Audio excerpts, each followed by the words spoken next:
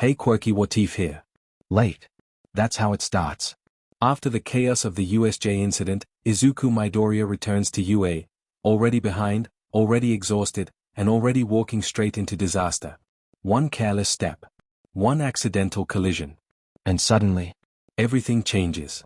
A girl with a clothes-swapping quirk. A single moment of contact. And in front of the entire class. Izuku Midoriya isn't standing there anymore. She is. Silence. Shock. Then chaos. The hero calls girls freeze, stare, and then something unexpected happens. They don't laugh. They don't mock. They lose their minds.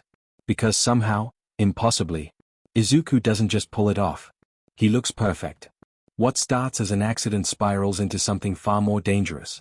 Requests turn into demands. Teasing turns into obsession.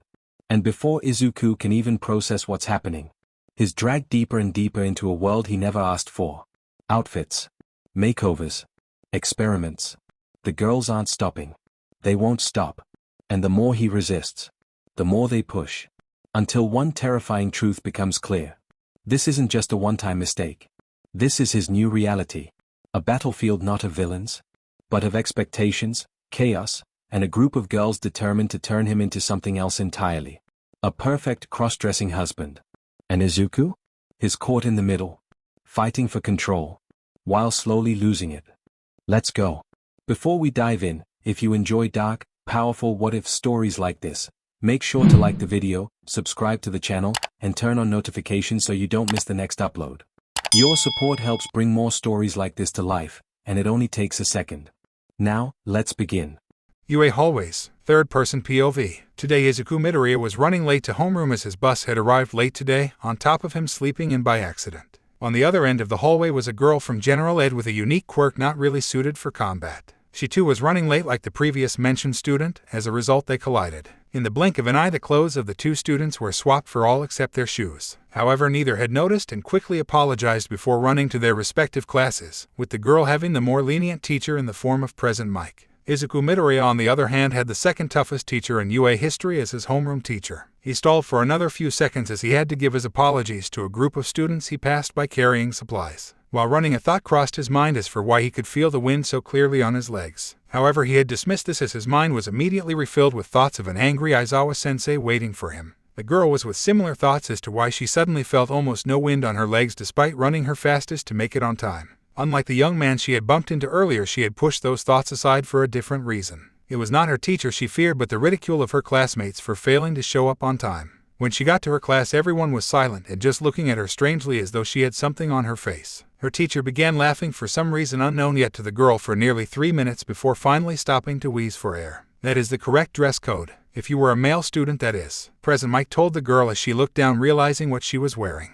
I accidentally activated my quirk again, she thought to herself before squatting down and covering her now probably red face. When Izuku Midoriya got to class he was wheezing as his lungs were burning from overuse. As he finally got some air he looked up to see the guys' faces twitching with awkward smiles. The girls and a few of the guys were blushing with the girls covering their mouths, excitement rather than shock on their faces. He was confused until he heard his teacher groan, drawing his attention to the hobo-looking hero. Midoriya, why the hell are you both late in cross-dressing? He asked his student, making the young man confused. Izuku Midoriya looked down to see he was wearing not the clothes he put on this morning but the female uniform. Why am I wearing the female uniform? Izuku Midoriya shouted in confusion as he tried to hide behind his school bag in overwhelming embarrassment. He was sure his face was as red as Kirishima hair right now, unsure of how he will explain it to All Might. SHOUTAIZAWAPOV. I had started roll call only to see that problem child was not here. This worried me to say the least. Out of everyone here the only ones more punctual were Ida and Yaoyorozu. They had just barely survived the USJ incident and I was supposed to be telling them of the upcoming sports festival. It is to be taking place the first month after the beginning of the semester, so a little over 2 weeks from now. This made me worried for his safety as I was not told that my student would be missing school today. All the other students were also clearly worried as they were told last week that Midoriya was supposed to be fine. I was about to call Nezu to check with him to see if he simply decided to worry me out of amusement by not telling me of his absence. Then the door swung open and I saw problem child coming out of breath with even if I would never admit it relieved me. It was a second later I noticed what he was wearing and was dreading what he would have to tell me. I was not the best with students in terms of emotional support, and if he was transitioning like Tiger from the wild PP cats did when they were younger, I was screwed. Then again, I could not help but hope I was completely wrong and this was the result of something else. I decided to bite the proverbial bullet and just ask him, hoping I do not cause him any more mental anguish than already experienced. Midoriya, why the hell are you both late in crossdressing? I asked him, seeing he was clearly confused by my question. It was an odd reaction, but better than him being hurt or scared by my usual temperament I put on for most people. Problem child looked down as though to just now see he was wearing female uniform. Why am I wearing the female uniform? My student shouted in confusion as he tried to hide behind his school bag in what was obvious even to me to be overwhelming embarrassment. At least this meant that he did not do this on purpose, though it did make things a bit more complicated now that it had. Midori, you look so cute, Ashido exclaimed, standing up leaning over her desk. DDDKU-kun was a girl this whole time. Uraraka shouted as she cupped her face with both her hand floating to the ceiling with what I swear was steam coming out of her head. Why did you not tell me you like to wear girls' clothes? I would have loved to invite you over to try on some of my clothes. Hagakure asked him and exclaimed what her response would have been if she had known. WHWHWH, were you some kind of cute pervert? Gyro asked him while letting it slip that she was attracted to him to some degree. This is quite improper, but I do agree those stockings do a really good job of showing how well toned his leg muscles are. Yayurazu said, making that two confessions now that I need to keep focused on their training.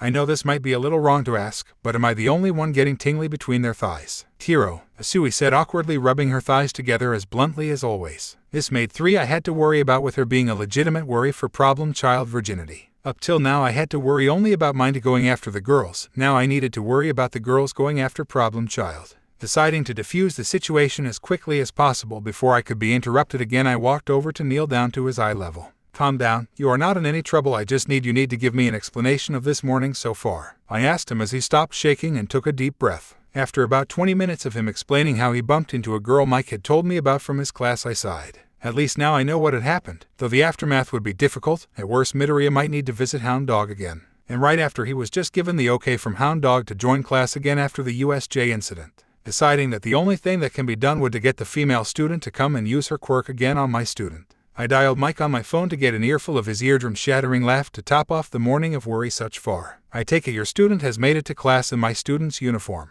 I said as he laughed again, causing me to wince. After a brief conversation that followed, it was unfortunately decided that due to her quirk's unfortunate time limit between uses, the two students had to go to Recovery Girl at the nurse's office and get changed there, which was embarrassing for both. Present MIC POV. I did roll call for my 30 students as per usual when one student was not here when I called her name. It was not unusual as she was known to be a rather unlucky girl with a hard-to-control quirk. After about 10 minutes she arrived out of breath in the male uniform. Looks like some poor guy got the worst end of this. While all her classmates sat in their seats silent and just looking at her strangely, I however could not stop myself from laughing. After nearly laughing into unconsciousness, I checked the clock to see that 3 minutes had passed before I finally needed to breathe again, wheezing hard. That is the correct dress code, if you were a male student that is, I told the girl as she looked down, only now seeming to realize what she was wearing. Needless to say, I felt bad when she began to squat down and covering her now probably tomato-red face. After some minutes had passed with me just barely managing to get my act together, I had successfully apologized for laughing so hard, but I still felt I needed to do something for the student as she was probably feeling humiliated right now. Then my phone started ringing and I saw it was Shoutout calling me. That must mean it was his student she caught in this mess. When his call came through, I could not help but laugh my ass off at the fact that he had to deal with this extra work. I take it your student has made it to class in my student's uniform, Shoutout said, not asked me in an exhausted-sounding tones. This caused me to begin laughing again as I was confirmed to be right about the victim. Yes, she did, Shoutout. I assume you want her to come to your class and activate her quirk again. I asked, already know he would say yes. So to save him the trouble of wasting any more of his time as he dislikes that, I continued. Unfortunately, her quirk has a time limit in between uses, he said as his friend sighed loudly on the other end. Then we need to send them to Recovery Girl in the nurse's office to get changed there, he said as I had no objections and sent her down. Also let Recovery Girl know about this, Shoutout told me as I expected him to get back at me somehow. With a heavy heart I dialed Recovery Girl number and braced myself for the earful to come from her. Recovery Girl POV. I was shuffling through some paperwork making sure to file it and noticed Midoriya paperwork was next to file away. Despite this being the nurse's office, both me and the principal receive copies of any paperwork from Hound Dog therapy sessions. I decided to give as a read for Toshinori as he was not the greatest of teachers and I was worried he would be bad at addressing such things as mental health. It was clear that Izuku was distraught after the fight at the USJ, seeing how useless his quirk was when he faced an actual villain. Hopefully he did not suffer anymore. The upcoming sports festival would be stressful enough on him. Then I got a call just as I was about to put his record away to see I had received a call from Present Mike. I had a bad feeling about it. What are you calling for exactly? I asked him, getting a nervous chuckle from him on his end. My student is coming down again due to her quirk swapping clothes again, Mike said as I held back a sigh of frustration at this being the 5th time this had happened so far. Who was the girl she swapped clothes with this time? I asked him, getting an unusual and uncomfortable silence from him. After a few minutes I decided that it must have been worse than I thought it was this time around. I repeat myself. Who was the girl? I asked, empathizing each one of the last 4 words, shouting the last to get an answer out of him. It was a boy, specifically Izuku Midoriya, he said to me, pausing before saying the name as I heard a short growl. I looked around for Hound Dog to realize that it was coming from me. Though I do try not to play favorites, I can't help but feel like Izuku is a sort of grandson. Toshinori feels like a son of sorts to me in Gran Torino due to how Nana asked us to take care of him back then if she ever passed away. So as a result, his successor felt like family as well, so to hear he just underwent even more mental stress made me a tad upset, to say the least. I will have you and Aizawa give me reports at a later date as to how you two handled the situation when the students arrived. Understood?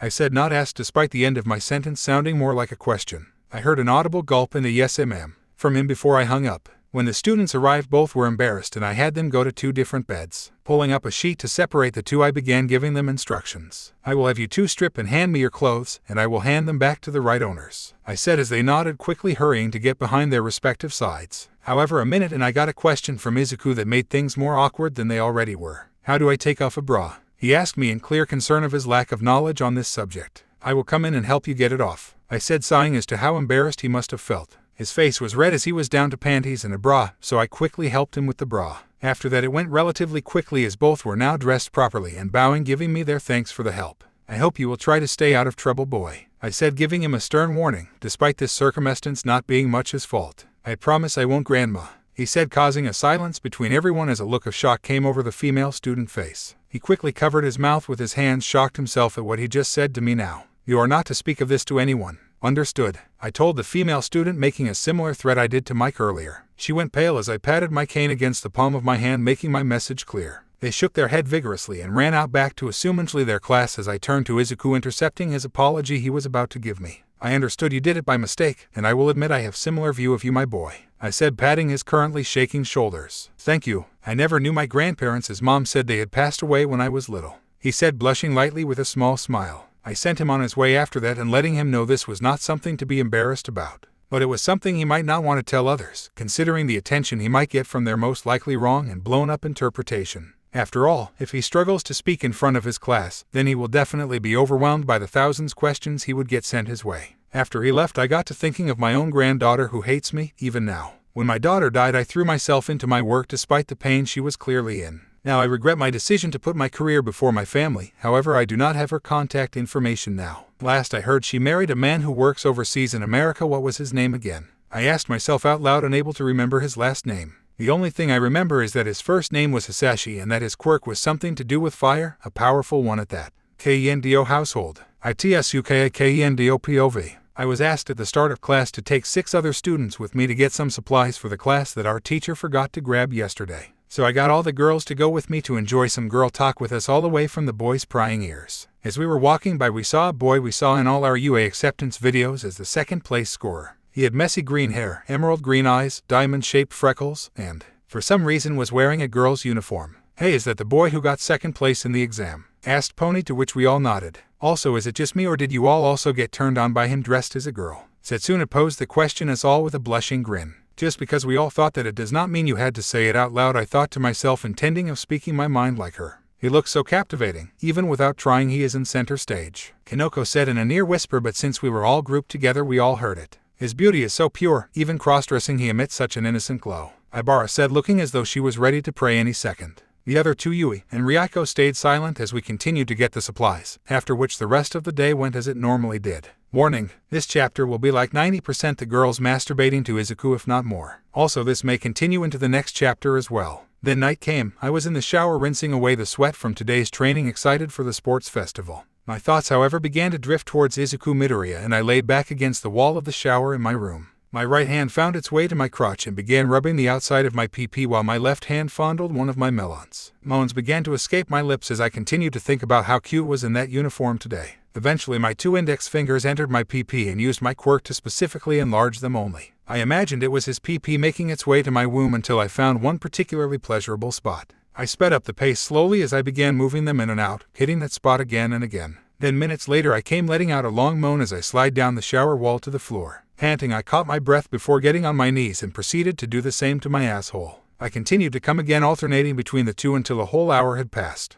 I got out on trembling legs and sore fingers, drying myself off and falling face first on my bed naked. Deciding that getting dressed would be a waste of time, I curled up under my covers, not getting dressed in anything before drifting off to sleep. If I win at the sports festival, then maybe you will notice me, I thought to myself as the darkness took hold, only to soon be replaced with a dream of me winning first place and getting a congratulation kiss from him in an orange cheerleader outfit. Finished. TSUNOTORI household. Pony TSUNOTORI POV. When I first moved to this country to go to apply to my dream school UA, I had difficulty with the language. Though my father was born here in Japan, he moved to America to live with my mother where I was born. I came here where my cousins were to stay with them for the next 3 years while I study here. What felt like a bit of a downer was my father warned me how strict and formal they can be, as I need to restrain myself here. But to my surprise, just 2 weeks after classes started, me and the girls went to get supplies for class. During this trip we saw the cute boy who got second place running by in the girls' uniform. "Hey, is that the boy who got second place in the exam?" I asked, to which they all nodded in response to my question.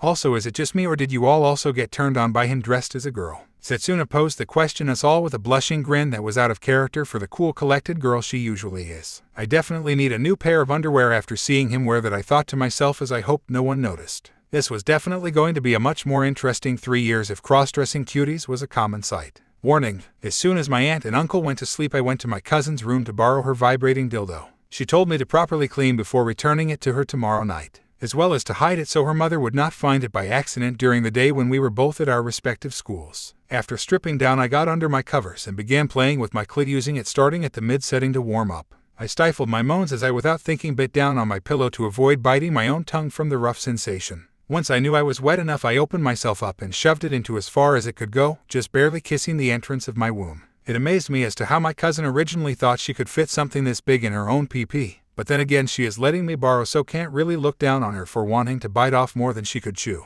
I turned it on to maximum. This resulted in my back arching upward and my toes curling inward from the pleasure. Muffled screams filled my room as I covered my mouth to make sure I did not wake up the others in the house. A steady stream of fluid came out of my PP, soaking the rug at the foot of my bed for nearly a minute before it began to die down. There were some droplets on my bed from when it died down, but those would most likely go unnoticed. I was about to grab a towel to wipe myself down when I noticed milk coming out of my melons. Sometimes I really hate inheriting cow traits from my mutant-type ancestor. I lament as I grabbed the bucket I brought up earlier along with the empty milk jug. As I was about to do the tedious task of milking myself, as I always did since puberty hit me, I got an idea to make it more lively. I closed my eyes and began imagining Izuku Midoriya in a frilly salmon-colored sundress with white shoulder trimming, as well as a straw hat with a red bow wrapped around it on top of his head, casting a small shadow over his emerald green eyes as they shone through. I imagined him forcing me on my hands and knees, milking me, twisting my nipples, and taking a few nibbles of my tips a few times. Then I saw him pour some of the milk in a glass and take a sip, only to pull me in a kiss, causing me to drink a combination of my own milk and his saliva. Then when I felt no more coming out of my melons, I came out of my fantasy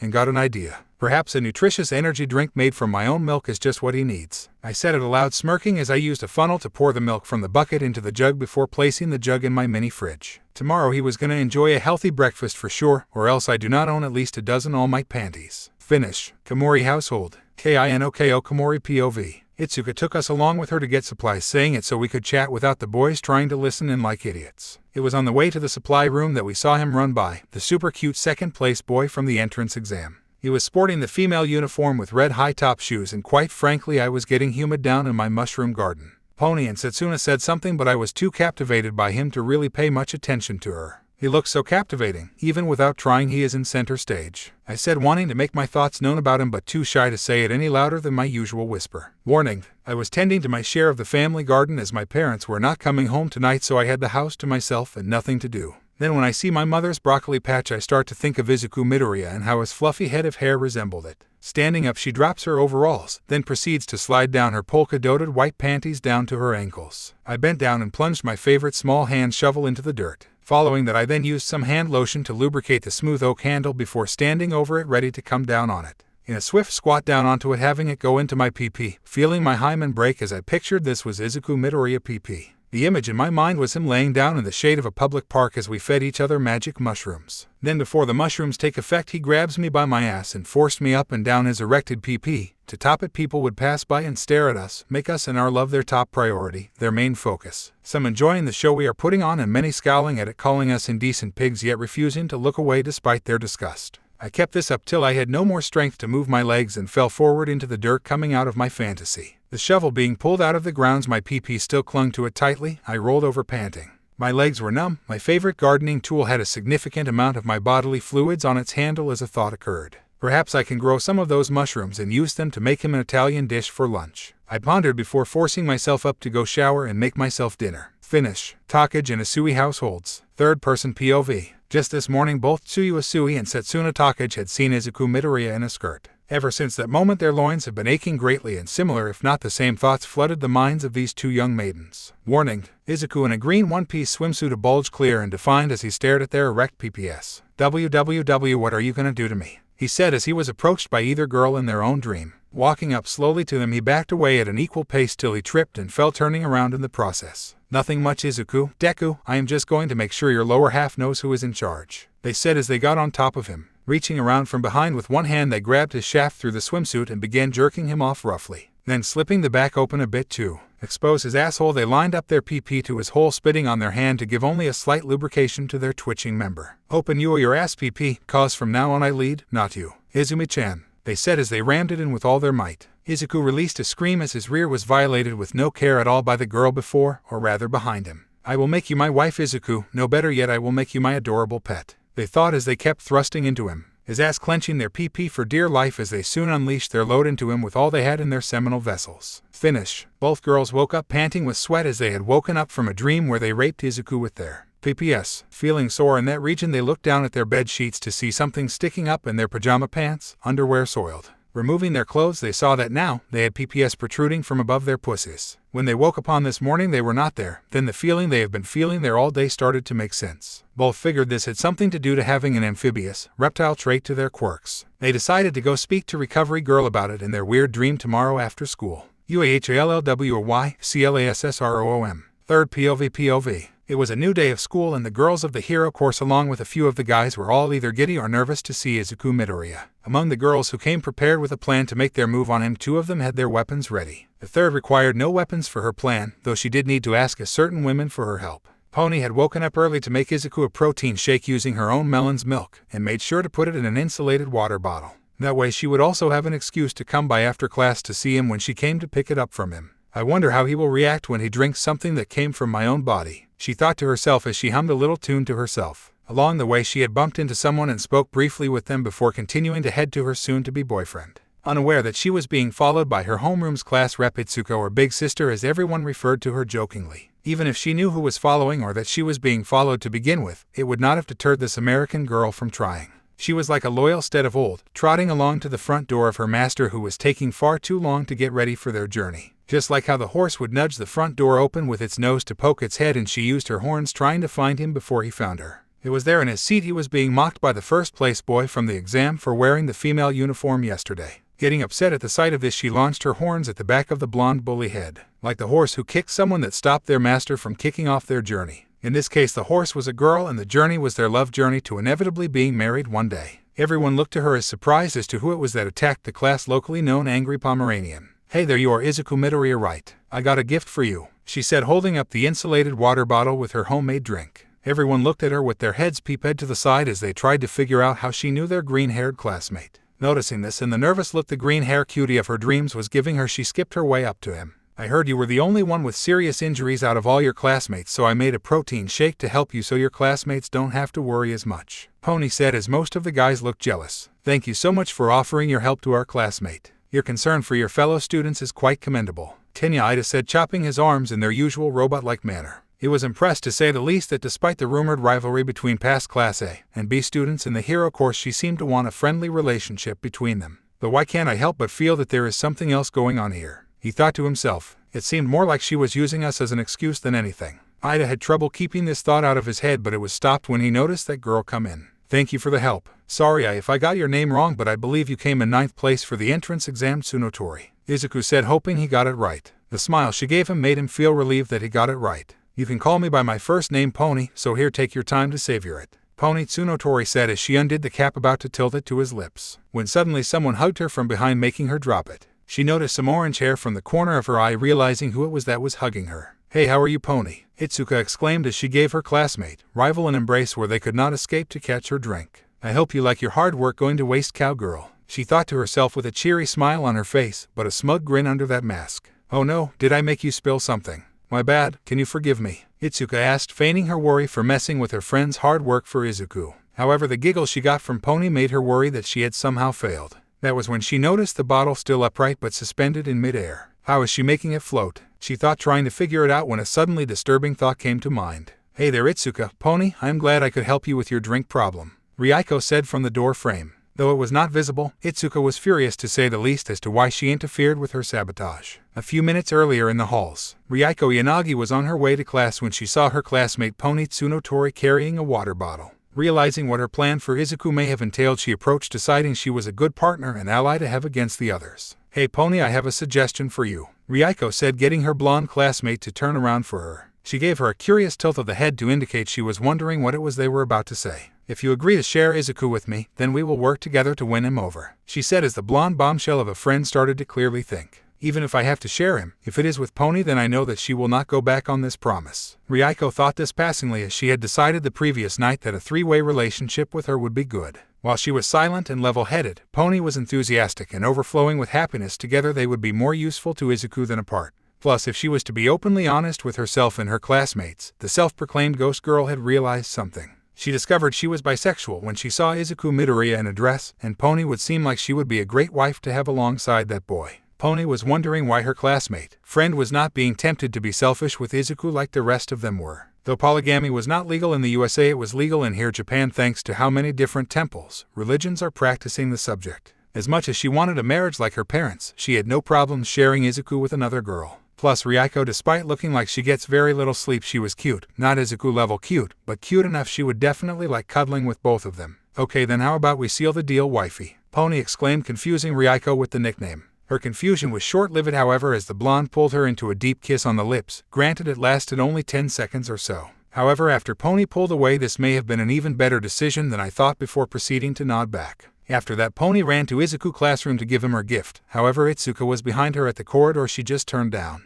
Better make sure you do not get the jump on Pony, Ryuko thought as she then followed behind Itsuka, who was following behind Pony. Back to the present. Izuku was surprised to have someone be so nice to him, and a stranger at that. Not wanting to waste their kindness, the young man picked up the bottle, which is when Ryuko decided to turn off her quirk. Taking a cautious sip, his eyes popped wide open, making Pony and Ryuko concerned that it tasted bad. While the rest of his class instantly thought that the rumor rivalry was true, and they tricked their class official cinnamon roll. What he was about to say next, though, brought relief to everyone and made Tenya Ida scold himself internally for second-guessing the blonde student from Class 1B like he did. This is delicious, Izuku exclaimed as he started chugging it, making Pony incredibly happy. Though the young man made a quizzical face like he was trying to figure something out but was unable to place it. For some reason, the milk in this brought my mother to mind, he thought to himself before getting back into focus. It was great, Pony. Where did you get this milk, though? He asked her as she shuffled her feet with a blush on her face, twiddling her index finger together. It is a family secret, but you will know one day, Izuku, she exclaimed in English as she gave him a peck on the cheek before leaving.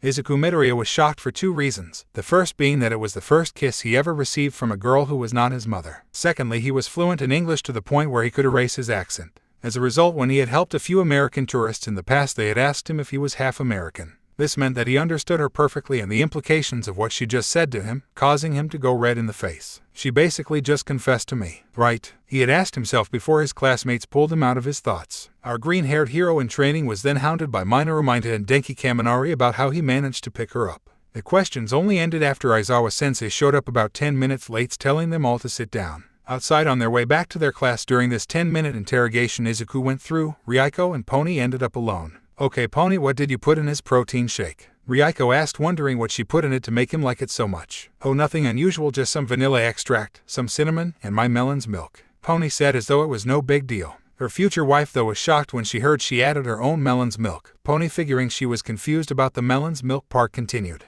My ancestor had a cow mutant type quirk. As a result I inherited that aspect of it, she said, noticing Ryuko was fidgeting. Do you mind if I also have a taste from them? Ryuko said, pointing to pony melons with a bit of a blush. With how their sweet Izuku reacted when he drank it, she could not help but be curious as to how good the milk tasted by itself. Also, if she was being frank with herself, she felt left out with being the only one in this soon-to-be three-way relationship to not have tasted it. Pony gave her a small smile as she looked up from her lover, comrade's shoulders level and directly into her eyes. If you want, I can give you a taste in the girls' bathroom immediately after school, Pony said, happy that she was serious about the three of them becoming an item. Ryuko, being silent as ever, nodded, grabbing her now lover's hand and bringing them back to their class before they ended up late. UA Recovery Girl Nurse's Office. Third POV. It had finally reached the end of the day, and two green-haired girls who sat out of the Hero Foundation's class today were making their way to the nurse's office, neither of them knowing that the other was going there for the same reason until they met outside the door. Both were a bit lost in nervous thought and did not notice the other until they reached for the door handle at the same time. This resulted in them bumping into one another and looking confused. Usui was the first to break the silence that fell upon them. Why are you here, Hiro? She asked the other girl, wondering what had brought her here.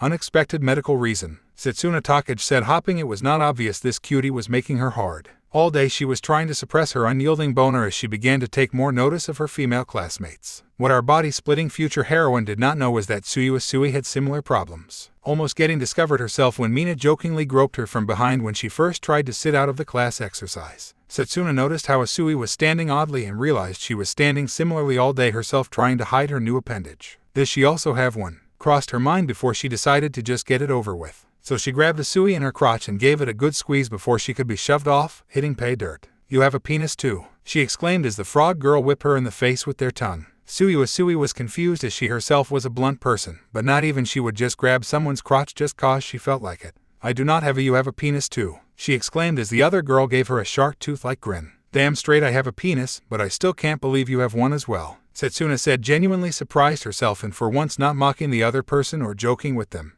I could say the same about you, though I doubt your penis is bigger than mine, Usui said with her usual bluntness as she was fairly confident in herself no matter the subject. That was when the door was slammed open with Recovery Girl looking like she was about to blow a gasket at the two of them. Will you boys go talk about your penises somewhere a lady does not need to hear? She yelled at the girls with her cane raised. The two heroes in training put their hands to their crotch, hearing that supposedly painful for guys without realizing unlike men their seminal vesicles were inside, not on the outside. Recovery Girl looked to both sides before turning back to the girls, lowering her cane, but confused as to why they had their hands covering their crotches. Sorry girls, there were some boys just outside the door shouting about their penises in public, so I was a tad upset at them, the old woman said as she noticed both girls going red. That was us actually, Setsuna said as she got over her embarrassment before Usui, granted she barely did so. Looking back and forth between the two of them, Recovery Girl let out a long sigh, already knowing this somehow had to involve Izuku. Come in and lock the door, it sounds like there is a long story behind this, she said as they nodded and followed both her and her instructions. So let me guess, you two saw Izuku in the female uniform and fantasized about him dressed in other kinds of women clothing,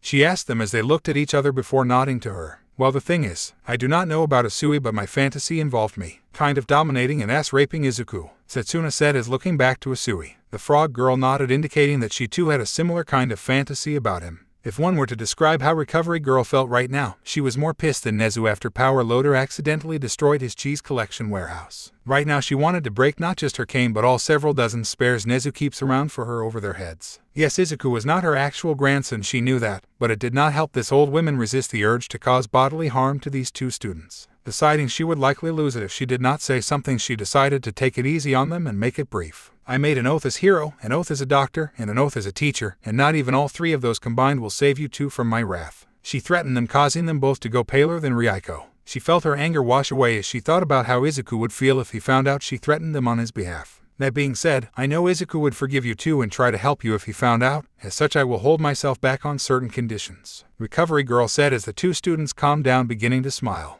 First off, you two will go to mandatory therapy sessions with Hound Dog 3 times a week after school to learn to control these new urges. Cause if I find out either of you two lose control and actually do rape him, well, I know how to easily dispose of your bodies if you do, she said as the two nodded nervously, thinking she had finally calmed down, only to threaten them again. Second, you two will not be allowed to be alone with Izuku unless supervised by a teacher, and I will be making sure Aizawa, Vlad King, and All Might All now of this along with your current situation. Recovery girl added, seeing them both embarrassed, most likely from having more people find out about this. Finally, when you two are ready to come out to your classmates about this, all you have to do is ask and I will be there beside you too, she said, smiling as she knows how stressful it was for Tiger from the wild PP cats. Why you mean it? Setsuna was shocked to see how supportive she was, despite them telling her they fantasies of raping who was clearly her favorite student, as pretty much everyone at UA could tell. As a hero, as a doctor, and as a teacher, I will always give you students the support you need no matter you do, Recovery girl said, standing up on her seat to pat the heads of the two students sitting across from her. As the girls began to cry, she knew she made the right choice. After all, she wants to set the right example for Izuku. And I promise I will be deserving of your forgiveness when we finally meet again, wherever you are, she thought as the girls were still letting out all their tears and worries they had about how they would be treated when they told someone of this. URARAKA household. Third-person POV. The Uraraka family was eating dinner when the youngest of them, Ochako Uraraka, had spoken up, gaining the attention of the older two. After seeing the assertiveness of that blonde girl from Class 1B, she decided she could no longer wait to make her move. Dad, can I get some advice from you? She asked her father hesitantly. The man did not miss this, and though stoic on the outside, began to worry about what his daughter was about to ask. Go ahead, sweetie, ask away, he said, taking a sip of his water. Please tell me she did not get into a fight with a rich classmate. Unable to prevent such thoughts from appearing the mind of this cash-strapped construction business owner. Okay, Dad is calm. All I need to do is make sure I do not stutter and get it out in one go, she thought to herself, psyching herself up. How would I seduce a girl? She asked, seeing her father do a spit take that reached all the way to the wall behind her. She was worried that her father was now angry at her for being into girls. Granted, she did not know yet that Izuku is actually a boy, and she is currently thinking he is a girl who is going through a gender identity crisis right now.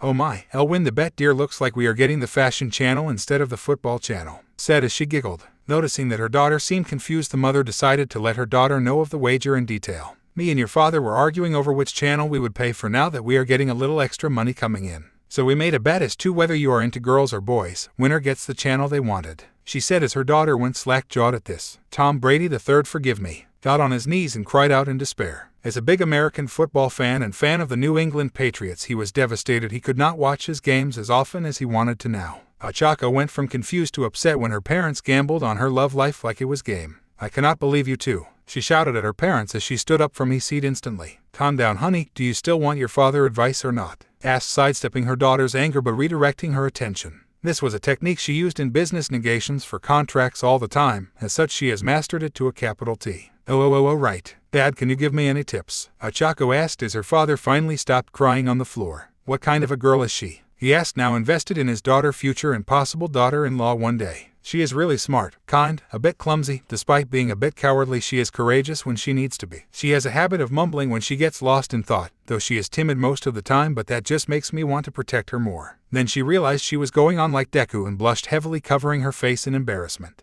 Her parents, on the other hand, were grinning at this, thinking how wonderful this girl sounded. After a few minutes to think on what he was told, he gave his daughter the best plan he could. First off, do not come on too strong and get closer to her little by little, he said as his daughter nodded vigorously. Secondly, try to help boost her confidence so when you do ask her out, she will not say no, thinking you could do better than her. Me and your mother know that one from experience, said, laughing, at least until his wife elbowed him. Ochako found this amusing, that her assertive mother, who always glows with confidence, was once similar to her adorable Deku. Oh, by the way, can you show us a picture of her? Asked her daughter as Ochako showed her parents two pictures. One was Deku in the boy's uniform, the other in the girl's uniform. Both parents tilted their heads in confusion. Why was she trying to pass herself off as a boy at school? She asked her daughter, seeing her little 0G clearly trying to figure it out as well. I wonder if they will be wearing a suit or a dress at the altar in about 5 years, thought, wanting them to hold the ceremony as soon as possible. On that note, your goal is to invite her over to our house for dinner before the summer break, she said, not as a request but as a matter of fact. JIRO household.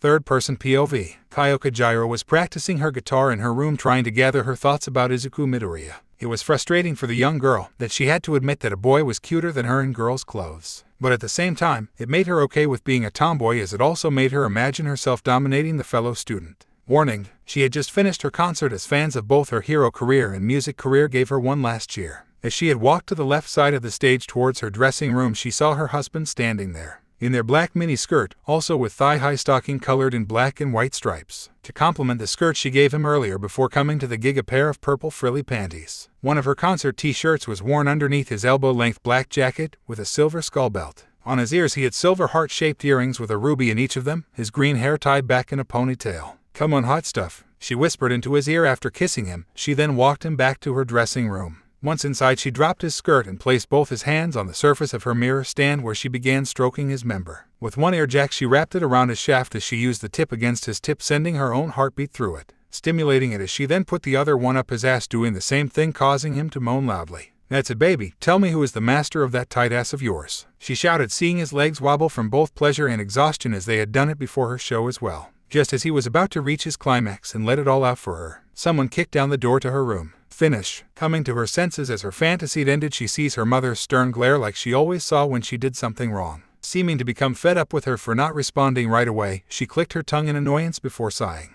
Your phone was connected to the Bluetooth speaker downstairs. Myself, your father, and even our neighbors at one point could hear your moaning, she said, whipping her earphones on her palms. Kayoko would be shaking in fear if she was not mortified about her neighbors hearing her moan. I was not aware of that, I swear, she exclaimed with her head in her hands. Still, she had yet to have noticed the small puddle by the side of her bed and the stain on her pants. Now, who is her mother was cut off as her father came running in, slightly panting. Who is the boy that corrupted my baby girl? He shouted, only for his wife to put her earphone jack into his ear. Using her heartbeat like her daughter does to attack, she caused her husband pain for cutting her off. As I was going to say, who is he? Also show me a picture, said, holding her hand out. They are a classmate in my hero class. I swear I have not done anything with them yet, she said as she handed them over her phone. She pulled up the only picture she had of him, which was the recent one Mina sent of him in the girl's uniform. Her parents gave her puzzled looks before speaking up, saying something that would make her blush deeply. Are you into girls or crossdressers? Asked her daughter, causing the girl to go red as she realized what the picture of him was. Oh my god, this is going to be so awkward, Kayoko screamed to herself internally, knowing she was going to get grilled.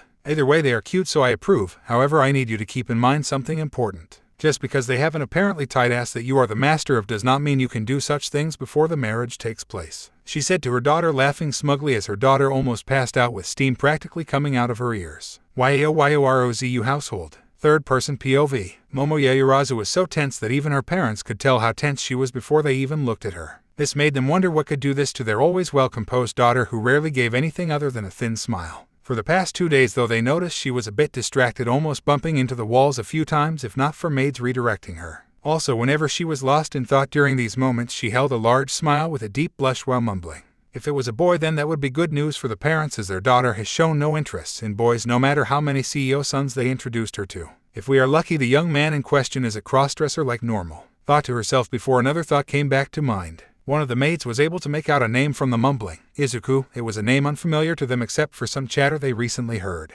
Information leaked recently from someone in the number 2 Hero Endeavor Hero Agency that All Might had a child in the UA Hero course. That the child name had apparently started with an I or an E. Most who heard this leaked info had assumed it was someone from the first-year hero class. The fact that this person she is mumbling about has a name that starts with an I was a possibly good thing for the Yaoyorozu family if the rumor was true. It seemed that today they would finally determine if their theory was correct or not. Mother, father, I need to ask you two for permission, Momo asked her parents, straightening her back, still standing. Sit down, dear, and tell us what it is you need permission for, asked her daughter after giving her instructions. If it was what she thought it was, then they could thrust Yaoyorozu Industries to new heights. I want your permission to date a cross-dressing boy from my class, Momo said, bowing to her parents while she was still down. Ever since she started thinking about Izuku like that, she was also worried that her parents would disapprove and say no. When the young heiress looked up after a few moments of silence, she saw her mother grinning like a Cheshire cat and her dad holding back a chuckle. Of course, honey, this was expected to happen. In fact, I was worried why it was taking you so long,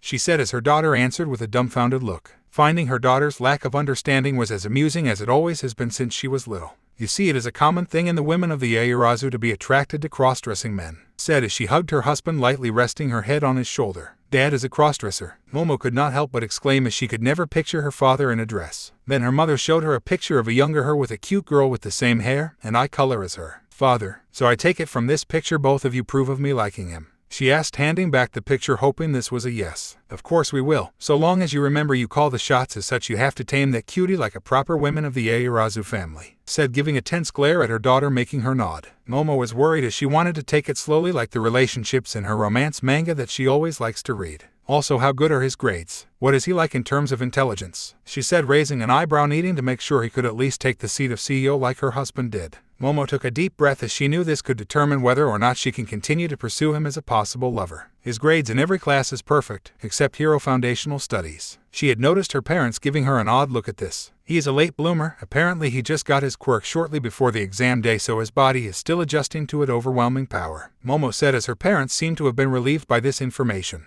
As for intelligence, according to what I heard our homeroom teacher once said, Principal Nezu gave him an IQ test and found out his falls short only of Principal Nezu. She told them, seeing their shocked faces, that without an intelligence quirk he is just as smart as the most intelligent individual in all of Japan. Though I do not know if this means anything, but I have seen All Might walk him to his office a few times. Momo told them, swearing she could see a glint in both her mother's eyes. Starting from this day onward I will train you in how to train your cross-dressing boy, okay? Said as she leaned forward, resting her elbows on her knees and her head in her palms. Momo knew that both she and Izuku were going to be in for it, but she had to admit it. Her mother's aggressive approach was likely her best bet, assuming she was not the only girl among the 2 hero course classes to have fallen for Izuku. Hagakure household. Toru Hagakure POV. I invited Mina over to my house that day to go over clothes we thought would look good on our class's cinnamon roll, Izuku Midoriya. After seeing him in the girl's uniform, both me and Mina decided we wanted to see that cute boy dressed like that more often. Also, both of us wanted to get a piece of his cute ass, and that was before we ever saw him in a skirt like that. For me, it was after the entrance exam where I was saved by him from a robot attack I could not dodge in time. Granted, with how very few points I managed to get, I would have just barely passed, so unfortunately had next to no time to worry about him. But after seeing how he took down the 0-pointer in one shot, I had no doubt someone that strong would not pass the exam. Then came the day he showed in the girl's uniform after he saved us Aizawa-sensei in the USJ. I knew that I had managed to find someone who was as much of a powerhouse as he was a cutie. There was no way I was letting him slip through my fingers without a fight. Mina Ashido POV. I was drawn immediately towards him during the first day of class where he stood up to Aizawa bullying him. It was really cool of him how he stood his ground and proved their teacher wrong for looking down on him like he was doing. Then at the USJ he led Su-chan and Mineta to safety when the 3 were surrounded by villains in the water. But that day when he showed up in the female student school uniform, I was getting slimy down there to say the least. Those stockings really did show off how muscular and well-toned his legs were from what I had assumed was hard training. And damn did I have a hard time not imaging him choking me with those sexy legs of his. Though I will not deny that his ass is just as appealing as his legs, and this was coming from me, a leg kink master of all people. Fortunately, no one seemed to notice my puddle under my desk as we were all focused on Izuku that day in class. So today I met up with Toru at her house after school to see what things from her wardrobe we could get Izuku to wear. Tomorrow we will go to my house and do the same thing, then invite him over to my house as my parents will be busy working late. I would have waited a little longer to act if not for the fact that the horn girl from 1B already made a move on him today. If another girl makes an attempt tomorrow, I swear I will melt their shoe locker with my acid without a second thought. UANEZU office. NAZU POV. Recovery girl had told me of a rather disturbing yet intriguing problem that was beginning to grow in the pants or rather skirts of some of my students. Asui as well as Takage had developed something new on their bodies that may pose a concern for Midoriya virginity. This is how I had come to this moment where I had her, Hound Dog, Eraserhead, and Vlad King in my office to discuss this issue thoroughly. Hound Dog was practically sweating bullets, clearly trying to rack his brain, thinking of most likely the worst case scenario knowing him. Eraser was keeping his usual calm visage but was either scared of Recovery Girl, which is highly likely considering his past with her as a former student. Though if I had to place my bet, it is most likely due to the fact that Midoriya is in this scenario both mentally and physically at risk. With Asui having potential for only the mental, if she actually does snap and goes at her classmate, she will most definitely be filled with regret and shame afterwards if it happens. Then there was Vlad, also a former student of UA with a student of his own in the exact same situation. Despite that girl's usual PPY attitude, I am doubtful she could handle the gravity of her actions either if she also did something midnight-like towards Midoriya. It was amusing that unlike Aizawa, who showed next to no emotion at all, this man wore his heart on his sleeve. So his fear of the small old lady in the room was evident, as a single glance from her was all it took to make him whip his head around and away from her. Third-person POV. The group of teachers had just finished listening to what Recovery Girl had to tell them about 2 female students. Asui and Setsuna Takage had made a rather disturbing confession to the nurse that has also caused great worry among the others. Principal Nezu was silently sitting down analyzing everyone's reaction, already thinking of things to suggest to do for the students. Hound Dog, who was the school's guidance counselor and had never had to deal with a situation like this. Before, it was Midoriya who needed his focus the most out of his class, but now 2 more students. These students' problems also had the potential to snowball out of control if they do not handle it properly. Right now he was sweating bullets as he was trying to figure out an alternative to whatever training hell Nezu probably has planned already. However, no matter how the man racked his brain, he could not think of anything other than forced meditation or chastity belts. Originally they were made only for women, but then Midnight Ancestor experimented with teasing their male partners and made one for men. Hound Dog was truly grateful that Midnight has yet to invent something like her ancestor did. He really hoped he did not raise a red flag just now. Eraserhead was doing 2 things after he had heard what he just did from Recovery Girl mouth. If this was, well, anyone else except for her and Nezu, he would strangle them with his scarf for making an offensive joke about his student. But he knows she would never joke about a student health like this or about Izuku Midoriya health. In fact, when she called him and Mike down to her office for what happened to said student, she ended up breaking several of her canes over his and his annoying friend heads. Granted, she healed them, but she did so over and over again, which is how she broke several canes over their heads. He really hated that Nezu put aside a budget separately for her canes, especially since the mouse knows what they will end up used for by her. The first thing the sleep-deprived hero was doing was trying to wrap his head around this current mess. How in the love of hell has one of his better students now become at risk of raping one of his more mentally and emotionally at-risk students? He understood the actual process, of course. He was not an idiot. It was more of how Midoriya managed to cause this whole mess just by cross-dressing. They understood how a person's mindset or mental condition can physically affect their body. But this was the first he has ever heard of something this extreme, and he has seen some crazy quirks in his career. To be so sexually attracted to someone you grew genitalia of the opposite gender. The second thing he was trying to do was to, just like the others, figure out a solution. One of his first ideas was a self-control exercise where they would experience more pain. That is only when they think certain types of thoughts of Izuku Midoriya, but he immediately turned down his own idea. Knowing that Tiger had a hard time themselves when they came out, so to speak, he had a rough idea of what they might end up going through. Deciding that for once this was one kind of mental trauma where the benefits of overcoming did not outweigh the risks, he tried to think of something else. Perhaps we could take the risk of having Midnight help them, he thought to himself, hoping for once Vlad came up with a better idea than him. As the pro hero did not usually trust or rather believe his other colleague Hound Dog to be able to think of a useful idea in such an odd scenario. Vlad King, on the other hand, was confident he could keep his student under control, unlike Eraserhead. On top of that, unlike the hobo with his students who he pits against each other in cutthroat exercises to push them to be number one as individuals, he emphasizes teamwork with his students as he works with other hero agencies in the field often. So he did not need to worry about the emotional trauma Setsuna would experience from this, as he already knew she could fall back on her classmates for support during this. That being said, he had to still figure out how to prevent the worst-case scenario from happening. As much as I do not like to admit, this scenario may fall under Midnight expertise, he thought as Hound Dog cleared his throat. After the dog man had cleared his throat to get everyone's attention, he steeled himself for the backlash from his suggestion. I believe we may need use those male chastity belts Midnight ancestor made, he said, expecting the BLD hero and the sleep-deprived hero to punch him for what even he thought was a ludicrous suggestion. However, both looked at him relieved for some reason as they then spoke up one after another, making him regret that he seemed right. I do not like to admit this, but I think we may need that exhibitionist help, Aizawa said before letting out a sigh. For once I agree with the hobo, this may require Midnight's help, Vlad King said, clearly hating that he agrees with Aizawa. Recovery Girl let out her own sigh as she rubbed her temples before speaking up. Nezu, on the other hand, if the others were paying attention to him, would have seen him look worried for the briefest of seconds. I do not like this, but if she can keep those two girls from traumatizing Izuku and themselves, I will approve of asking her, she said in clear displeasure of exposing them to her right now. Now that we have a clear course of action, I will go tell Midnight we need her help with some physical exercises, Nezu said, taking a sip of his tea. The others gave slightly uncertain nods, but none voiced a problem with their group decision.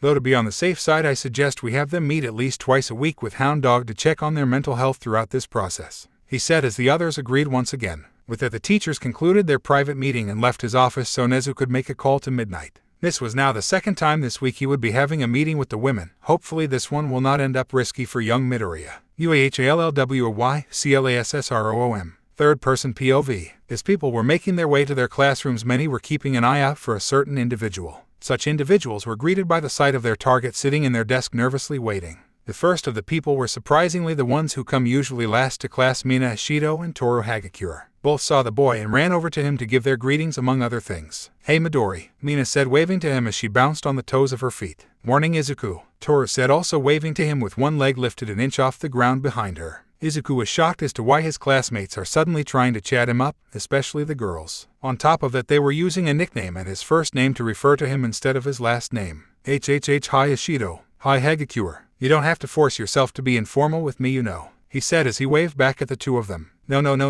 just no Midori, Mina said, wiggling her finger at him for using their last names. We called you by your first name cause we want to be your friends. That means you call us by our first names as well, Toru said, poking his riot red cheek. I am not sure that. Izuku was about to say he was not sure if he should, but then he saw the stern look Ashido was giving him. Understood Mina, Toru, he responded, straightening himself. Good job. Now all you have to do is be a bit less stiff, Mina said, leaning forward, causing him to blush. A few minutes later of talking fashion with him, though it was all women fashion, something he did not have a personal interest in but decided it would be helpful knowledge when it came his mother's next birthday. Another pair of the girls will enter the classroom a few minutes later. They were known as Achako Uraraka and Kyoka Gyro. Both had arrived separately at school but met in the hallway by chance and began talking. Their conversation on the way quickly turned to Izuku. I gotta admit that despite him being a boy, I was jealous as girl by how cute he was. While I practically looked like a boy, Kyoka said with a sigh at the end. Though she was genuinely saddened by it, the thought of putting that cute boy in his place under her was a somewhat comforting thought.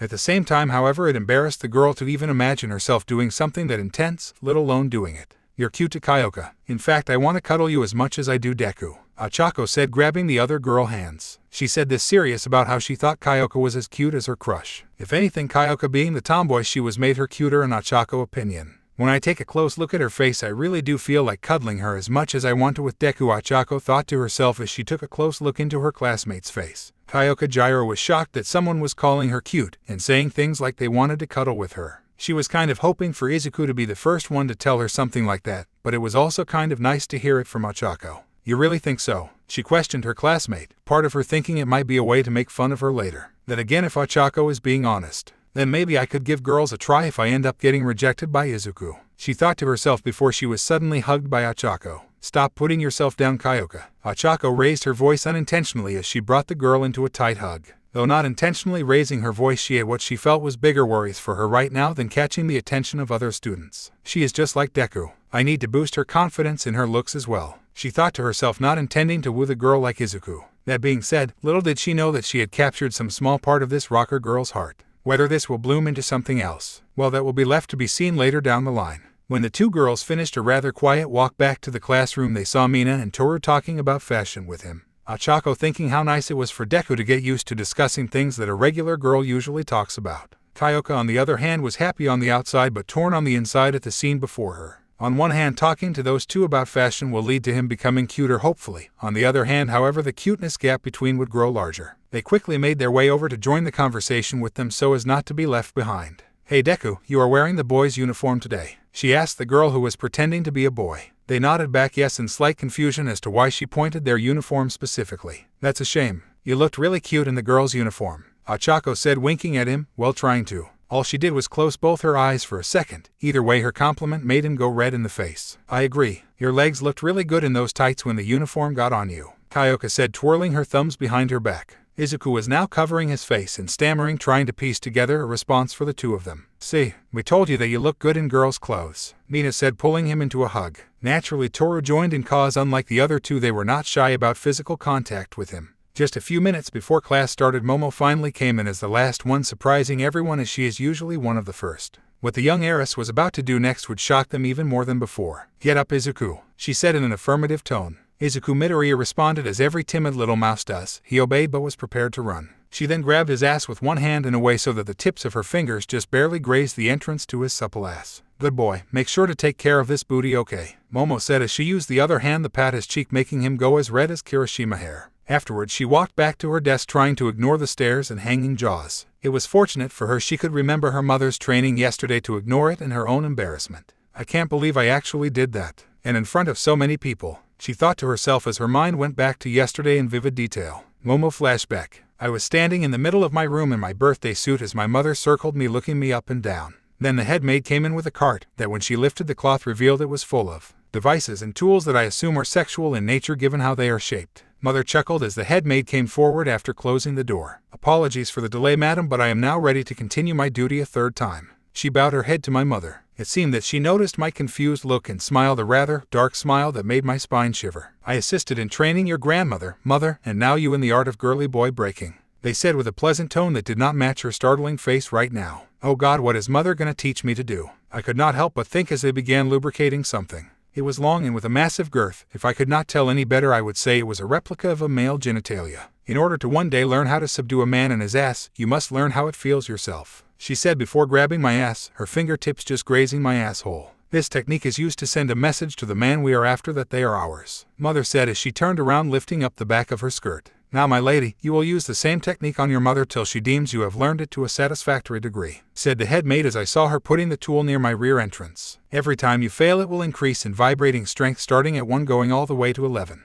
They said as they rammed and almost completely up my ass. It took me everything I had to hold back my scream as I felt it stretching my ass wider. I suggest you be a fast learner like always, otherwise the other maids may hear your moans and come in to see you sexually assaulting your mother in your lewdly dressed state, mother said, sneering at me before turning back around. I managed to hold my moans in until I got it right on setting 8, but after falling down to my knees. After they left, I could not hold my tears back and began crying from both shame and the pain in my ass. I never want to inflict this kind of pain on Izuku. I want a genuine romance with him like I always read about in my romance manga. This thought was the last thing I thought before passing out under my covers naked, too tired to bother putting on clothes. The small puddle I made from before due to the device shined in the moonlight. It was reflecting the somewhat comforting sight of the moon, indicating the day was truly over. Midnight private. Training ground. Third-person POV. Midnight had just walked her 2 students to the love hotel she owns as per Nezu's request. At first the heroine had thought it would be a boring assignment, until she found out the details. 2 naughty students needed to be taught self-control before her ship could be sunk to the bottom of the proverbial love sea. Both green-haired girls were nervous. Fortunately for them, their new quote-unquote mistress allowed them to change out of their school uniforms. As they reached the hotel, the clerk nodded her head to them as Midnight led them to a secure door requiring certain DNA to enter. Among them were Midnight and her other former students that she had hired as trainers for the new students. Nezu ignored it cause the prostitutes she ended up training were always reliable tippers for underground heroes. As for why he would allow 2 of his students to be exposed to such a thing, well, Recovery Girl was someone you did not want to get in the way of. Especially since a letter from her would be all it took for people to start limiting Nezu tea supply to the bare minimum, something the animal principal would rather not happen. Suyuasui and Setsuna Takage both looked at each other with worry as they made their way past the door down the staircase. What it was that had the 2 girls worried were the sounds of whip and moaning coming from the bottom of the staircase. As they saw the light of the room at the bottom and took the last step to enter, they saw a sight that made them almost die from embarrassment. There were triangular wooden posts with naked women sitting on them wearing many different things. Some had gags, some had blindfolds, some had their arms tied behind their backs with ropes going around their melons, and some had a combination of the 3. All stopped to turn in their direction when Midnight whistled to everyone. First things first, blindfolds off to watch the following, Midnight said as the blindfolds were undone one by one. Now they were being gazed at with lust by all the women who were thinking they were their new sisters. Now, strip it all, she said as the 2 students gulped, but complied after their teacher lashed her whip at them. Everyone looked both shocked and turned on when they saw both of their lower half to see the erections they got when they came down. That and most likely how they had both genitalia to show themselves to a bunch of random women doing lewd acts was already well beyond their comfort zones. Some were quite literally drooling as they stared at the 2 girls before them. Listen up everyone, you all came here to be women of culture like me, Midnight said with a sultry slur. The 2 students questioned why anyone would purposely want to be a pervert when they noticed some of the girls were recently debuted pro heroes. These 2 ladies had recently acquired their male genitalia, so to prevent them from losing their self-control, potentially rape a fellow student. We shall teach them to control their inner pervert so they do not cross that line, but still know how to be sexy. She finished with a wink. The 2 were brought to one of the triangular wooden bench like the others made to face each other. After that they were gauged and tied up similar to the other girls, but the ropes were also tied around their PPS. Now listen up, I am going to show you some dirty pictures I had an artist friend of mine draw of Midoriya, Midnight said, sneering at the 2 new hatchlings Nezu gave her. This news shocked the girls as they realized it would mean they would suffer more and more. Now as you can see, the ropes were tied in a way that they will tighten every time you get harder. When they tighten, your middle and index finger on both hands will go slowly up your asses little by little, she said, making them realize they were about to get an idea as to what kind of pain they dreamed of putting Izuku ass through. UA nurse's office. Third-person POV. Oh, Izuku, Midoriya exclaimed as Recovery Girl just hit him over the head for stuttering again while practicing his speech skills. The young man did not know what brought on her sudden interest in teaching him how to make a proper speech. Do it again from the top, and again no stuttering. Recovery Girl scolded him before making him swallow a few nutrient gummy before using her quirk. Not only is Toshi failing to teach him how to use the quirk, he has yet to teach the kid how not to be a stuttering mess like Izuku currently is, she thought to herself with a sigh. It was at times like this the heroine seriously did consider calling Gran Torino, then asking Nezu if he would bring the old fool out of retirement temporarily to help train Izuku, and maybe teach the Bakugo kid how to respect his teachers or people in general. It is an honor to be here before both all you citizens and fellow heroes to say, thought he said before getting whacked in the head again by her cane. At least I managed to get further than last time, he thought to himself, hoping he could get back to physical training. He appreciated what the old hero was doing for him, he truly did. But learning how to stop stuttering turned out to be harder than he thought it would be when she suggested it to him. That was when he noticed how late it was and realized his mom was probably waiting for him to come home. After all, he already needed to turn down Mina's offer to come to her house, saying he needed to get ready for the sports festival. However, this was supposed to help. Sorry, Recovery Girl, my mama's gone upsetified nakathoman time, Izuku Midoriya said in a jumbled up mess before running out. Most people would think that Recovery Girl, like most people, would not understand his mumbling. But in actuality both her daughter, and granddaughter all had a bad habit of mumbling. As such, she understood him perfectly well. I hope his mother will be gentler than I was with him, especially since I may be the reason he will get in trouble. she said to herself, putting her things away before leaving for the evening. Midoriya household. INKOPOV. Izuku had been getting home later than usual lately, which was beginning to bother me. At first it was because of all his extra training to catch up to the other kids who had their quirks for years. Granted, his intense training kept on having him come home with bruises that were for some reason almost completely faded. Such healing rates could only be done by, no, there is no way that she knows who he is. I thought to myself, trying to get that wretched woman out of my mind. Before I knew it, the conversation I had with his doctor the day before he was told that he was quirkless started to come back as well. Stop it. I do not need to remember such things right now, I said out loud to myself, shaking my own head. Then again, the past few days he has been coming home with no new bruises, yet he was still staying out later than he used to. Though it may be a bit inappropriate as to how I came to know about his bruises, it was for his own good. Ever since I brought him to his bed passed out that day when he was 5 years old, where I saw the burn and bruises, I checked every night when he was asleep. As he got older, I had to slip sleeping medicine into his dinner to make sure he was unconscious when I checked on him. It hurts me that he does not tell me when he gets injured, but then again, that is just like his great-grandfather, always putting his own health aside to protect others like a stubborn fool. But unlike his great-grandfather, he was much more reckless with his life. As I was about to call him, the door opened and I heard my baby boy come in at last. "Sorry I got home late, Mom," he said, squirming slightly in his usual nervous behavior. It was as adorable as usual, but at the same time it made me worried as I could see no sign of his movements being hindered by injury. Yet again, he is not doing training, yet he is staying out late. Guess I should just ask him. "Sit down, Izuku, while I bring your plate over," I said as he nodded and sat down as he was told. After a few minutes of eating our curry in silence, I asked him the question. "If you don't mind, could you tell me why you were staying out late?" I asked him, seeing him get excited to tell me. "I was getting extra training from one of the teachers at school for the sports festival," he said, grinning ear to ear. It was so adorable, like how a baby bunny rabbit wiggled its nose before letting out a very quiet sneeze. "Oh my, was it your homeroom teacher?" She assumed the bruises came from him. According to her son, the man had intense training methods, to say the least. Well, from his perspective. Compared to her grandfather, his teaching methods seemed much more merciful from what she remembered of her grandfather method. "No, actually, it was Recovery Girl who has been helping me a lot lately," he said with an embarrassed look on his face with his eyes closed. It was a good thing his eyes were closed at that moment, otherwise he would have seen my facial expression at that moment. I could tell my anger at hearing that name was showing on my face, along with one of my eyes twitching. Fortunately, I took a quiet deep breath and regained my poker face before going to a dark thought. Is that woman trying to take my son affection away from me? I could not help but have this thought cross my mind. I already lost my husband, and I already took measures when he was younger to make sure she could never influence him to leave me as well. Yet somehow that damned hag is already slowly taking him from me. Did she figure it out and tell him? "Say, Izuku, do you remember what I told you about your grandmother when you were little?" I asked, seeing him turn stiff instantly. This told me she told him something, but not the whole truth, otherwise he would be freaking out right now. With that, she decided to take Izuku offer from the principal for the parents of the hero students to get front row seats. At first she was going to decline, but now she felt that it was probably best to keep an eye on his interactions during it. Midnight Private Training Ground. Midnight POV. I was disappointed beyond what any word or possible combination of words could possibly describe.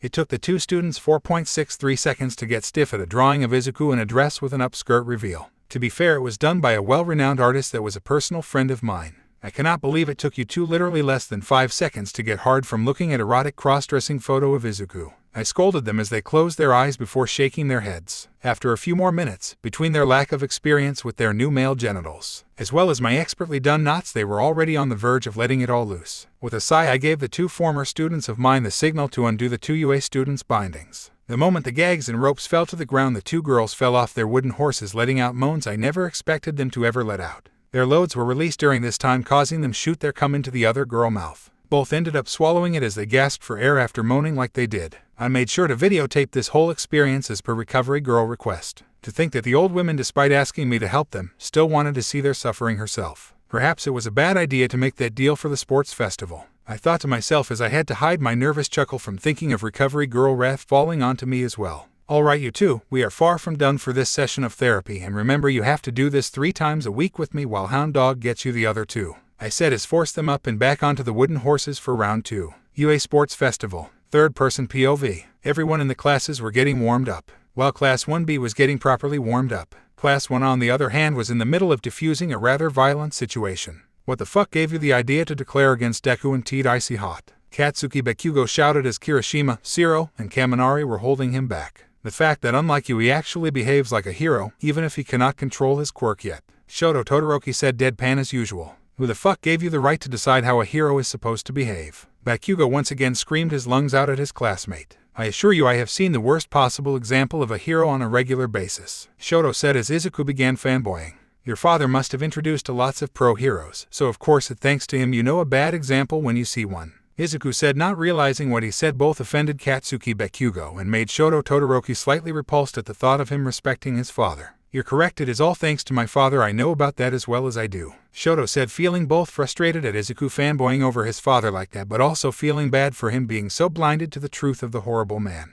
You saying I am a bad example of a hero, you useless Deku, Katsuki shouted again, making the girls now get in between the explosive classmate and two teens. After Izuku and Ida barely managed to calm the girls down and Bakugo also calming down of his own accord. Though Izuku, the girls, nor the others guys would ever know, it was because Bakugo was afraid of making women angry thanks to his mother. Once this nonsense was done, the students were shortly called to enter the stadium where both saw and felt it. The crowds were roaring in excitement, the air itself trembled in anticipation of the events to come in a few minutes. Ladies and gentlemen, we now start off the UA First Year's Sports Festival, President Mike announced, letting the crowd cheer him on. For the first of our many competitors, we have the class that fought against real villains and nearly came out without a scratch.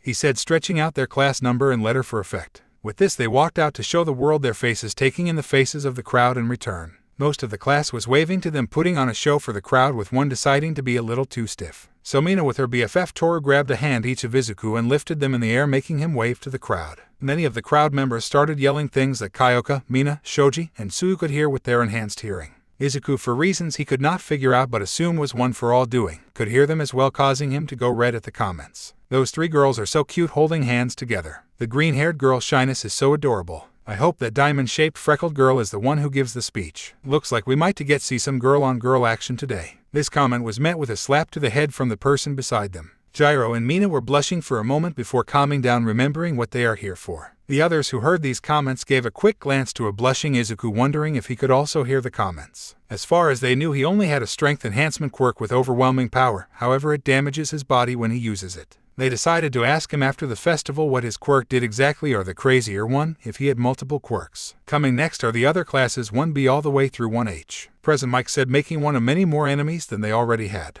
The students of 1A were not too happy with the teacher right now for making the other classes mad at them. Now for the athletic oath, Midnight declared while she was cracking her whip with a smirk. The crowd was wondering who the student would be that has been decided to deliver the oath, as it was always the top scorer from the entrance exam for the first years. As you all know, usually whoever comes in first in the entrance exam gets to give the speech, she said, making the crowd frustrated that they are delaying the reveal just to remind them of something that was common knowledge. However, that person, due to using a lethal attack in training, trying to kill their classmate, had lost their right, and it is going to the second place scorer, Midnight said, enjoying the crowd's shocked faces. Many were either thinking why the child did not have a worse punishment, or since Nezu was the principal, what it was they were not telling the audience. So instead of Katsuki Bakugo we will have Izuku, she said, making sure the crowd knew the name of the person who almost killed her new toy. Izuku Midoriya could not feel his legs but tried to move forward anyway. Fortunately for him, Mina and Toru gave him a light push forward. Calm down, Izuku, you trained with Recovery Girl for this exact kind of moment.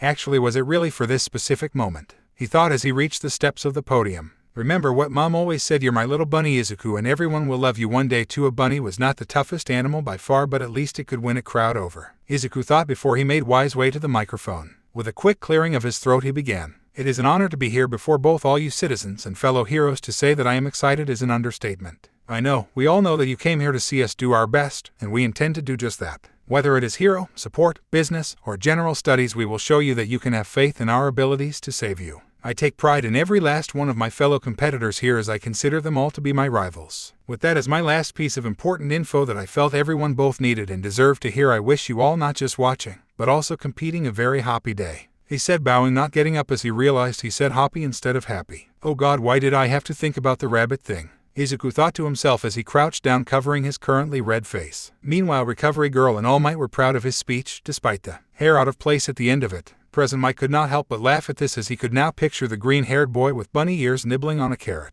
Mirko somewhere in the stands was thinking if had a rabbit quirk like her or just like the animal. Alright students, the first even will be the obstacle course race, so get to the starting line outside the tunnel, Midnight said after she got Izuku to recover and explained the rules. Alright, on your marks, get set, and go. President Mike said as the race started off in a rather unexpected manner. UA Sports Festival, third-person POV. Alright, on your marks, get set, and go. President Mike said as the race started off in a rather unexpected manner. Shoutout Todoroki froze the floor to keep everyone in place and blocked the exit with a thick sheet of ice. But as impressive as this was, it was what happened next that caught the audience and the sound hero off guard. Pony Tsunotori used her horns to puncture 4 separate spots in the wall of ice, but are close enough that if a hole was made then it would be just big enough to allow her and Izuku Midoriya to break through. Though no one could see it, Ryuko used her quirk on the horns to give them the push they needed to break through. It was just a few moments after Todoroki froze the exit that this occurred, shocking those who witnessed it. Breaking through the freshly frozen door on a one-pony sleigh is Izuku Midoriya and Ryuko Yanagi. He shouted as the crowd went nuts cheering for them. "Are you sure this is a good idea?" Izuku shouted as he held onto the shoulders of her gym uniform for dear life. As soon as Todoroki had frozen the door on them, Pony and Ryuko had nodded to one another as Pony got on all fours preparing her quirk. Izuku had tried to ask her why she was getting on all fours before he was shoved from behind, falling forward into a sitting position on her. After that, Ryuko got on her as well and hugged him from behind before the two broke them out to get to where they currently were. "Trust my stamina to get us past the first obstacle," Pony shouted back while still looking forward. As much as Izuku wanted to protest this outright, stepping off now would risk all 3 of them falling behind. So for now he decided to wait till they got a good distance from everyone else to try and get off of her if she refused again later to let him off. With her horns freed, she returned them to her, jumping up while she was still running on all fours with her classmate and Izuku on her back. Ryuko used her quirk to boost the horn-carrying weight as they flew past Todoroki, seeing his disbelief as they dodged his ground-freezing attack. An explosion rocked the entrance, blowing away the last of the ice and many others following the example of the first 3. Todoroki tried to run forward and catch up with his ice sliding after the 3 to regain the lead he momentarily made. However, many people either passed or caught up to him by following the example of Izuku and the 2 with him. Bakugo flew past him with explosions, while Setsuna and Tsuyu floated past him. Tsuyu used her immense leg strength to kick them further as Setsuna had to lower them to the ground every now and again due to not being used to carrying someone. Ironjiki showed after being forced by Itsuka Kendo to use his quirk on Tetsu, who was holding onto her waist, was sent flying with them. With his iron body he could easily tank the damage from his attacks, while she used her enlarged hand to constantly push them off the ground using the momentum. This turned them into a human pogo stick, jumping over all of Todoroki ice attacks with ease. Shizaki Ibara and Mina Ashido both forced their way past the ice floor with their quirks, with one using vines to smash footholds in the ice going forward while the other slid on her acid. Kosei Tsuburaba used his quirk to make an air disc to slide on over the ice with his classmate Nito Monoma alongside him on it. Momoya Yurazu used her quirk to make a small electric toy car. Yui Koda used her quirk to make it large like a normal Jeep it was modeled after. Finally, as the third passenger, Kanoko Komori released her spore out the back window to slow down all those behind them. This was working especially well on Todoroki as the use of his ice was making him need to take constant short breaths due to him not balancing out his own temperature with his fire side. Kyoka Gyro used her quirk to release small, almost unnoticeable shock waves from her earphone jack tips. This combined with Ochako quirk sent the 2 flying just over the ice boy, making him even more frustrated. "This makes 18 people who have already passed me. Damn it, I will not use the old man's fire," Shoto Todoroki thought as he blamed his father Fire Half for not making him less resilient to his mother Ice Half. If the young Todoroki used his fire half as well he would be fine, but because his quirk is divided into fire and ice, his body resilience to both were much less than that of a pure elemental user of either element. His deceased brother Tauya had a similar issue but much worse, while his fire surpassed both Shoto and their father. Tauya Todoroki inherited his mother constitution for ice, making him extremely weak to his own quirk. As such, even as a so-called perfect combination of their quirks like Shoto was, he was still limited to a degree where using only half his quirk can overwhelm him. Once they got a good distance from Todoroki, they returned the horns to Pony Head and Ryuko turned off her quirk. As she was running on all fours now, she saw a small army of robots up ahead, with zero-pointers looming over as their leaders. And now we have reached the first obstacle, people, Mechanical Madness, the gauntlet or robots from the entrance exam. President Mike shouted as the camera zoomed in on said army. "How do you think they will handle this, Eraserhead?" He asked his colleague for his opinion on the situation. Aizawa let out a huff before speaking like he always, both complimenting and tearing apart his students' decisions. "It is safe to say all 19 that passed Todoroki will be capable of either forcing their way through or slipping past them," Aizawa said, taking a moment to catch his breath as he was still recovering from his Namu injuries. That being said, Midoriya is still too spineless to stand up for himself outside of a life or death battle. He better learn how before this first event ends, Aizawa thought to himself as he saw Izuku getting whisked by those 2 girls. Granted, he could not deny that switching out between those 2 and his strength quirk could be a viable strategy for conserving their stamina for the next round. Todoroki, on the other hand, will have difficulty passing them and regaining the lead, he said, waiting for his confused friend to respond. "What are you talking about? With a powerful quirk like his he should be able to regain the lead with a little more effort." "No," President Mike asked, confused as to why he lacked faith in his most powerful student. First off, he underestimated his opponents at the beginning, allowing them to get a significant lead on him, Izuku said, pointing out the common weakness of his student and the student father. Secondly, thanks to only using his ice, he is running short of breath. Add the mushroom spores he inhaled before and he will be lucky to make it in the top 20 students. He said, unsurprised as to how motivated everyone is just by being near his problem child. As much as I find it annoyingly similar to All Might, that boy has the natural charisma that makes people who see him to want to work harder. Izuku thought to himself as he recalled Todoroki declaring the boy his rival before the tournament began. Pony jumped from one head of a robot to the next, crushing their heads, with Ryuko once again giving her a boost. This group made it past the robots, easily escaping the large zero-pointers with their speed and nimbleness. The team of the two green-haired girls made their same way past them, but destroying many less robots in the process than the group of three. Bakugo, deciding simply flying over them was not enough, destroyed a zero-pointer along his way, creating a large roadblock for others. Momo with her group ran them all down as the car was made with reinforced metal, barely taking a dent. Izuku with her compatriots followed, also destroying more robots, leaving piles of scrap. The other barely managing to clear the scrap, giving Todoroki the chance to catch up again. This time, however, freezing over all the scrap to make a frozen spiky barricade. On top of freezing the zero-pointers just enough that the moment others try to force their way through they will fall on them. They cleared like it was nothing, and Todoroki just may have given himself enough time to get spot number 20 if they all maintain the same positions. President Mike said, impressed with the boys' attack. At this rate, Midnight will get what she wants. For Midoriya's sake, let hope he does not win this one, Izuku said after he turned their microphones off before turning to his friend. He really did regret leaving him at her mercy if he came in first, and up till now he thought that was impossible. Granted, he expected him to make top 10, but not number 1. He was hoping right now that he really didn't underestimate his student. Even Nezu thought her suggestion was crazy. Yet the majority of us still agreed to it, thinking Nezu knew what he was doing. President Mike said to his friend, as they were the only two alongside Recovery Girl and Hound Dog were the only ones to vote against it. All Might abstained from the vote to not influence the other teachers, as he told them. In her nurse's office for the event, Recovery Girl was watching it, worried as Izuku was being carried by that American student. Then there was the fear of him coming in first. As much as she did want him to do his best, coming in first here would mean potentially something worse for him. As much as she wanted to get back at Nezu and the others who voted yes, she had to respect the democratic process and put up at least a semi-proper example for him to follow. Then things got crazy and she began to legitimately worry for his safety, as he was now surrounded by crazy people. And Midoriya was watching and somewhat relieved at how her son had people doing all the dangerous work for him. Granted, she would have preferred it to be boys, as was the fact he was literally riding on top of a girl right now. But again, this was better than the alternative of him struggling to keep up with everyone and falling behind, until it happened. Things suddenly got crazier and made her wish he was struggling fighting robots right now, getting the crap beaten out of him. Watching this unfold before him from the mini-TV in the hallway was an old man in a yellow cape and jumpsuit, looking sternly. With a huff, he went to the nurse's office to check on an old companion of his who, along with Nezu, asked him to come out of his retirement as a teacher and help them. With the League of Villains' appearance and hints of All for One returning, it was decided they needed to get the kids into shape fast, even if it meant using his methods that are now disapproved of by the board of directors. Yet they still agreed that despite his rough training methods, as the situation called for him, who they considered a desperate measure. It was insulting to the man, but it could not be helped. In order to finish this madness, he now had to guide the new user like with the previous user. Back at the obstacle course, things had just taken a turn into absurdity, as President Mike could no longer hold himself back from screaming. Well, his version of screaming. The girls have all lost their minds, and the only thing missing is one of them shouting, "Witness me," he said before getting punched by his friend beside him. If Power Loader did not make me these special earmuffs, you would have made me deaf just now, Izuku said, rubbing his temples, hoping his eyes would be recovered soon enough. Pony was running and she had begun to sweat buckets as the robots took more out of her than she had originally planned. Her panting was making Izuku worried she was exhausting herself, so he spoke up. "Pull over now or I will stop you by force," he said sternly, trying to imitate Recovery Girl when she scolded him. Pony, deciding it was best not to go against the cinnamon roll when he raised his voice at her, she slowed to a stop. "Get on my back," he said as he knelt down for her to get on. He wanted to repay her for helping him through that ice, and Ryuko gave her an approving nod.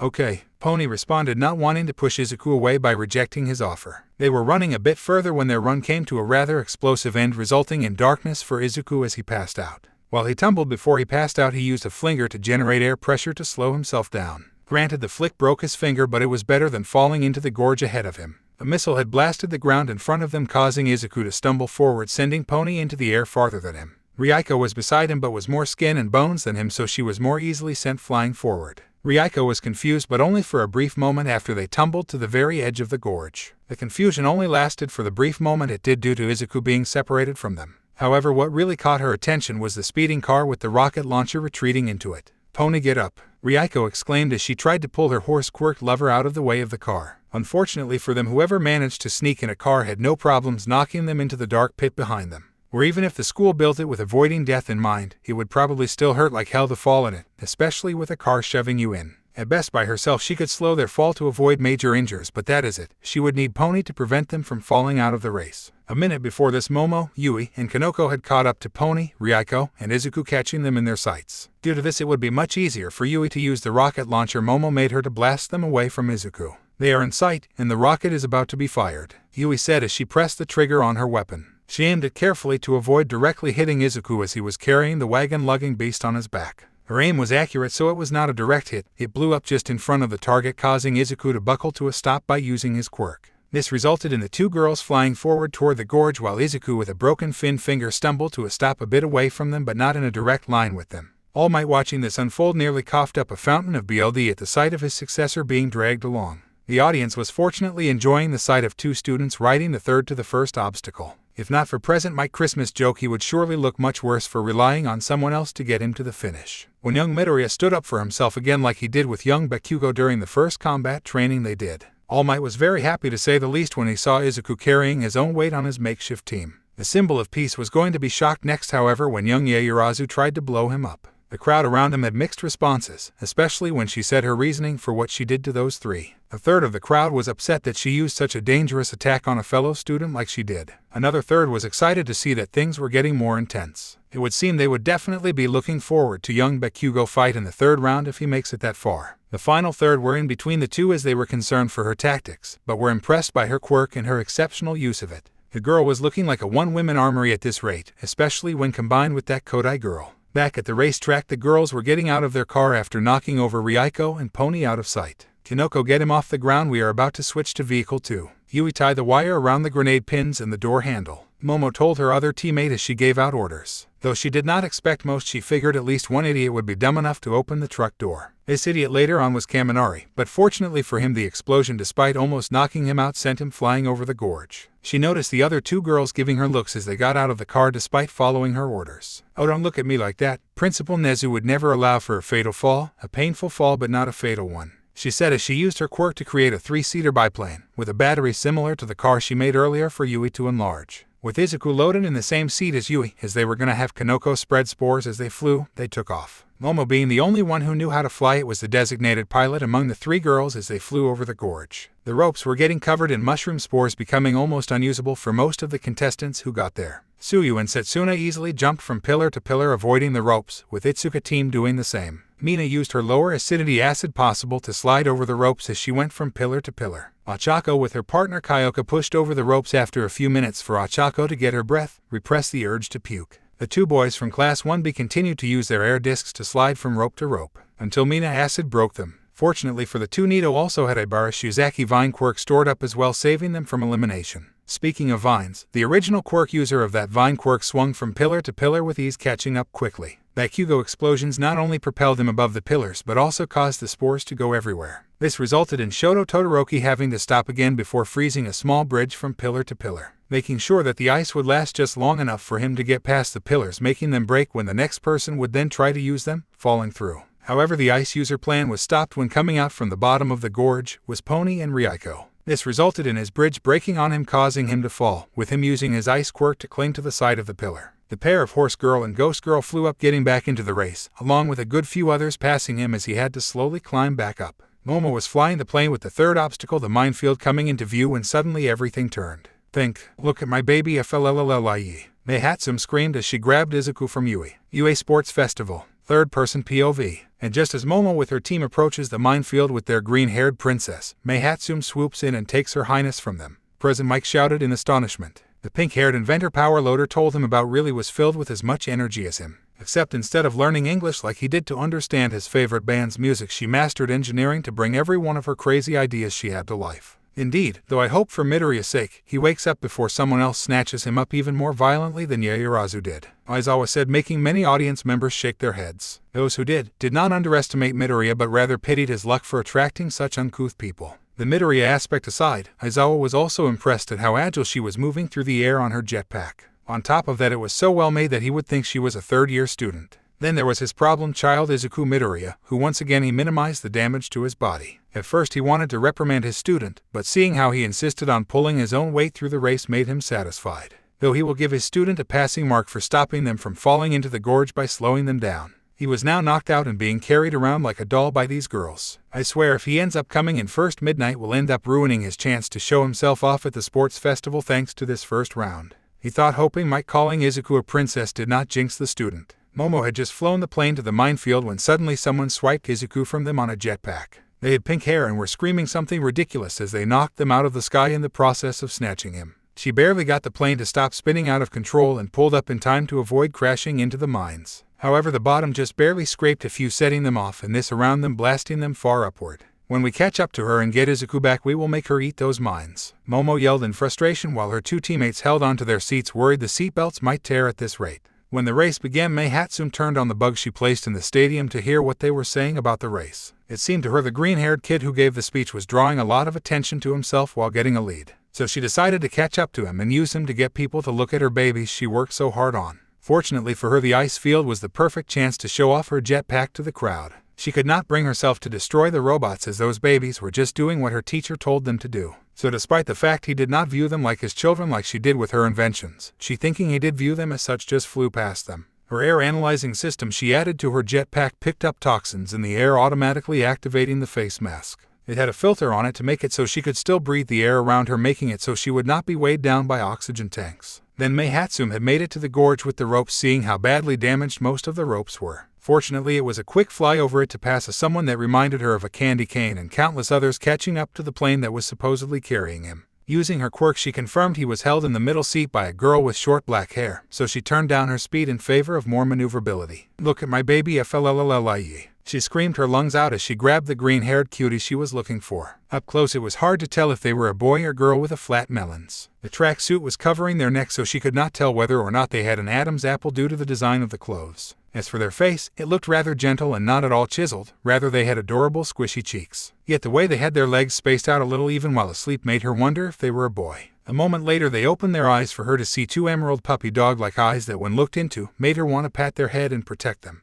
Izuku was confused for a moment as he remembered last he was attacked by some sort of explosion. Now he was currently in the hands of the pink-haired inventor who, whether he knew it or not, would later become someone a threat in a sexual way the likes of which he would never see coming until it became too late. Why are we flying? Izuku Midoriya could not help but scream as he now hugged her tight, not wanting her to drop him. Mei Hatsum was wondering when she heard this as to whether she should explain her baby first or him getting blown up earlier. Well, as for our current mode of travel, I made this jetpack last week for swift air travel. Mei said, getting a bewildered look from him. Was I too spot on with my explanation? Well, I may as well move on to the next part, she thought before continuing. As for why I am currently carrying you, 2 girls with black hair and a girl with brown hair blew you up along with the other 2 girls who were with you before picking you up in their airplane, she said, seeing the shocked look on his face from her explanation. Izuku Midoriya was trying to process who among the other students could smuggle in a 4-seater airplane without him noticing. However, he did not remember a plane but a powerful-looking jeep before he passed out earlier. Then it clicked in for him that they had a small jetpack and this other group had a plane, which means they needed go maximum to not let the plane catch up.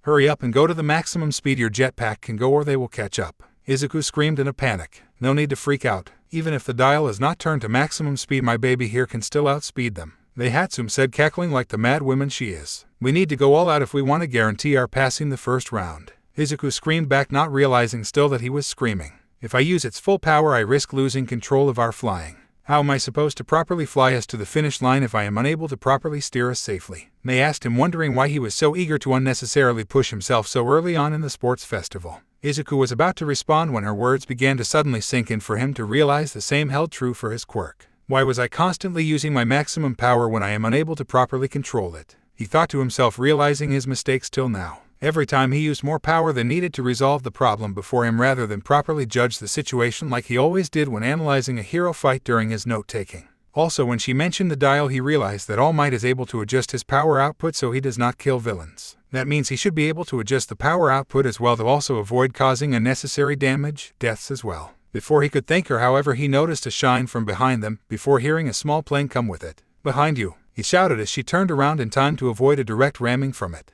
However, they were grazed, which resulted in them spinning out of control going down to the landmines. After doing some quick calculations of wind pressure and average thermal power expended by landmines in years past of the sports festival, he had decided that he only had to use 5% of his power to blow up the landmine and push them just far enough away from the blast. Far enough that they would avoid taking damage from it, while also being close enough to make use of the propulsive force they would get from it to claim first place and second place. Watch me, All Might, watch me, Aizawa-sensei, and watch me, Recovery Girl. I will become a hero you three can be proud of teaching. Izuku thought this before unleashing a 5% punch just as Mei turned upward, straightening them to just above the landmines. This resulted in the two speeding past the plane by going underneath it over the explosions and making it to the finish line. Aizawa was grinning ear to ear, ignoring how Mike fell out of his seat, surprised to see him smile. I knew you could do it, problem child. You finally figured out how not to be a liability on the battlefield. Aizawa thought this as he saw that Midoriya did not break his arm or go full power needlessly. For once he was looking forward to seeing what a problem child would do in the upcoming event, as he felt these games were a waste of time.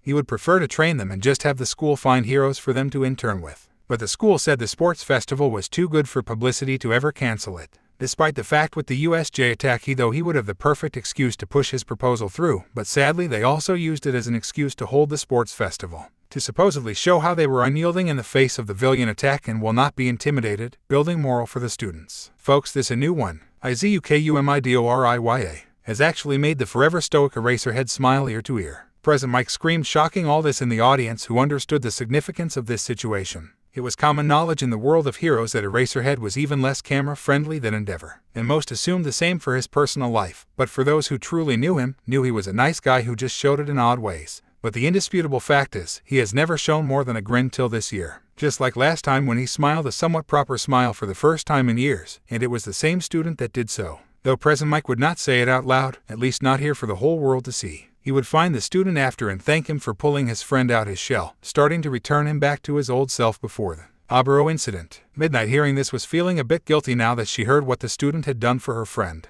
Perhaps I should take it easy on him and just have him wear his gym uniform for the second event if he makes it in first. She thought this, not knowing of the plot two perverts have already constructed, or the punishment Nezu would inflict upon her afterwards for breaking the boy's male pride by leaving a pathway for the two perverts to walk on towards him. Momo, Yui, and Kanoko were furious for almost being blown up and saw Izuku awake, clinging to the pink-haired girl that stolen him. Unfortunately for them, the minefield below was far too dangerous for them to go lower, so it seemed they would have to settle for taking first place without him right behind them. Momo's original plan was for all four of them to come in first so they could take advantage of the next round. Usually the second round people were given points based on how they placed in the race. Using the fact they would have the four biggest points before becoming a team and merging said points, she would convince him to team up with them. I say we let Pinky pass us and get him first place, Yui Kodai said, making the other two bewildered. But then we won't be able to convince him to join us by using the fact us four have the top points, Shroom, Kanoko said, nervous, adding Shroom to the end of her sentences like usual. Like how Tsuyu Sui always adds Kiro to the end of her sentences. Yui then told them what would happen next round, and both were highly surprised by this. On one hand, they would eventually have to fight Izuku. On the other hand, this would give them an excuse to feel him up without looking like perverts. Kanoko was too conflicted to decide, so decided to follow Momo's decision on the matter. Momo herself considered the pros and cons, before remembering how fine a figure he cut in the girl's uniform.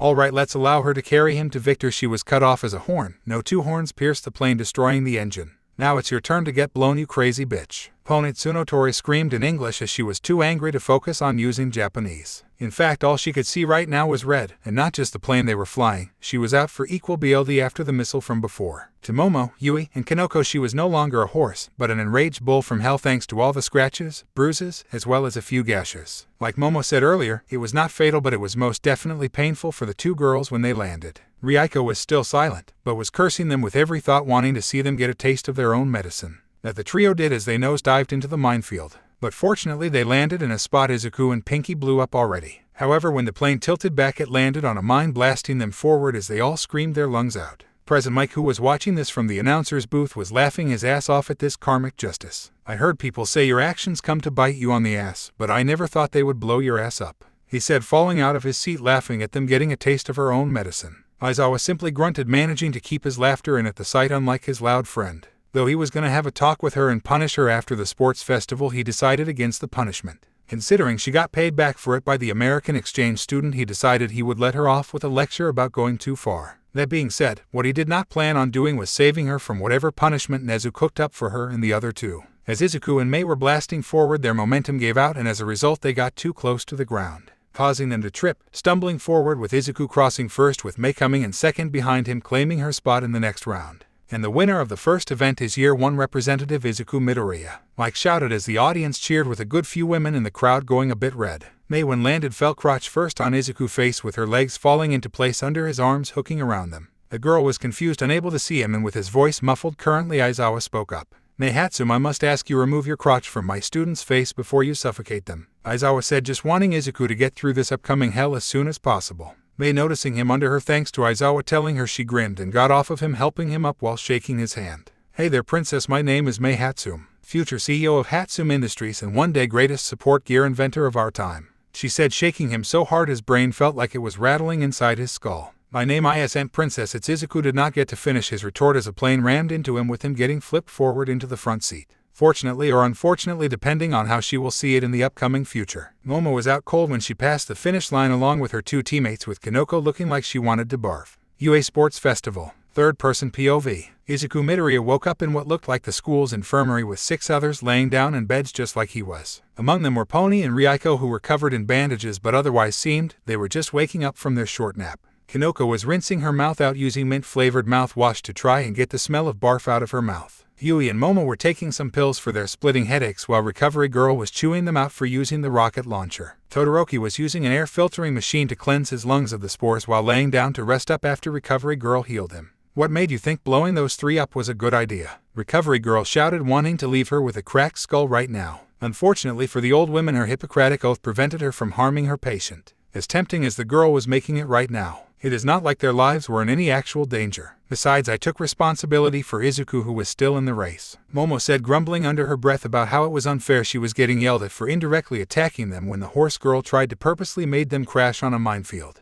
practically kidnapping him mid-race after blowing him up as not being responsible. Recovery Girl yelled again before she received a text message. It was Nezu saying the commercials were up and he needed the students to come for the second event explanation. As much as she wanted to take her time tearing into them for blowing up fellow students like they did, she woke up those who were still asleep and sent them on their way. Except Izuku, who on his way was pulled aside by 2 students and given a dress and some clothes to wear for the second event, saying it was an order for their teacher Midnight.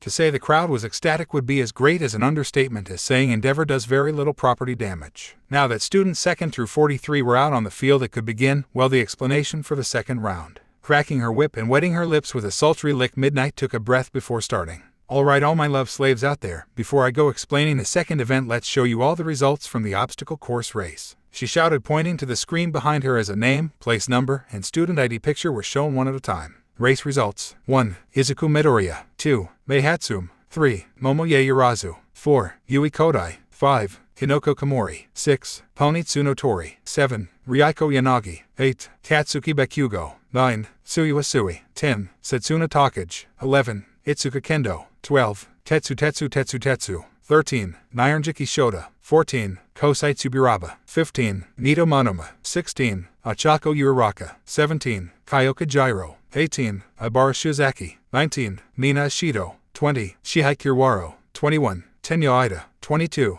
Minoru Maita. 23. Ijiro Kirishima. 24. Neshirawa Jiro. 25. Juzo Honuki. 26. Jiroda Shishida. 27. Hiryu Ren. 28. Kijiro Bando. 29. Hinata Siro. 30. Senkaibara. 31. Tagaru Kamakiri. 32. Yosu Uwais. 33. Mizo Shoji. 34. Denki Kaminari. 35. Rikito Sato. 36. Hitoshi Shinso. 37. Manga Fukudashi. 38. Yuga Aoyama. 39. Koji Koda. 40. Toru Hagakure. 41. Fumikage Takoyami. 42. Shoto Todoroki. 43. Nuno Suwapengu. The crowd was not surprised that all of the hero class students made it through the first round, but many of the heroes were confused. It has always been tradition for only 42 students to make it through to the second event, so the extra one made no sense. On top of that, Izuku Midoriya, the first place winner from the first even, was not among the crowd of students. Though there were also those who recognized Shoto Todoroki as the son of Endeavor, and were confused as to how the child of a pro hero could come in second last. Midnight was taking obscene amounts of pleasure in the crowd's confusion and helpless looks they gave her, hoping for her to relieve them with information. Alright people, now that you have seen all 42 contestants participating, allow me to introduce our guest hero assisting with the second event, the dragon hero, Ryukyu. Midnight declared as said hero walked up to the podium from one of the Stadium 2 field entrances. Needless to say, this surprise addition was enough to momentarily take the audience minds off the missing student till he was soon to be revealed.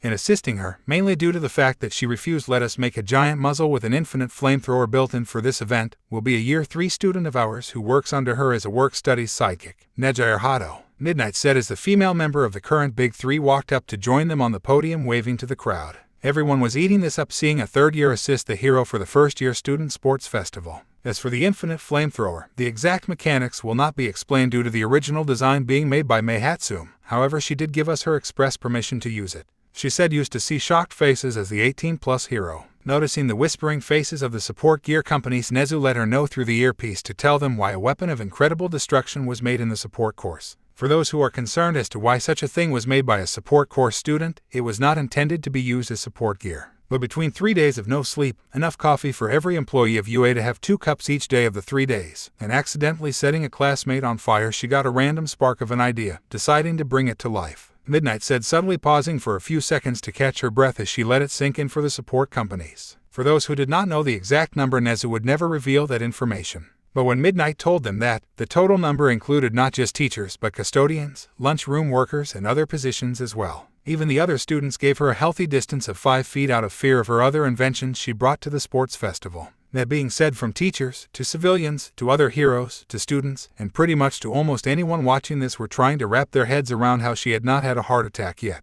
They had some parents upon watching this check to see all the coffee in the house was gone, making them decide to never buy coffee grinds again. From this day onward, her family stuck to tea, despite her many attempts in the future to smuggle coffee into her home and the support course studio. On the bright side for the pink-haired inventor, a coffee company watching this was already talking about sponsoring her future lab once she graduates. The military, however, was wondering if they could quote-unquote convince her to sell the design to them or see if they can force her to hand it over to them in some way if the first plan failed. Those, however, would be events for other days, both of which, if this was a story, readers would find quite amusing to read about. Now onto the event, my darlings, Midnight said as the screen changed behind her to show a cartoon Izuku in a dress hiding behind a cartoon of dragon form Ryukyu and Nejire Hato. This event will be called Rescue the Princess. She exclaimed the last part as the title appeared above the cartoon figures on the screen in bubbly letters. Cementos will make a maze of concrete with Izuku Midoriya along with the dragon and her assistant in the center guarding him. Since he will be assisting in the second event, unable to participate, he is already guaranteed a spot in the third round.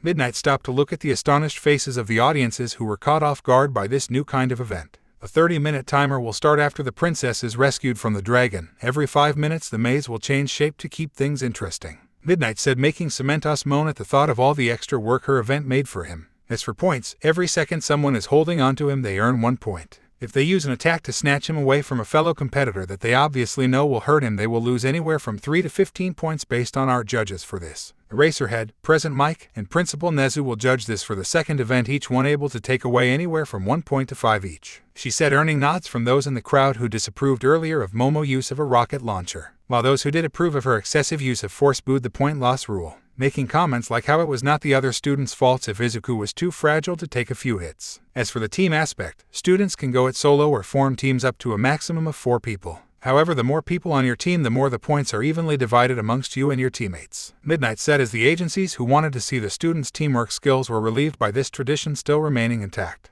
Also, anyone who steps 1 foot outside the maze walls is automatically eliminated, she said, making sure it was clear for them all. Midnight then noticed the shadow of a certain green-haired student from one of the entrances to the stadium's playing field. She snickered to herself at how he was so shy despite the fact that pretty much everyone knew he is All Might Kid. And by everyone that meant all the hero course teachers and most of the first-year hero students. Granted, none of them ever approached him about it as they all had assumed it was meant to be an unsaid thing, despite All Might making it painfully obvious by always pulling the young man into his office for a private talk or how he reacted around him. The other teachers, with the exception of a few, made a betting ring on how long it would take All Might to outright admit it. Nezu being the exception, as they lost to him the last 36 times he took part in a betting pool they did thanks to his intelligence quirk. Recovery Girl, because Present Mike noted how harsh she was with him and Aizawa after Midoriya came into class crossdressing. Granted, with Mike she would have been even more angry cause of him laughing his ass off at the boy suffering if she had found out. So the rest of the teachers agreed to keep her out of the loop as much as possible with Izuku-related incidents. Aizawa said he did not care and Hound Dog would scold them for using a student's possible emotional trauma to gamble away their paychecks to one another. All Might, for obvious reasons, was also kept out of Izuku-related incidents for a similar reason to Recovery Girl, but less out of fear and more for the fact that he is at the center of the bet, so therefore he cannot be allowed to know of it.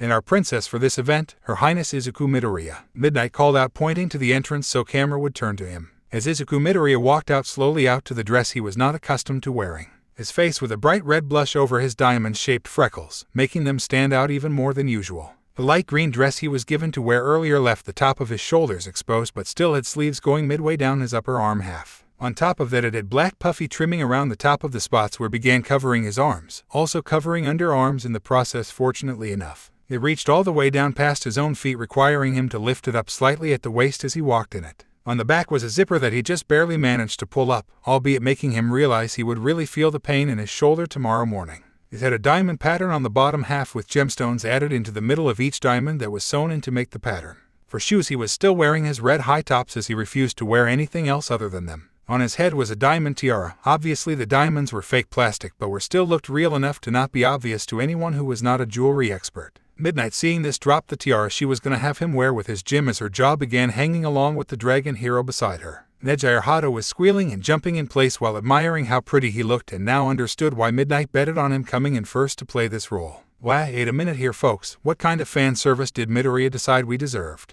Not that I am complaining, but damn, am I the only one that thinks that he makes the most adorable princess? Present Mike shouted as him, saying he was caught by the crowd, causing most to freeze. It seemed that most of the audience assumed he was a girl, while the others could either tell his true gender or he was androgynous enough for them to not care either way. What did I do to deserve this nonsense? You know what, never mind, on second thought I know at least a dozen things I did to deserve this in the last month alone. Also, Mike, shut up before I punch you in the face, Aizawa said in his usual bored tone, not being able to take much more. Also, Midnight, is this not a bit too much, even by your own standards? He asked her, causing Midnight to choke on her own breath, coughing. I did not tell him to wear that. I was just gonna make him wear a tiara with his gym uniform. I swear, Midnight screamed, pointing at the announcer booth. But they told me that you told me to wear this, Izuku exclaimed as he tripped back, forgetting his dress was slightly longer than his own legs. This resulted in it flipping back, covering his face with the front of his dress, but revealing his own crotch. The pair of panties that came with the dress barely containing his genitals, showing a slight bulge. Fortunately for him, the Year 3 student quickly pulled the front down and helped him up, patting his back, telling him it was gonna be okay. I gave no such orders. Also, who she was cut off from her shouting as two male students began to cry out in outrage, banging their heads on the ground. Well, they really are, dude. Mina Raminda and Denki Kaminari screamed in frustration, crying as they both had hoped he was actually a girl. Though Mina would only prefer women, Kaminari was actually okay with Izuku being a guy cause of how cute his reactions are when he gets teased. The reason Kaminari was also upset was that he hoped that he could enjoy the taboo fact that a girl was changing in the boys' locker room with them this whole time. As stupid as his reason was, he was not a homophobic bastard like his partner in crime who was beside him right now, also crying with him. Achako, when seeing this, was turned on like the other girls and a few of the guys, but also shocked. She now had to rethink her entire view of Izuku and her own thoughts after seeing how upset he was by this. After the perverted duo calmed down, Izuku began explaining through a few sobs of shame as to how they had approached him earlier. Unfortunately for the two boys, Recovery Girl was already filling out recommendation forms for them to purposely be sent to the worst homophobic therapy sessions she knew of. Such things were deemed necessary for heroes in the past after a hero agency once arrested the participants of a pride parade on obviously fake charges when they turned down their street. Granted, this event happened around 80 years ago, but the Hero Public Safety Commission did not want a repeat of something like this ever again. Gran Torino, who despite his Alzheimer's was shocked enough when seeing Izuku in the dress to come to his senses. This resulted in him speeding through the hallways like a madman, trying to make his way to the podium to give the half-naked brat a roundhouse to her head. As for the quote-unquote worst one Recovery Girl decided to send them to, it was considered the worst as it was borderline torture rather than actual therapy. But since they actually did get the results the HPSC wanted in the end, they did not bother doing the extra paperwork needed to abolish that specific one. That and some of the members on the HPSC higher-ups enjoyed watching the videotape pain those people went through. Since they were being problematic for Hero Society to the point where they had difficulty covering it up, none felt the least bit guilty about watching such excruciating torment unfold. Back at the hallway earlier, Izuku was about to follow the others walking out of the infirmary when suddenly he was pulled around the other corner. The ones who pulled him aside was Denki Kaminari and Mina Raminta, the shorter one holding a folded-up piece of cloth with a tiara on top. This made Izuku Midoriya cautious of what they were about to say as they led him to the change room for the guys. We are gonna be straight with you since we do not want to make Midnight any more mad than you probably do, Mina said as the boys agreed earlier to let him do all the important talking. Izuku shook a little, imagining what the 18-plus hero would do to him if he talked back to her, thinking of worse things than what Kaken has done to him in the past. She told us to give you these clothes to change into, then for you to join her on the podium, he said, grinning as Izuku took the clothes and turned away to the changing room. You want us to help you change Midoriya? Denki Kaminari suggested, getting nod of approval from Minta. The electric quirk user grabbed the one-for-all user shoulder right where the scar of Bakugo's hand was, causing them to turn around and punch him with a 5% punch to the gut. This slammed Kaminari into wall, knocking the wind out to him, which was preceded with another attack. Izuku kicked Minta in the face as he tugged on Izuku's pant leg, with Minta hitting the wall hair first. This caused the dwarf to bounce back as Izuku closed the door in a panic, causing them to bounce back and forth a few times before stopping. Back to the present. Once Izuku was back together, Midnight, now upset, literally whipped the asses of the two idiot students who abused her name like that. Calm down, Midnight. If you showed a little more self-control on a regular basis, then maybe they would not have been able to get away with that lie like they did. Aizawa reminded her, calming her down slightly. Granted, she was still fuming bit due to the fact that now, for all she knows, Recovery Girl, or Nezu, or possibly both, will punish her after the sports festival. Alright, little listeners, for anyone who wants to participate on a team, go to Vlad King and the group of thread years by the table over there to register your teams for the second round. Present Mike shouted as everyone who wanted to partner up ran over there. Once everyone was done, Ryukyu and Nejire Hato took Izuku to the spot indicated by Cementos as the maze center. With the maze walls raised by the outer layer first so the inside would go unseen, the maze was ready to enter. Each team of students or individuals took their spots at the designated openings as Present Mike got ready to signal it. 3, 2, 1, go, he said with a blowhorn going off, signaling for everyone to enter the maze and start. Part 1, Third-Person POV. Once all was prepared, the group of three made their way to the designated center of the soon-to-be cement maze. Cementos then raised the walls, and once all was prepared, he gave Present Mike the go-ahead to begin the countdown. Whether a team or an individual, all the groups lined up at the predesignated entrance spots. 3, 2, 1, go, he said with a blowhorn going off, signaling for everyone to enter the maze to start, and as they did, absolute chaos broke out. The walls of the maze had just enough space between them for two average-sized students to walk beside one another. But for people like Rikito Sato or Mizo Shoji who had bigger builds, as such they could not walk side by side with other students in these hallways. On the bright side, in exchange for this movement downside for a possible teammate, it also allowed the two to block off any end of the hallways. The moment Bakugo entered the maze, he used his explosions to fly forward, blowing up 3 Class 1B students in front of him. Right now, the only thing the young hero cared about was proving how much stronger he was than the other students. His plan to do so was to beat up the hero in third year, before grabbing Deku, intent on blasting anyone who got in his way of saving the useless nerd.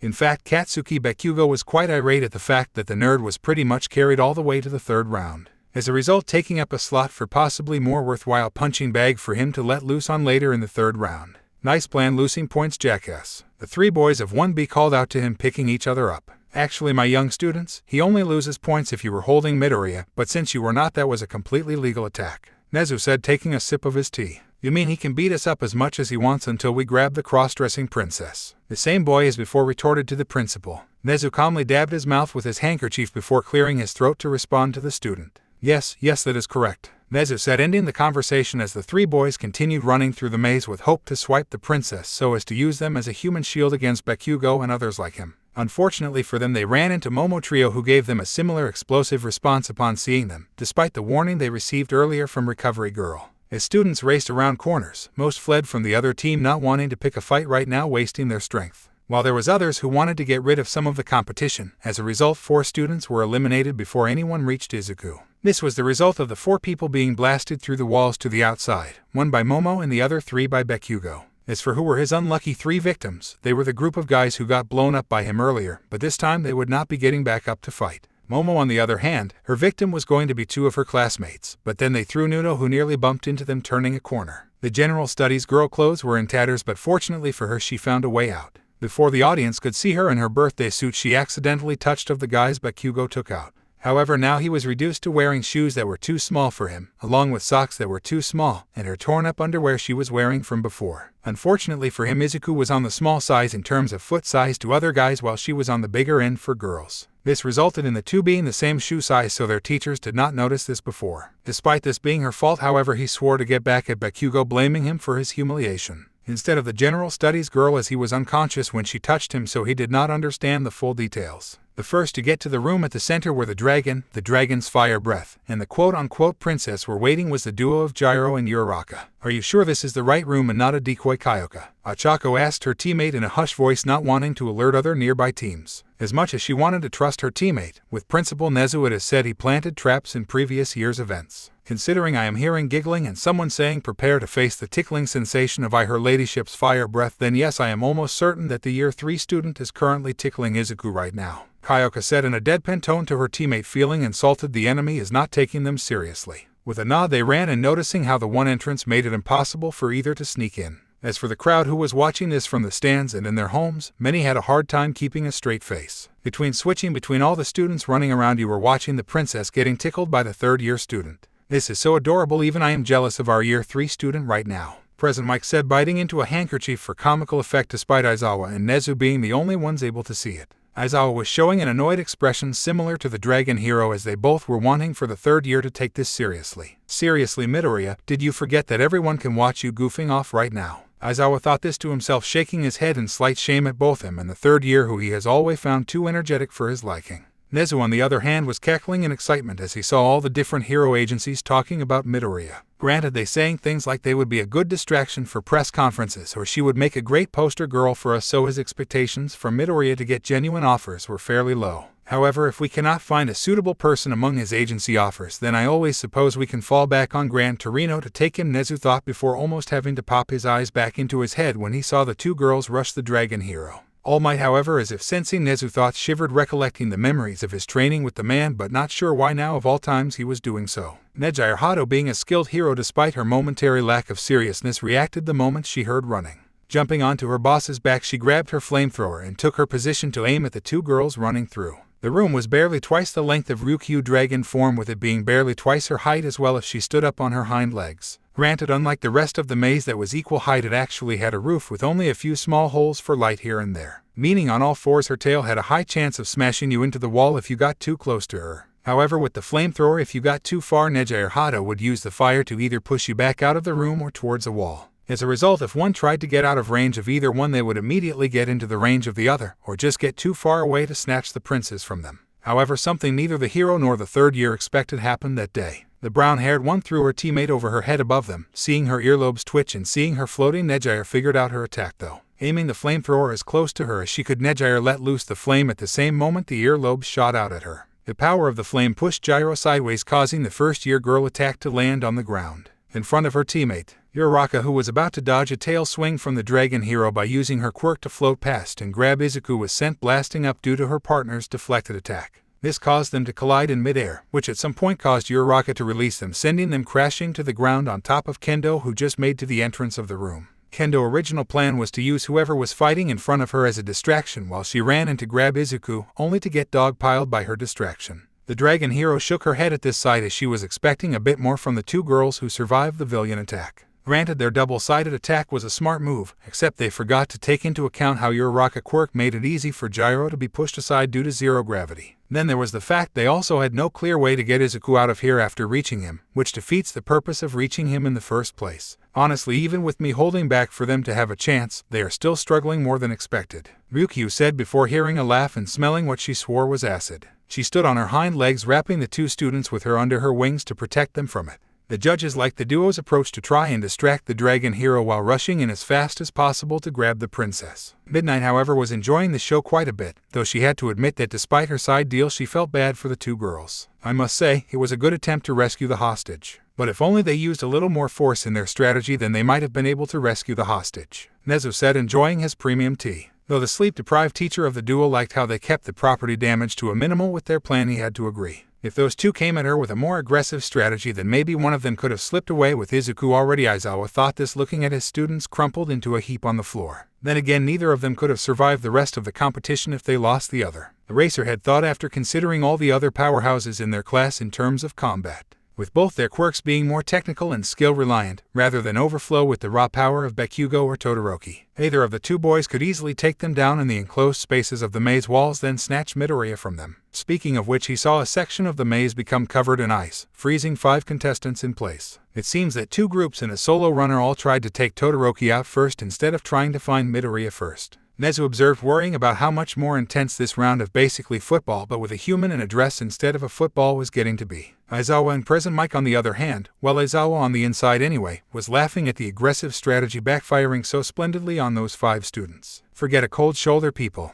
After that there everything is cold, Present Mike said after his short laugh. Back at the room, 2 new challengers ran in. This time it was the indecency duo, as Toru Hagakure was naked, while Mina Ishido was wearing her hero costume shoes and a highly acid-resistant purple bikini coated in Teflon, which Mina had made for her hero costume. It was supposed to be worn underneath as underwear, so if she pushed her acid to her limits she would not need to worry about running around naked after a fight. Teflon was also known as polytetrafluoroethylene. It is used to coat a variety of products because it is waterproof, cuts down on friction, and creates a non-stick surface. It is also one of the most acid-resistant materials in the world. However, due to a lack of friction, her entire hero costume could not be coated. So other than her psychedelic jumpsuit and the top her hero costume shoes, the rest of her costume was not so acid-resistant. A different, less effective chemical had to be used for her fake fur vest and her shoe bottoms, otherwise no rescued people could easily hold on to her, nor could she run properly. However, Mina had no problem walking around like this, as she was a girl with little to no shame. Of course, even she would never be as bold as Midnight Sensei as to run around naked. That was something unique only to her teacher. In any case, as soon as the 2 girls found the room, Mina let loose a spray of acid at the dragon hero to force her onto the defensive. Though the acid user did not expect her to defend herself like this, she knew her and her partner had an opening the moment the wings opened. However, as soon as the dragon hero opened her wings, she jumped onto all 4s as her sidekick got on her back. Then Nejair let loose the flames, forcing them to jump to the side, hiding under a small pile of rubble. However, it was just barely big enough to shield them even after hugging, to the point their faces as well as their melons are squished together, with their legs intertwined almost to the point where they are knotted together, making it impossible for them to simply stand up after the flames might eventually stop. Unfortunately for them, since the flamethrower was not limited for fuel like a normal flamethrower, they were trapped by a constant stream of flame. Mina, I need to tell you something before we either get burned by her or blown up by Bakugo, Toru Hagakure shouted to her friend. What is it? Mina asked, also having to yell over the sound of the flamethrower. Before we might die, I need to tell you how I don't care about getting a piece of Izuku ass and only wanted to see him dressed as cute as possible. You're the only one I want to take between the sheets with me, Toru admitted to Mina, unsure herself as to why she was confessing all of the sudden. We can talk about how I am also tempted to eat you out and vice versa. But I will win the sports festival to prove to Izuku he is better off with me, and you will have to share my purposely well-toned ass with him. Now let's do what we need to do, kick their asses, and save Izuku. Mina told her back, flattered and not caring about gender, admittedly also having similar thoughts about Toru. But at the same time she was determined to get that green-haired cutie. To the acid user he was what she always wanted in a guy, cute and albeit really timid, but when it came down to it he would not back down. As far as she could tell, he was just as, no more determined than anyone else among the other hero course students, even going as far as trying to save someone a year ago before he even manifested his quirk and was still quirkless. Despite her silly persona, she was someone who did want to seriously save people, so as far as she is concerned he is as good as any guy will get for her. Granted, this would not stop her from wanting to see him dressed in girls' clothes ever since she saw how perfectly they fit him. In that case, let's try our original plan again, Toru said, confident that her and Mina combined plan to get past will work if they try it just one more time. In actuality, the flamethrower got jammed and Nejair was afraid to move it out of the way of them, thinking the situation might get worse. I thought Power Loader Sensei told me that he did a small redesign of that student's original model to make it safer. She thought trying to bear with the heat-resistant gloves she was wearing getting worn out by the constant stream. The truth of the situation was that Meihatsu's design was more complex than Power Loader had originally thought. As a result, instead of making it safer by limiting the intensity of the flames, it caused an error in it. This error showed itself in the form of the flamethrower's trigger having a chance of getting jammed if used for 5 seconds or longer, though Nezu would end up doing so later behind the scenes to preserve Power Loader dignity. Nezu would end up chewing him out for taking a device a student made that was already proven to be safe and making it unsafe. Mina Ishido threw a blanket of acid overhead behind her while still looking forward at the wall, momentarily putting the flames out. The steam created from it blocked the view of the 2 opponents, allowing Toru Hagakure to run right up to them without getting burned. Once she was right in front of the dragon hero nose and under the flame, she unleashed her light attack. Unfortunately for the dragon hero, the smell of the burning metal right above her head tampered with her sense of smell, otherwise she would have noticed the student in front of her. Her hair would have also burned if they did not spray it with flame retardant like they did earlier before they started. As such, her only issue now was that she was blinded and in her moment of shock got on her hind legs like a bucking horse. This caused Nejair to fall off her back and fall onto a blinded Izuku, knocking him out via a butt in his face that she would later apologize for, but secretly enjoy the feeling of that moment. Fortunately for Nejire, landing hard on the ground and jammed the trigger, stopping the flames. Momentarily anyways. This was when Mina ran into the dragon hero to cover her eyes in a thick layer of acid that was as weak as she could make it.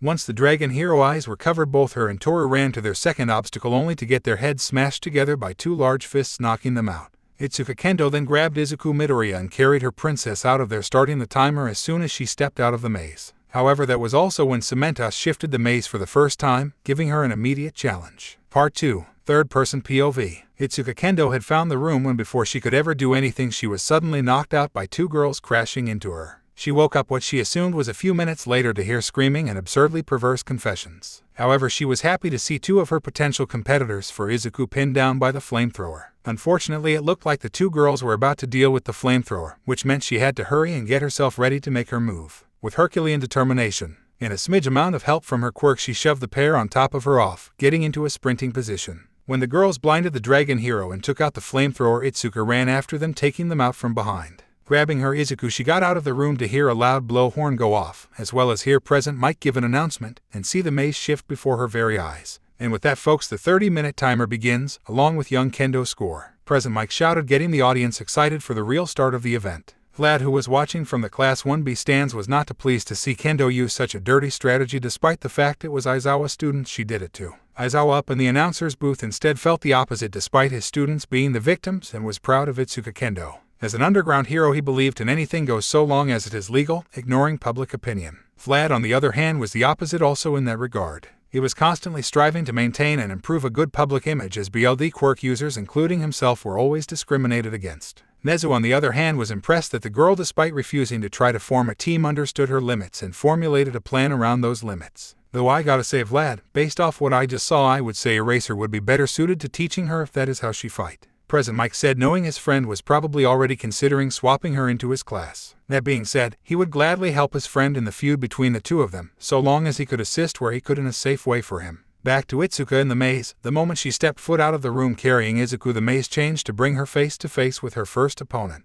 Not hesitating, she dashed forward and slid under the bulky frame of Rikido Sato, making sure to enlarge her fist after getting directly under his balls, pretty much incapacitating him for the next few minutes, as he was also flipped over. And in this contest, every passing second mattered, especially for someone like her who was on no team to speak of. Unfortunately for her, he was not alone like her. At the 15-second mark after she turned the corner and was about to turn the next, she was tackled. Mizo Shoji, who tackled her, was separated from his partner by the shifting walls, used his quirk before to find both Rikido and Itsuka as well. Henceforth, why he was able to ambush her and avenge his teammate. After quickly glancing to see her struggle to get back up, he ran to his partner. Finding his teammate in the ground clutching his crotch, he tried to help him up, but then he received a pink foot to the face. At just barely the 19 seconds and 82 nanosecond mark, he was attacked by a frustrated and confused Mina. This resulted in him joining his teammate on the ground as Mina and someone else who he did not see run onto of him. Toru, who was not completely knocked out due to Itsuka Kendo slightly missing her mark due to her invisibility. As such, she got Mina out of the way of the dragon hero before their eyesight recovered. Thankfully, the tremors from the maze shifting woke up Mina. What happened? Mina shouted, looking around as they were back into the hallway. Itsuka Kendo from 1B knocked us out and ran off with Izuku, Toru said as the two girls began running.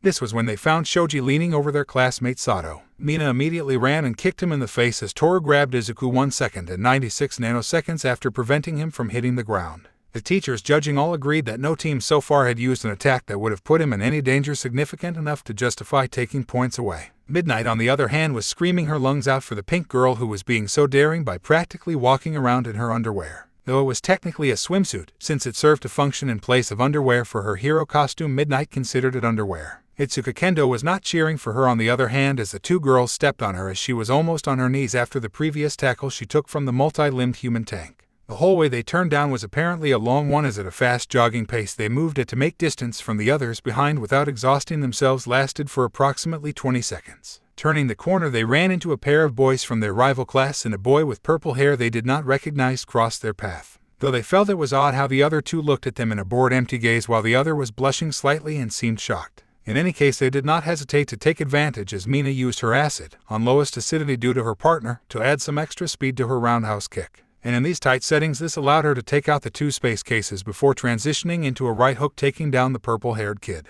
Granted, he tried to block her by crossing his arms, but she coated her fist in a little acid, allowing it to slide through the gap between his arms and force them open. The two turned the corner of this shorter hallway only to come across Bakugo, who immediately noticed them. Die! He yelled his signature word before launching an explosion at them. Mina and Toru fortunately ducked and slid past him on Mina acid trail, but the wall he blasted instead was smoldering rubble. The three teachers in the booth began discussing this action, but quickly came to a consensus on the matter. Katsuki Bakugo is the first to not only lose points but the maximum as well. President Mike said as his score on the scoreboard showed a -15. Aizawa, despite being his teacher, was an impartial judge who agreed he deserved to lose the maximum points for his attack. Nezu was simply glad Aizawa was still the stoic and professional teacher he always had been, despite this being his own student they were judging. President Mike, on the other hand, as much as he wanted to give him a pass, he folded to the other two as he could not justify this unnecessarily powerful attack, especially since the teen had shouted die before attacking them, clearly ignoring the quote-unquote hostage they were carrying. Mitsuki Bakugo, who was in the stands with her husband watching, was screaming full rage at them, deducting points. While she was more focused on how he proved himself stronger than the two cowards who ran away, her husband was fortunately a voice of reason.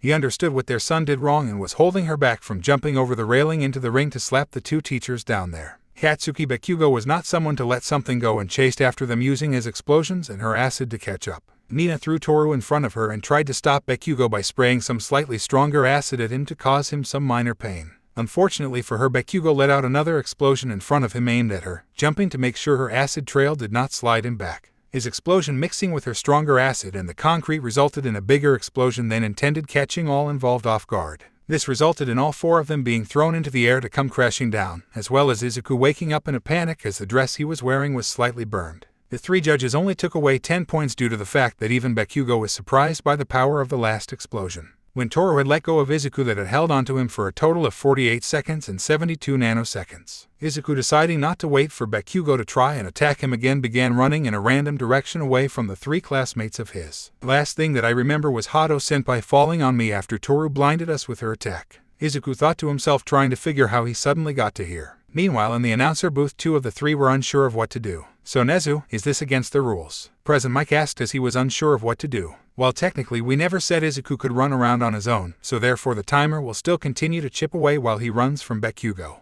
Nezu said, calm as always, snickering to himself at the end. Aizawa, on the other hand, was glad that Midoriya was allowed to fight off the people trying to drag him around everywhere. Though I wonder how long he will be able to outrun all the crazy individuals trapped in the maze with him. Aizawa thought to himself, pondering his most problematic student fate. Izuku used one for all at 3% power to give his run a boost he needed to make some quick distance between him and Bakugo. While running, he noticed the floor ahead looked like it was rippling like a water surface, so he decided to jump from wall to wall instead. This caused the student from Class B to look up in confusion and disappointment that their plan to capture him failed so easily. That is, until Izuku stepped on their face as he slipped of the wall, as he was not used to doing this kind of thing. Yet, though for those like Recovery Girl or All Might, they recognized the way he was moving to be the same way Gran Torino moved with his quirk. Inko, however, was just as proud, as she remembered him watching a news video a few times when he was younger of his great-grandfather taking down villains, even if she never told him it was his great-grandfather. However, as he got to an intersection, he saw that the other three ways had someone who spotted him and were now running towards him. On his left was his classmate Zero, who caught his arm with tape, holding onto it tightly. To his right was Monoma from Class B, using a vine quirk to grab a hold of his other arm to try and also pull him in his direction. Finally, on his front was his classmate Ida, speeding towards him, rushing to grab him even if it meant slamming into him. Being caught in this tug of war was already starting to hurt his arm, so he really did not want to see what would happen if Ida ran into him now like this. Naturally, all three boys lost 10 points each for clearly ignoring the pain they were putting him in. In his panic, he used a 5 perfect finger flick to the feet of the boys on his left and right, causing them to trip and stumble forward, which is when he pulled them. Jumping back as he did so, he laid on his stomach as the two boys fell in front of Ida, causing all to be sent flying to the boy behind who was about to grab him. Realizing he was about to get grabbed from behind before, he decided his best bet would be to find a way to hide for as long as possible. Or else at this rate everyone was liable to tear him apart. Then as he tried to run again, he collapsed at the crossroads. He realized his ankle was sprained, possibly even broken, and he could not run anymore. As he tried to limp away, the two hardening quirk users found him. As Kirishima picked him up in a princess hold, the time began for them, as Izuku had ended up shaving off 63 seconds and 27 nanoseconds off the clock. Kirishima and Tetsu began running with Izuku wrapping his arms around his classmate neck, trying his hardest to hold on through the pain. After a few seconds, Kirishima noticed that he was looking in pain, so he had him and Tetsu stop at the end of the hallway. After checking the corners, Kirishima handed Izuku to Tetsu, who knelt so Izuku could lay his leg down on the ground. "Give me a second to do this real quick, bro, then we will be on the move again," Kirishima said to his partner. "No problem. We may not be the best at first aid, but we can at least try to make it easier for him," Tetsu said, giving his partner an all things manly a toothy grin. Kirishima used his hardening quirk on his arm, focusing it so he could make it sharp enough for his next task. After seeing Midoriya face off against Bakugo on the second day, he realized not just Midoriya needed to learn how to control his quirk better. Or rather, if he wanted to keep with him after Midoriya did learn how to control, he would need to also bring his quirk to its best potential, and to do that he needed to refine his control over it. Using his sharpened arm, he cut a thick slice of concrete out of the wall with a punch. "Sorry, I don't really know how to whittle this down, Midoriya," Kirishima said, comparing the piece of concrete to his ankle. "Give me your arm," Izuku asked him quietly, as he was embarrassed that Kirishima was doing this for him. Luckily, he kept in mind the emergency first aid recovery girl taught him for a situation like this, combined with his years of self-treated experience. Kirishima decided to let the expert do it, seeing as Midoriya had the most first aid knowledge out of everyone on the class. Though he still wondered why they only ever got an award chuckle followed by silence whenever anyone asked him why he was so good at it. Kirishima noticed how Izuku used his sharpened arm to whittle it down to just the right size and thickness needed, as Midoriya also changed that as well. "Hey Midoriya, it is really amazing that you know how to do this," he said as Tetsu nodded with him when Midoriya turned to him as well. Aye, it is nothing special, compared to Recovery Girl anyway." Izuku trailed off, unsure of how to take their compliments, though he did hope that Recovery Girl, who was watching this, was satisfied with his work that she had taught him. Later, this young hero would find out how pleased she was with his skills at this. She would even say she was proud at his abilities he displayed.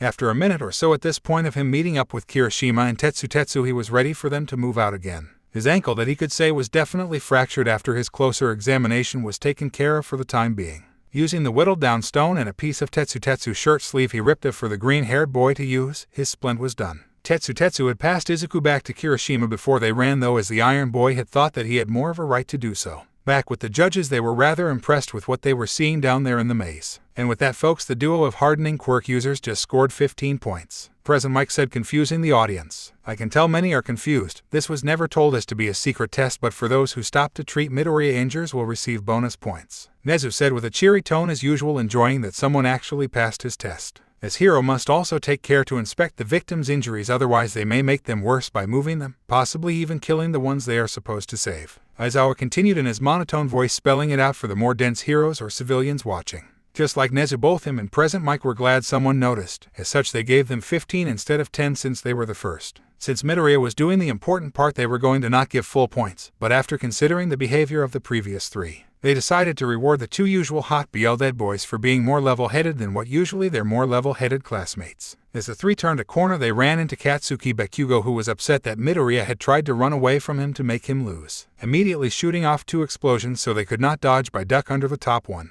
Kirishima, who used his quirk on only his back to focus it again, turned around, jumping back towards the explosion, shielding Midoriya. Tetsu, picking up quickly on his partner's plan, grabbed his shoulders, activating their hardening quirk, smashing Bakugo into the wall using Kirishima. Bakugo lost another 15 points due to this attack, once again showing no concern for the hostage in the attack's line of fire. However, that was when the maze shifted once again, as 5 minutes had passed. This, however, caused the wall to separate the two users. Kirishima, who was picked up by the wall, quickly passed Izuku to Tetsu as Midoriya had lost his grip on him, causing a 94 nanosecond delay in points. "You okay, bro?" Tetsu shouted towards the top of the wall, hoping for a response. "Yeah, I'm okay, just go around and meet back up," Kirishima said, indeed responding to his partner voice, already hurrying to catch back up. With that response, he hurried around a corner, not noticing the shadows of the individuals. Look, it was too late for him as he ran through before Izuku could finish warning him. Waiting for him was Nido Monoma and Kosei Tsuburaba with air discs, smashing them into one side of his head, each knocking him out. With, of course, Monoma grabbing Izuku from his classmate, damaging Izuku's splint in the process. With that, Tetsu added another 7 seconds and 26 nanoseconds to his team's score. Using Tsuburaba quirk, both boys, whenever coming across a fellow contestant, blocked off that hallway entrance with a layer of air. Before running, however, sometimes Monoma would copy their quirk and use it to deflect more attacks or simply store them if he did not need to use them.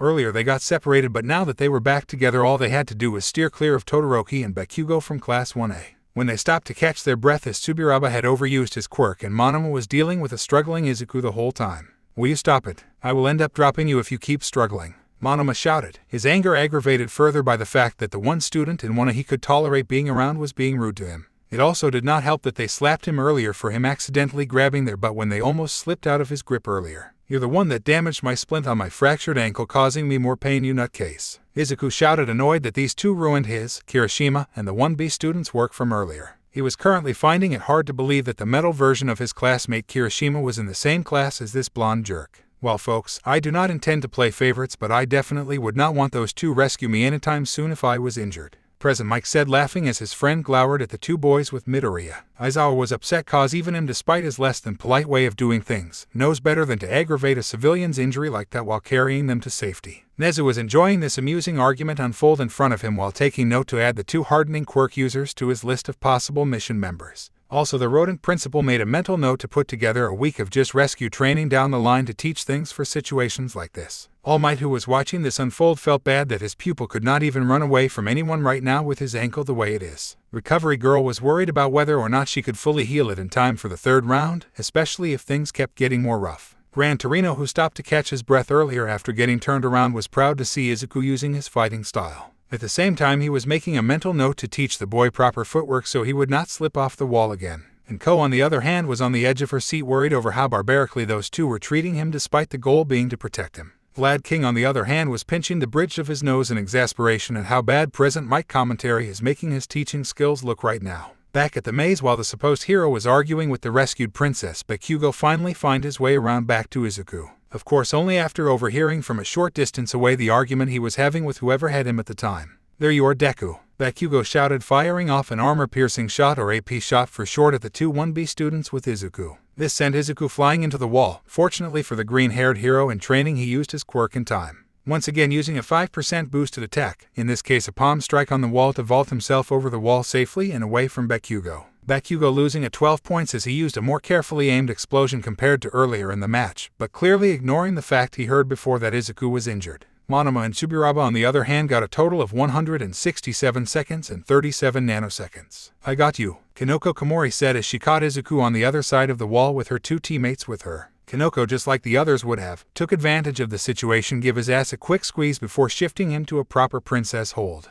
Well, as proper as she could given the height difference between the two of them. Izuku managing to scrape of another 8 seconds and 11 nanoseconds off the clock due to how long it took his vaulting trick to make him fall into Kinoko arms. Part 3. Third-person POV. As impressive as that wall vault was, all it did was get him away from Explosion Manic and into the arms of another one, or rather 3 of them. Present Mike exclaimed as Izuku was caught by Kinoko Komori. The crowd excited to see these 3 back in the spotlight, but also worried for Izuku's safety as well after how the last 2 groups treated him. As for those who save him, it is what I like to call the Trinity of Mass Destruction. Present Mike said, not making the crowd feel any better before he gave each their own intro. First is the leader, a one-woman armory, Momo Yairazu. A lady, if you can call her that. Kinnen will not hesitate to blow you up, so I suggest you stay out of her way. The warning at the end being for the other less combat-capable students. Her second-in-command, Yui Kodai, who can literally crush you with a pebble thanks to her quirk. He said, already imaging her turning a pebble into a boulder in the maze. Finally, we have the third member, Kinoko Komori, who I am pretty sure has violated the Geneva Convention, has already sent over 100 students to the hospital.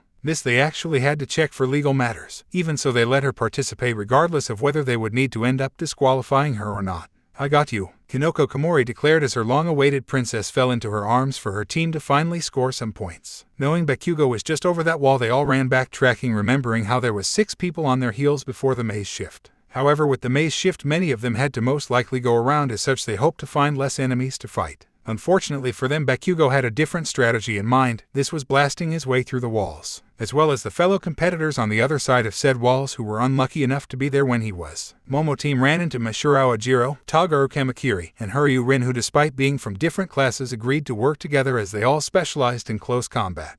With Tagaru Kamakiri having a small amount of skill in range combat, but Huryu Rin, however, was the most knowledgeable of the 3, as such he knew how to deal with Momo best. Momo creating 4 pistols, passing 2 to Yui with rubber bullets in the chamber already fired off their 6 shots per gun. Rin, however, launched his scales that just barely absorbed the force of the bullets, both falling to the ground. Ajiro, using this brief moment, did what his teammate told him to do earlier and launched their other teammate Kamakiri at them with his tail. His blades ready to strike, but never connected as Yui unloaded her empty cartridges, touching the as she launched them at him. Not only blocking him but trapping his 2 teammates with him underneath them as the 3 girls ran over them with Izuku in tow. Unfortunately for them, just as the 3 boys got the slabs of metal off of them, they were blown up by Bakugo, who proceeded through the wall beside them. Oh, that has got a sting. First Momo and Kodai beating them down, then Bakugo finishes off what little pride they had left. Present Mike said, grinning as he just managed to hold back his laughter. As much as I want to lecture him about this, I can't really blame Midoriya in this case, as cannot even walk away from them right now. Aizawa thought, just wanting the child's suffering to end already. Nezu, who was seeing this, was enjoying the unrestrained chaos happening before his eyes today, despite his pity for Midoriya. Though he had to admit, not even he thought young Bakugo could simply blast his way through Cementos walls like he was doing.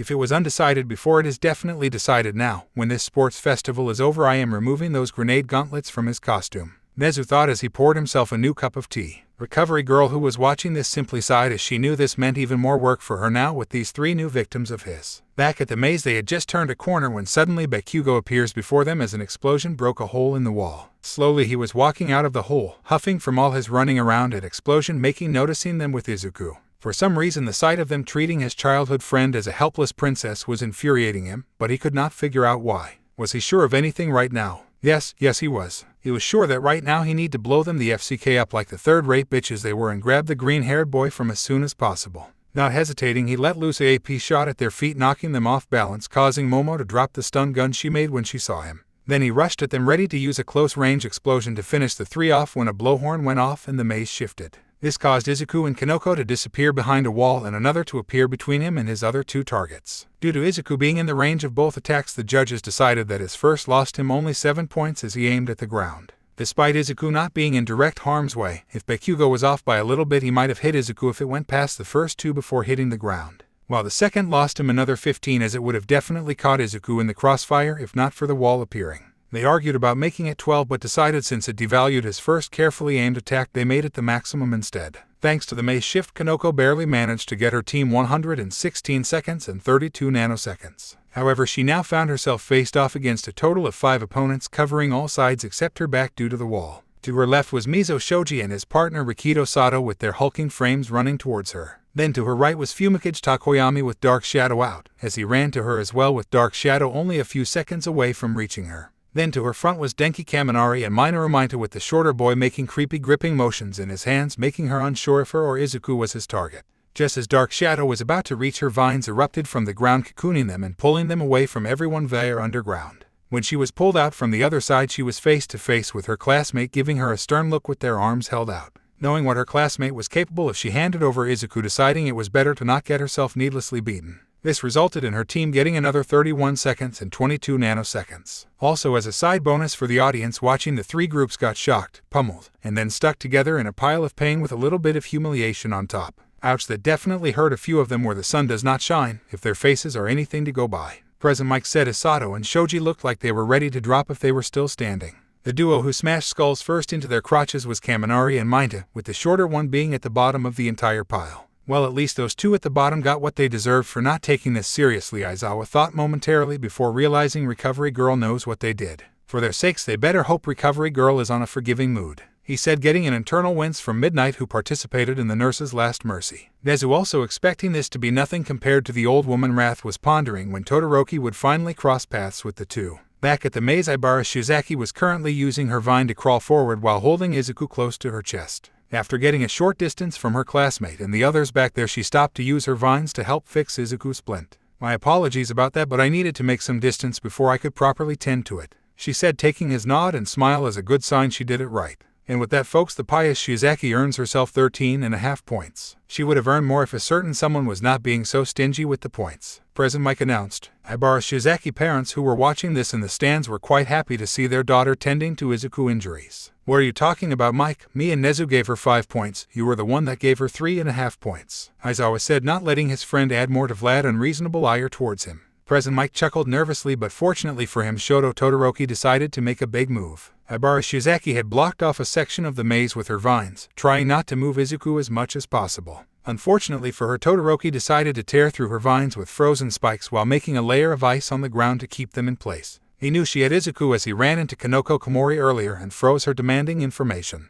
And with that, he just lost himself 15 points. President Mike said as all 3 judges agreed on deducting maximum points. President Mike thought the student was using excessive force, to say the least, with this last attack, especially since Midoriya got stabbed about 2 centimeters deep by one of the ice spikes, with Ibara getting stabbed through all 4 limbs. Aizawa was infuriated at what Endeavor had been teaching his son, if his way of fighting was anything to go by. Nezu, on the other hand, just shook his head, his disappointment at how much his student was like his father, in one of the worst ways possible at that. As Todoroki made his way through the torn-up vines and spikes of ice he saw Ibara Shizaki wrapping her whole body around Izuku. As soon as the temperature dropped, she focused on using her body to shield him from the cold. When the cold air hit, it was affecting her rate to grow more vines. She used what little she could produce to pull the broken-off icicle tip out of his leg before using it to make a truncate to stop the bleeding. And with that she just got herself another 10 points. Present Mike said as the other two agreed with him that despite how minor the first aid was, her shielding him deserved the points they gave her. Hand him over, Todoroki said, holding his hand out as he got closer to her and his target.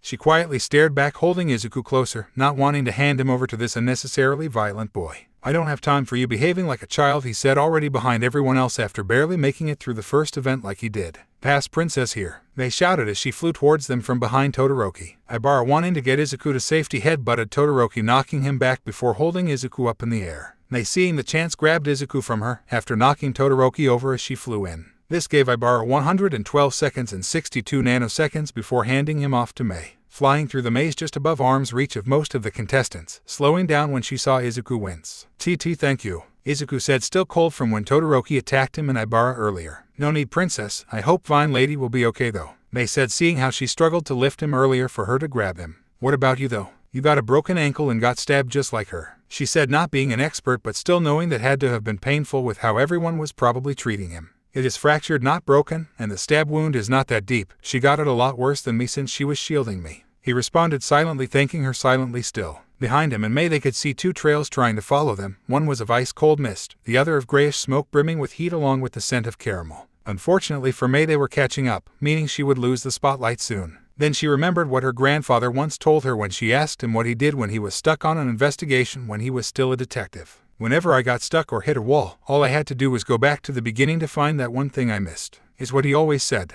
"I have not one but two people who I missed at the beginning," Mei exclaimed as she changed direction suddenly, causing Izuku to yelp in surprise. She also increased the power output of her jetpack just enough so as to cause it to leave a barely noticeable smoke trail. The top two students who saw what they did not realize she did it on purpose to lead them where she wanted. Keeping track of the time since this event began, she knew another Mei's shift was about to happen and the two following her was on pace. As she reached the room she saw Kendo and dropped Izuku to her, calling out "catch," trying to not make too much noise. This got Mei 120 seconds and 32 nanoseconds. The drop taking 2 seconds and 54 nanoseconds before Kendo caught him running as far away from her as possible. Neither of the two chasers, realizing Mei already let go of Izuku, continued to pursue her with Todoroki ahead of Bakugo. As a result, when Bakugo went over his trail less than a few seconds behind, the sudden shift in temperature from cold to hot, combined with Bakugo nitroglycerin-like sweat, resulted in a large explosion. This explosion not only wiped out all the walls surrounding them, clearing a path to the maze center, it also launched the two into the room just as the maze shifted, repaired itself again.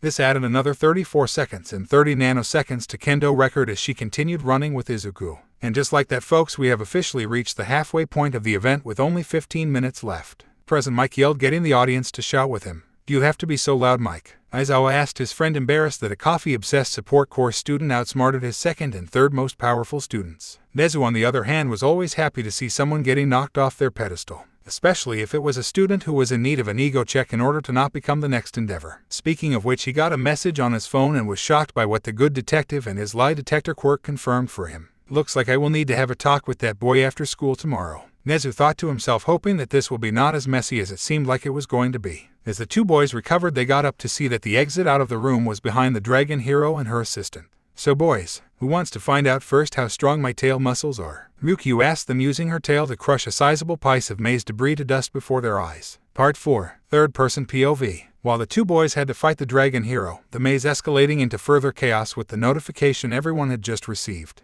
Endeavor, who saw his son stumble onto his ass in front of his enemy like that, was upset to say the least. First you barely make it into the second round, and now you show weakness in front of a pro hero you should already be able to surpass. Endeavor thought to himself. Not only did he not consider anyone among the students a worthy opponent except the kid with the explosion quirk, but he also considered the dragon hero and the third-year student below his son as well. "You better beat her quirk and get enough points to make it into the final round, boy," he grumbled to himself, deciding to take his eyes off this for the next few minutes to calm himself down by going for a walk. Meanwhile, a grandfather of a certain pink-haired who was in a local cop bar watching the sports festival ended up spitting out his drink. "That is not what I meant for you to use my advice for," he shouted, getting a laugh from the others around him. Both the younger cops who were still in service and the other retired cops there all knew his daughter had what they considered a hilarious record. Despite the fact she has an arrest record, it was mostly of her stealing scrap metal from the originally trash-filled beach, which ironically enough, it was dismissed as she was technically doing a public service by cleaning the beach for free. Though they felt bad for her grandfather sometimes, it was always hilarious to mess with the rookies by having them interrogate her. "I pray for that boy if she has taken a liking to him,"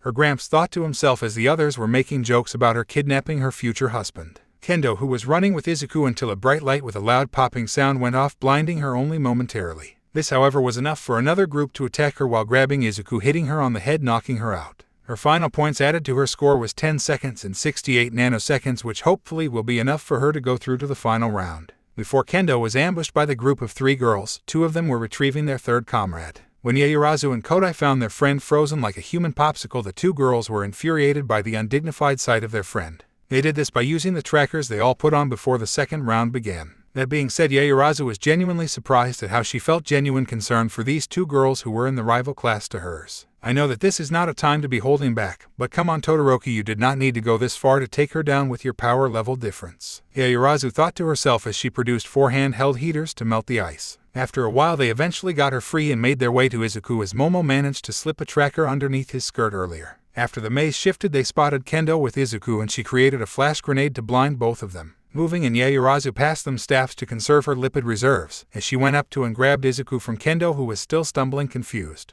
Yui brought her staff down on her class representative, knocking them out cold. After dodging a few attacks, they were all knocked down from a tackle from Tenya Ida, who swooped up Izuku in the process. This added 32 seconds and 46 nanoseconds to the score for her group of 3. He managed to run for a solid 15 seconds and 12 nanoseconds before sliding on acid, falling into a kick to the jaw before going to crash into the wall that was supposed to be where he would have turned. However, his engines ignited the trail of her acid that had mixed with the cement, resulting in a small explosive boost. This caused him to crash through the wall and pass out upon impact. If he had his armor, he would have been conscious still. Well, people, if it was ever debated, we now know the answer. A well-pedicured foot is most definitely stronger than a chiseled jaw. President Mike said, with many of the female spectators wondering where she got hers done. Aizawa, who was watching this, hoped that despite the slap to the face Mike just gave him, his student would learn from this. That being said, despite her good footwork, Ishido could use a bit of more practice with her kicking stance. Aizawa thought to himself, already planning to have her and Ida train together after they returned from their internships. Nezu, however, was finding it amusing how his greatest strength was also the biggest weakness when facing her quirk. Managing to run quickly, but slower than Ida so they can take turns still, unlike Ida, who due to the force of his quirk was unable to. After a few tight turns, they made their way to a pair of flying horns, smacking them right in the foreheads. With the taking of Izuku, the 2 girls got 40 seconds and 32 nanoseconds added to their score before getting up to begin chasing them. Unfortunately for Yaoyorozu, Kodai, and Kanoko, Mina acid damaged their tracker, making them lose track of Izuku completely. And with that, the duo of Ghost and Horse galloped silently into the lead by running over the Hero Course's fashion pair. President Mike said, being fair and taking a jab at them now. Fashion? Since when is being naked considered fashion? Aizawa said in his usual deadpan tone. He understood how Ishido with her absurd clothing choice fit, but Hagakure was naked, plain and simple. I consider nudity very stylish, thank you very much. Midnight yelled at Aizawa, cracking her whip, scaring Cementos. Both him, and most if not all of those watching this all thought the same thing. Of course, you of all people would say that. They thought, with many mothers and fathers covering their children's eyes. On the other hand, was laughing her ass off right now at her friend's usual bold opinion as well as the parents' reaction. I swear, Nezu making her UAPR representative was the best joke that Mouse has ever made. Thought trying to figure out how to breathe again. With Ryuko holding Izuku in a princess hold, she was sitting on her partner's back as they ran on all fours through the maze. Due to the horse aspect of her quirk, she was able to run on all fours as naturally as when she walks or runs on 2 legs. In fact, her speed was even faster on all fours than on 2 legs. Granted, people usually made fun of her for it, so she only told Ryuko and her teacher so far. As such, no one had any idea about her secret weapon. Well, except for 4 people in UA, though only 3 knew for sure. 2 of them who knew for sure were her partner and teacher. The one who did not know for sure was Nezu, as he had yet to ride on her back. Izuku was the other one who speculated, but unlike the principal, can now say for sure his assessment of her quirk was right. Turning down corridor after corridor, they came across many people, with Pony using her 4 horns to fly by standing on them. Ryuko used her quirk to make Izuku float while still holding him. That way Pony only had to hold up the weight of the 2 of them. Though after getting past people, they switched back to feet on the ground in order to not overtax Ryuko. Eventually they came across the hardening duo, both of them shoulder to shoulder ready to grab them. However, for the 2 boys, Pony launched 2 horns, one to hold down 1 foot each, then used her last 2 as stepping stools, going hands first, pulling herself forward as the hands went behind her. Her feet, once landed, kicked off as she stretched her arms forward. The 2 boys covered their heads with their arms, activating their quirks. However, her legs were more than strong enough to push past the defense and send them face forward into the ground. You would think her horns would have held them in place, but she returned them to herself as soon as she stepped on them. As such, there was nothing to hold them back. Fortunately, their hardening quirk stopped their ankles from breaking on them. The horn went off and the maze shifted, adding 201 seconds and 2 nanoseconds to their score. When the maze shifted, Gyro, who predicted the maze shift based off the tremors, had an attack prepared for them with her partner. Gyro attacked the ground under them to throw Pony off balance, while Ochako, who used her quirk on herself immediately after, jumped towards them. Ochako then returned her gravity to normal, kicking Ryuko in the face as she grabbed Izuku, but not before removing gravity on Pony. With her floating, and having to hold onto a dent in the wall to not float away, Ochako and Gyro ran, with Ochako releasing gravity a minute later. The pair, who were just defeated, got another 3 seconds and 82 nanoseconds. Looks like their attack from before against the dragon worked on the horse and ghost instead. President Mike said, doing a replay of the moment the kick landed on Ryuko's face. Now go back, then forward, gotta give it to Uraraka, she did not skip out on leg day with a kick that's strong, he said, showing the rippling of her cheek skin where Uraraka connected. This earned him a BLD spear launched at the announcer booth, landing 1/8 of an inch away from his face. I know you are trying to make this more interesting for the people watching, but try to do it without giving Vlad a reason to practice his spear throwing technique on you, okay? Aizawa said as his friend just gulped and gave out a very quiet yes. Well, quiet by his standards. By a normal person's standard, he was talking at a normal volume. Nezu simply laughed his tiny little head off as President Mike got what his big mouth earned him. Vlad, on the other hand, was getting ready to launch another one if he ever did that again to one of his students. With Gyro using her quirk repeatedly, they kept taking turns avoiding people till they suddenly got attacked from above. Being so focused on using her hearing, Gyro did notice the shadow above them till Ochako warned her. However, it was too late as Tsuyu delivered a drop kick to Gyro's chest, knocking the wind out of her, nearly knocking her out as well. Before Ochako could react, however, a pair of floating hands pulled her top overhead.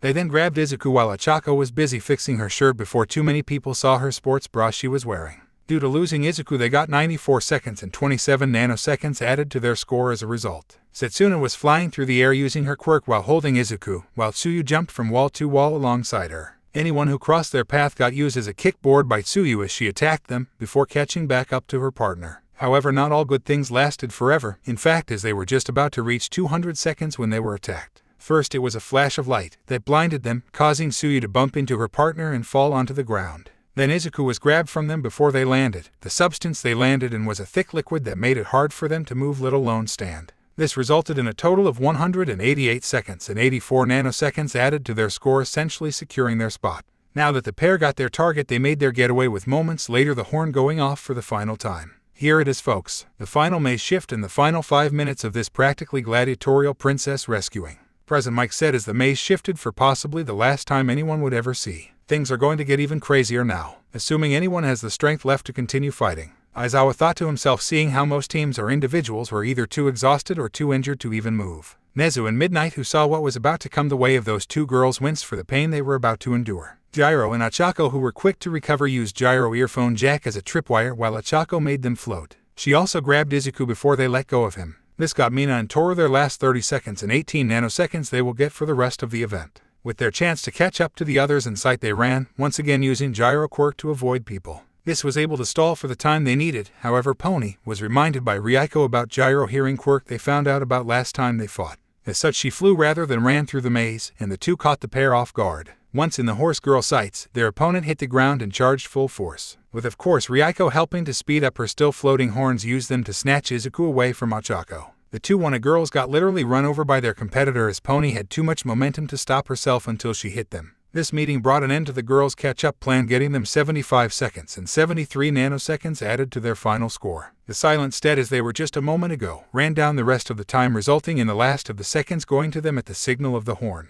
And just like that, folks, the second event is over. The princess is indeed safe from the dragon. President Mike yelled as everyone cheered for the students. Considering the large amount of students who needed healing, we will now go to commercial break for 30 minutes before playing the fight video between the two students and the dragon. Nezu said cheerfully as he purposely withheld this footage for this moment to buy the two boys time to recover before what would happen next. The other students, with the exception of 3 girls, were confused as to what their principal meant, but figured they may as wait for the video to play in 30 minutes to find out, as they were all exhausted. UA Sports Festival, third-person POV. With the second event over, Recovery Girl was now patching everyone up in the infirmary, quickly sending out those with lighter injuries first. Izuku unfortunately was still stuck in the dress as he needed to be healed right away, according to Recovery Girl. Among the spectators there was a certain rabbit hero, who currently had a shit-eating grin plastered on her face. This was due to not the fight she was about to see of the two students, but the power she saw from Izuku earlier in the round. For a fighter as experienced as her, she could easily tell that was not the young man's full power. In fact, the thought of him pushing his power to its limit in a fight against her was quite tantalizing, as she also has never been pushed to her full power. At least not since she was in middle school and going to those fight clubs when she was still inexperienced and not fully developed.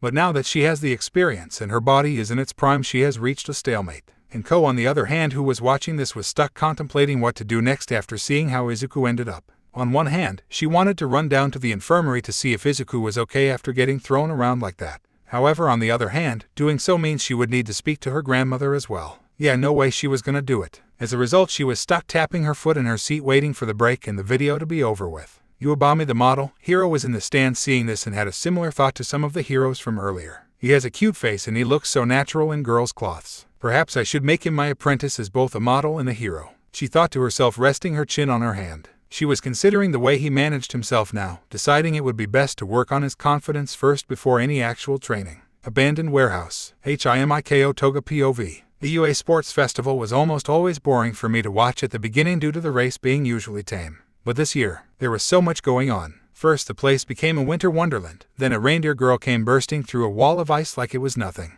It was hilarious how she had 2 people on her back as she ran on all fours, though when I looked closely I realized she had hooves for feet. Since when do horses have horns? I asked myself out loud while watching through my latest friend's phone. They did not say anything when I asked if I could use it earlier. They just lay there on the ground napping with their eyes open like they all do after 2 weeks or so of me meeting them. When they got to the maze race thing, I originally thought it was going to be boring, like them putting just a tiara on a random girl. But then I saw them. I do not know if they were a boy or a girl, but I did know one thing: I am going to sink my teeth into that cutie. They really looked just like a princess. Oh wait, that was definitely a sizable penis bundled up those cute panties. Oh well, that just makes him even cuter since he can pull off those girls' clothes so well. When I saw him crying, I wanted to cuddle him and tell him he was going to be alright as I bury my face into his fluffy looking hair. Everyone was going crazy passing him around, most of them ignoring his injuries as they focused on getting points. Oh, but a few of them actually took notice and fixed him up instead of focusing on moving. Though I can't blame him when he ran away on his own, though spiky hair was being really rude to Izuku.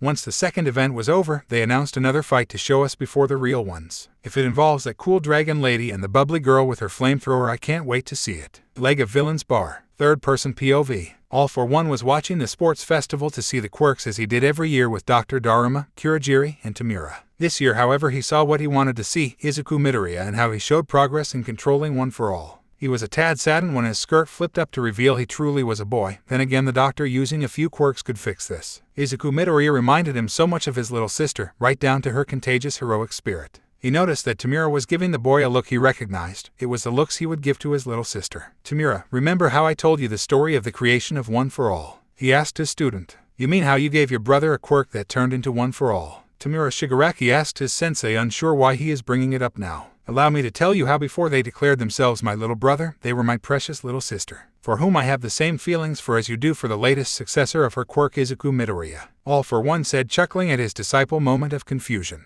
If I am to pass on my quirk and throne to you, I may as well have you fulfill that dream I failed to do so over 200 years ago, he said as he noticed his student grin and joy, knowing how he approved and supported his decision. UA Sports Festival. Third-person POV. Izuku was currently laying in a hospital bed getting healed and scolded by his unofficial grandmother. Recovery Girl was annoyed right now as this felt like a repeat of Toshinori days when he was training still at UA.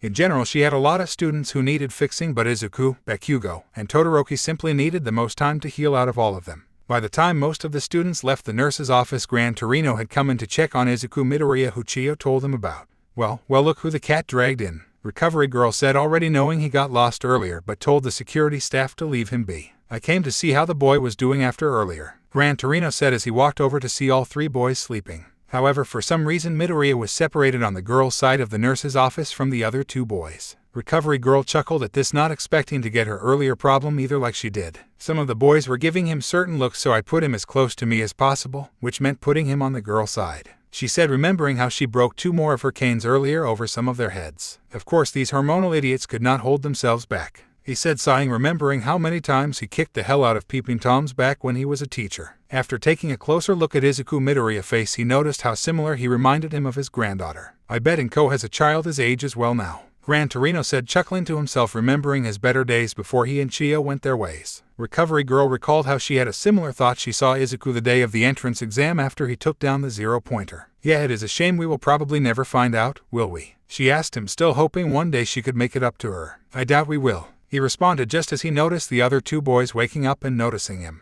Glad to see you're awake. Since you can stand, you can join the rest of your classmates in the locker room, Recovery Girl said as they both nodded and hurried out as she insisted they did. As much as they were curious about the old man, they saw the two broken canes under her desk and decided not to find out today how hard she can hit.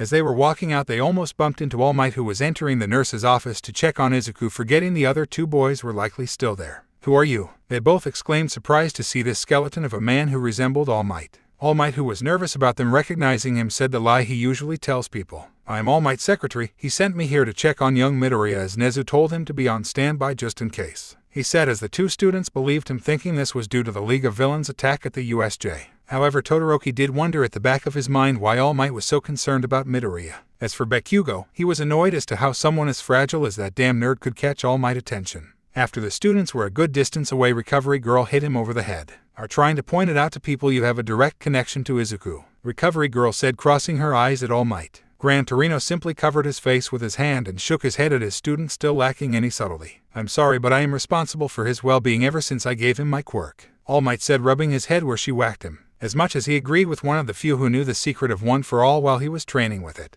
he still was trying his best to keep it on the down low by minimizing his time with Midoriya near the school or during school hours. That being said, I saw his mother from the stands, and she is not exactly relaxed right now, he told them as they both just shrugged their shoulders at him. "There is nothing we can do. Besides, she should have known how dangerous. Where did my Taiyaki go?" Gran Torino was about to say something berating about the women when his Alzheimer's kicked in and he spouted his usual nonsense related to his favorite food. Recovery Girl decided instead of waiting a few minutes for him to snap out of it, it would be quicker to attack him. And as always, it was as his combat instincts kicked in, resulting in his mind sharpening instantly to its usual self. "I know what you are both going to say. My mind is still sharp enough to continue my hero work," he exclaimed in self-defense. "And you will run yourself into the ground at this rate. Just accept retirement already," she said to him, rubbing her temples, genuinely worrying for her ex-husband's health. "I became a hero because I refuses to stand around and do nothing while people are in danger. It is in my instincts to save someone in danger, so I will be damned if I stop protecting people while I still have the strength to." Gran Torino responded to her, as always refusing to back down from her on this subject. "With all due respect, I think you have carried much more than your share of Hero Society's burden. Perhaps you should consider this," All Might asked him, unsure himself as he agreed with his former master's mentality. "Oh come on, you are the same as me, Toshinori. If I retire, then you should as well," Gran Torino responded back to him, annoyed at his former student's hypocrisy right now. "I stand corrected. You both will run yourselves into the ground, and right now you're teaching that to Izuku," she said, whacking them both over the head. This was when she noticed Izuku wake up. She smiled in response to finally see him awake after she used up a considerable amount of his energy. "Here, drink this. It is from Ponitsu no Tori. I checked it and it has more nutrients than my nutrient gummies," Recovery Girl said, handing him the milkshake the student she mentioned gave her. Izuku recognized the taste, confirming that this was the same milkshake she made for him a couple weeks back. "It's as good as ever," he said, finishing it quickly, getting back some of his energy, though he still felt pretty tired overall. The pause systems came on and everyone but Izuku knew what was about to happen. "Greetings students and spectators, I left you waiting long enough. Let us begin the video of the two students versus essentially two pros," Nezu said in a cheerful tone, still keeping Izuku confused. All of the students were gathered on the field to watch the video, sitting cement-constructed temporary seats. Basically, you are about to watch a replay of the fight between Bakugo and Todoroki versus Rukiu and the third-year Nejiru Hado who was assisting her. Recovery Girl cut to the chase, seeing how surpassed Izuku was. Then she gave him a once-over and realized he was still wearing those clothes from earlier. "Toshi, go to the student's locker room and get his uniform. Say I sent you. I mean, you pretty much blew your cover earlier if the look Todoroki gave was anything to go by," she said, not yet realizing the hell Todoroki would raise later with his big mouth. UA Sports Festival, Bakugo and Todoroki versus Rukiu and Nejiru Hado, third-person POV. Rukiu had just crushed that piece of rubble to size them up based off their reactions, and neither one of the boys were shaken in the least. It looked like she might have an interesting fight on her hands. Fortunately for them, her sidekick could not fight except for using the flamethrower. If her sidekick could fight to her full power, then she alone could take them down without her help. Deciding to lead off with a proper quote-unquote dragon attack, she had Nejiru fire the flamethrower. However, Todoroki raised an ice wall to block it with ease, though it did melt apart immediately afterwards. Bakugo tried his AP shot to knock her out of the sky, but she just coiled her tail tightly into a cone sheet to disperse the force of the attack. Todoroki sent a wave of ice her way, but it was stopped in its path by the flamethrower immediately, as he was not exactly what people would call peak condition. Bakugo attempted to break this stalemate of a situation after a few rounds by using his explosion to fly toward the hero. Going around the edge of the flame from the flamethrower, he reached her stomach and let off an explosion point blank. However, she used the cone defies with her tail again to disperse it, but this time she took a small amount of damage due to his proximity. Since he could not fly like that without building up some sweat, it took a few dozen more rotations before Ryukyu had to go down to the ground. This was a few moments after the horn for the 10-minute mark blew. Unfortunately for the two boys, the fight was about to get tougher. As for the wall shifts, Nezu decided to discreetly order Cementos through his earpiece to make sure the exit door remained behind the pro hero. Leg of Villain's Bar. Third-person POV. Tamura Shigaraki noticed how after taking a certain amount of damage the hero decided to play it safe by switching to land as well as changing her tactics. Those noobs better brace themselves. The boss attack pattern is about to change now that their health went from green to yellow. He said, comparing this to a video game, or rather a few he played growing up that used that function. All for one found this amusing. As childish as it was to compare real-life combat to a simple video game, his pupil was not wrong. Now that she has taken too much damage to remain airborne in her tired state, she has decided to conserve her strength to prolong the fight. As always, Nezu, you test your students in the most amusing way possible, don't you? He thought as he decided to go back to focusing on the fight with his pupil. UA Sports Festival. BAKUGO and TODOROKI. Versus Ryukyu and Nejire Hado. Third-person POV. Ryukyu had to admit to herself that Explosion Quirk packed a considerable punch even in her dragon form. Once she touched down, she spread her wings and told Nejire to fire the flamethrower. As she did this, Ryukyu began flapping her wings. This caused the fire to spread wider, making it harder on Todoroki to reinforce his ice wall to block the flames. However, the less concentrated flame meant that his ice wall did not completely melt like it did before. Bakugo, noticing the height of the flames, came up with an idea to get in close to her again to finish her off. He waited a few turns of this back and forth to get his timing right before starting his plan of attack. After Todoroki moved his foot showing he was ready to throw up another ice wall, he prepared himself to move fast. He jumped just before the new ice wall was made while the older one was still short enough for him to jump over it. The wave of fire came next. This was when he put his plan into motion, squatting while throwing one of his arms back for the next step. Finally, after flames passed over him, he used the one hand behind his back to rocket forward in an instant. Normally he would need two hands, but the flames caused him to generate enough sweat that one hand was enough. Once he was a foot away after the explosion, he got ready to make one last leap forward before unleashing his explosion. However, his plan was foiled as Ryukyu, who with her much greater experience saw this attack coming a mile away. With her tail cleverly hidden behind her back, she whipped it forward from her left side, grabbing him. She pulled him behind her by pulling her tail up so she could slam him into the ground behind her so he could see the exit just a few feet away from him. Then flung him forward by whipping her tail over her head from the center of her body, sending him in a straight line towards Todoroki, who did not see his attack coming. As he was about to hit the ice wall, Bakugo used his explosion quirk to destroy it, sending Todoroki flying into the wall. Unfortunately for Bakugo, he forgot that the power of this explosion was meant to propel him back a safe distance after attacking the dragon hero. Now, however, it sent him back to her, where she used her tail to whip him from her right side, sending him flying into Todoroki. It was ironic how the defensive measure he took with his attack turned into what caused him more pain. Just as he was catching his breath, Todoroki was slammed back into the wall by Bakugo, both boys getting the air knocked out of them.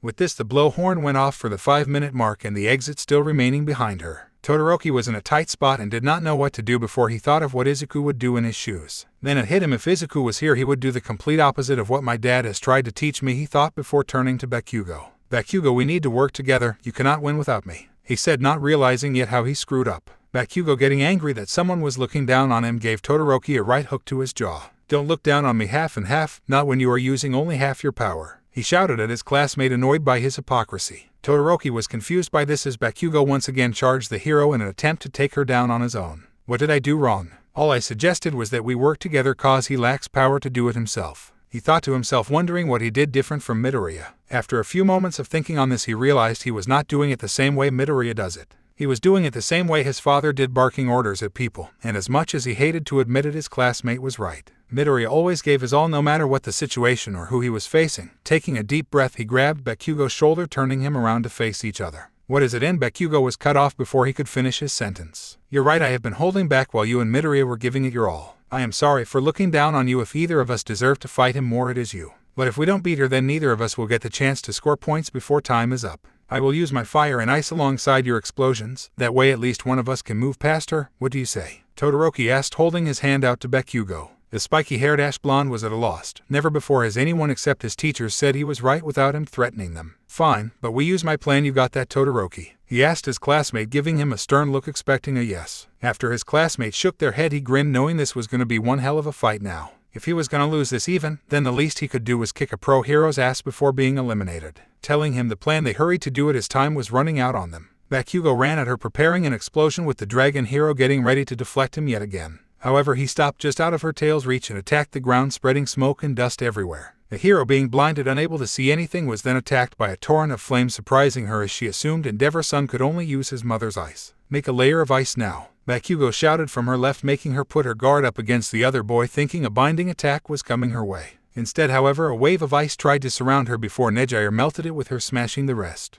This also cleared up the dust, revealing Bakugo to be on her right side now. "When did he sneak up on me?" she thought as she saw him preparing a close-range AP shot. Chucking a rock at him, she smirked as he was about to get thrown into the wall yet again. However, that did not happen for some reason. Instead, he shattered, and the next instant she was shot with a barrage of explosions from behind. In the process, not only was she stunned, her sidekick was knocked out and sent flying away from her as well. To top it off, the flamethrower got damaged and exploded on her back, knocking her out, but not before noticing Bakugo on the left side. "I see now, he used his reflection as a decoy while his partner caught my attention. Good teamwork, boys, you two might make it as a hero after all," she thought before passing out. UA Sports Festival. Third-person POV. Nezu, who was currently losing his shit laughing like the madman he was also one of the only few watching not stunned right now. Everyone's reactions were better than the rodent-like creature had anticipated when he decided to hold off on showing this fight. Especially Endeavor's reaction, as he looked like he was trying to decide it between screaming his lungs out in rage or praise his son for taking down a pro hero. As for Aizawa, though it was hard to tell if you did not know the man well, he too was shocked, but not even he was sure why his employee was shocked. Even President Mike himself was for once speechless, and he loved to talk more than anyone else he knew. Unfortunately for him, Midnight began rubbing her thighs together at this video. It was a good thing everyone was in too much shock to notice. Aizawa was shocked that the two students who had the most trouble with teamwork ended up pulling off such an attack. "And here I thought they were hopeless. Midoriya really is some kind of miracle worker." Aizawa grinned under his scarf, seeing now why Recovery Girl is putting so much effort into him. Granted, he still thought it was odd that the women whose policy was go home as early as possible spent her time after work on him. If Midoriya had a healing quirk, it would make some sense to me, but his quirk was not a healing quirk like her quirk is. It is the opposite, a combat quirk, he thought to himself just before President Mike regained his composure, screaming his lungs out. With that, folks, the Night of Explosions and the Night of Ice has slayed the dragon. President Mike screamed, getting the viewers and crowd out of their state of shock. Both erupted in cheers at this epic fight of wills they just saw. Even the ones who disapproved of Momo's overuse of explosion were cheering for this awe-inspiring fight. Midnight fortunately pulled herself together before anyone really noticed what she was doing, nearly playing with herself. Ladies and gentlemen, I am proud to tell you that these two students from the fight have secured their spots in round 3. She announced like Nezu told her to do through her earpiece. Everyone was puzzled, not understanding how, since both boys had gained 0 points during the course of this maze battle. To explain for those who do not know, as per Nezu's secret rule I was informed of after of the second event, whichever individual or team beat the dragon like the knights from Fairy Tales did got an instant pass. Midnight exclaimed, cracking her whip as she bent down and winked Fi for the audience, giving the two a not-so-subtle sultry gaze. The boys took a few steps back behind their other classmates just to be safe, as both had heard the stories of her. But they were not on a team, Momo complained, pointing to the two as they did not bother looking at her. Not cause they hated her, but more so because they could not argue with her fairly valid reason. That is true, young lady. However, I felt they both deserved a pass for improvising a team, as they displayed incredible teamwork skills. As such, the two young men will do battle shortly in order to decide who moves onward to the third event. Nezu said over the speaker system before taking a sip of his tea. On that note, here is the scoreboard, people. Midnight said, pointing her whip towards the digital board to show the placement of everyone. Passing list. 1. Izuku Midoriya equals 0 points. 2. Shoto Todoroki equals 15 points. Katsuki Bakugo equals 74 points. 3. Pony Tsunotori equals 206 points. 4. Ryuko Yanagi equals 206 points. 5. Ibara Shizaki equals 136.12 points. 6. Neihatsumi equals 120 points. 7. Tsuyu Asui equals 94.42 points. 8. Setsuna Takagi equals 94.42 points. 9. Tetsu equals 86.745 points. 10. Iyajiro Kirishima equals 86.745 points. 11. Ochako Uraraka equals 85 points. 12. Kyoka Gyro equals 85 points. 13. Kosai Tsuburaba equals 78.685 points. 14. Nito Monoma equals 78.685 points. 15. Itsuka Kendo equals 59.98 points. 16. Mina Ashido equals 59.61 points. Toru Hagakure equals 59.61 points. Non-passing list. 1. Momo Yaoyorozu equals 60 points. 2. Yui Kodai equals 60 points. 3. Hinoko Komori equals 60 points. Why are we not passing when other people with lesser scores than us are passing? Momo exclaimed in outrage. The audience also lost on this as they too did not understand why they were not passing on to the third event. It is simple, girls, you three were disqualified for your actions, Nezu said, waiting a moment for it to sink in. What do you mean our actions, Shroom? Kinoko spoke, also confused as to what the principal was talking about. Well, let's start with you, Ms. Komori, shall we? You sent 107 students to the hospital with your quirk during the first event, which the way you used it, by the way, broke the Geneva Convention, as this sports festival is a technically government-funded event. As such, you are disqualified from the third round as your punishment for sending so many students to the hospital like you did, he said, sipping his tea as what he said sunk in. Next up is Ms. Yairazu, who broke the hero minimal force laws repeatedly during both the first and second event. As such, it was either this or a 2-week suspension after the sports festival, which I assume you would not prefer, Nezu asked her at the end, noticing how she bit her lower lip in frustration. Finally, Ms. Kodai, your reason would also have gotten all your other teammates disqualified if not for the others. You made a back deal with Midnight for information on the event for reasons I do not know, but that hardly matters. Stealing classified event information like that was clever on your part, but sadly the drones picked up your explanation to your teammates during the plane ride.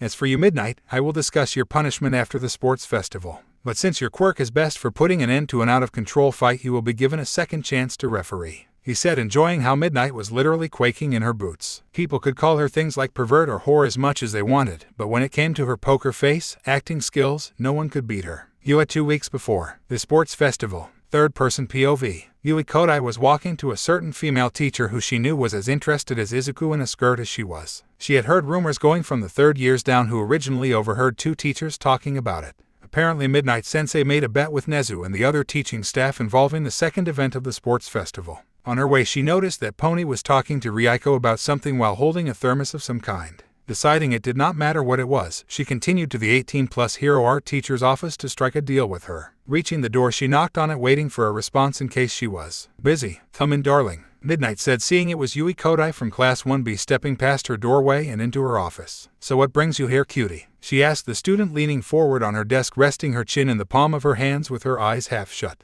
This is unusual. I doubt she is here for a cup of tea. What business does she have with me? Midnight thought, gesturing for her student to sit down. I came here to make a deal with you. If you help me win the sports festival's second event, then when I come in first overall, I will share some private time of Izuku with you, Yui said as the heroine raised an eyebrow at this offer of hers. How will you guarantee that private time? Midnight asked her, curious as to what she had up her sleeve. I will declare a wager to everyone else. Winner takes him out on a date, and I have no doubt all the girls will agree, Yui Kodai said, more than willing to do a threesome with her if it meant she got a taste of Izuku. Oh wow, now that is devious girl taking advantage of their egos. Unfortunately for you, I have to put a stop to your plan, at least till little Izuku is ready for that kind of relationship, Midnight thought, planning to put her to sleep when the time came. Okay, but you should be warned, I love girls just as much as I love guys, maybe even more so, Midnight said, giving her a wink as she laid back in her chair, giving her melons a little shake, making the student blush. Though Yui Kodai did not know it, Midnight left out the part of beating the dragon so she would not get the guaranteed chance by forming a team to specifically beat her.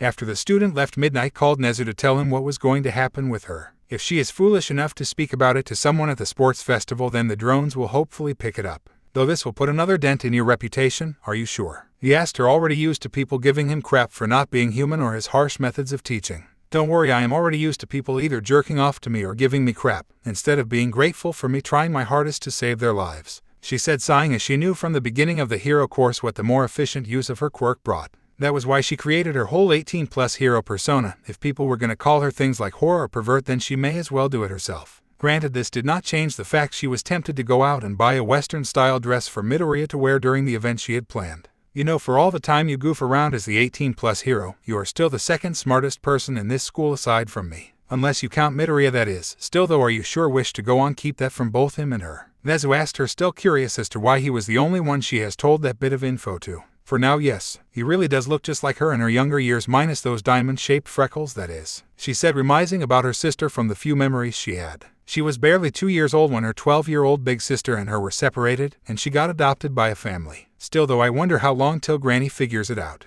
Nimiri thought to herself, stretching herself. Thank you for doing this, Kayama, Nezu said, sighing, as he knew this was the best bet to get permission to put an official leash on a possible threat to the next welder of One for All. Not that he thought she would ever cause him any serious physical harm, but the trauma of being violated will definitely make it harder for him to focus on mastering that quirk. After that, he turned towards the window of his office to overlook the entire campus. With evidence of All for One returning, I will need to make sure to prepare Midoriya as much as possible. he said, not liking the idea of sending such a young man into battle against the ultimate evil. However, it will most likely have to be done, especially if All for One is more healed than All Might is when the final confrontation occurs. UA Sports Festival. Third-person POV. Hold on Principal Nezu, why are mine and Toru names beside each other like Bakugo and Todoroki? Mina exclaimed, pointing to the board. Both girls worried about what answer they might receive. Granted, both wanted to be in denial of the obvious answer before them. Mina, noticing how nervous Toru was feeling, gave her hand a light squeeze to help calm her new girlfriend down a smidge. Since you two girls tie for last place, you will unfortunately have to fight for 16th spot.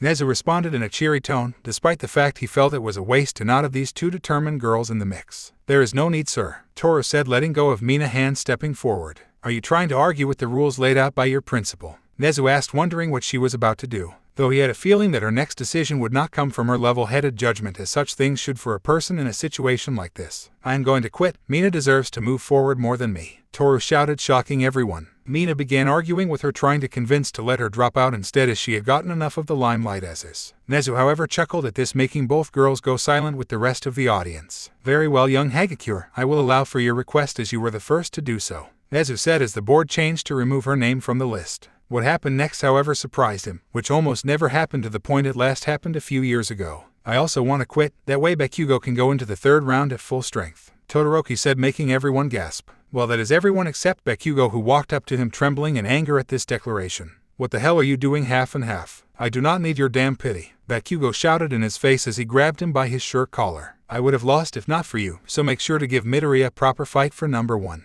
Todoroki said, shoving Bakugo off of him. HMPH. Fine, but I am going to fight him at my full power cause I want to, not cause you want me to, Ice Boy, Bakugo said, walking back to the locker room. Nezu was shocked to see Endeavor-san going from cold-hearted to putting his fellow classmate before himself. Very well, young Todoroki, I will accept your decision on the condition that you go to the internship I decide for you, understood?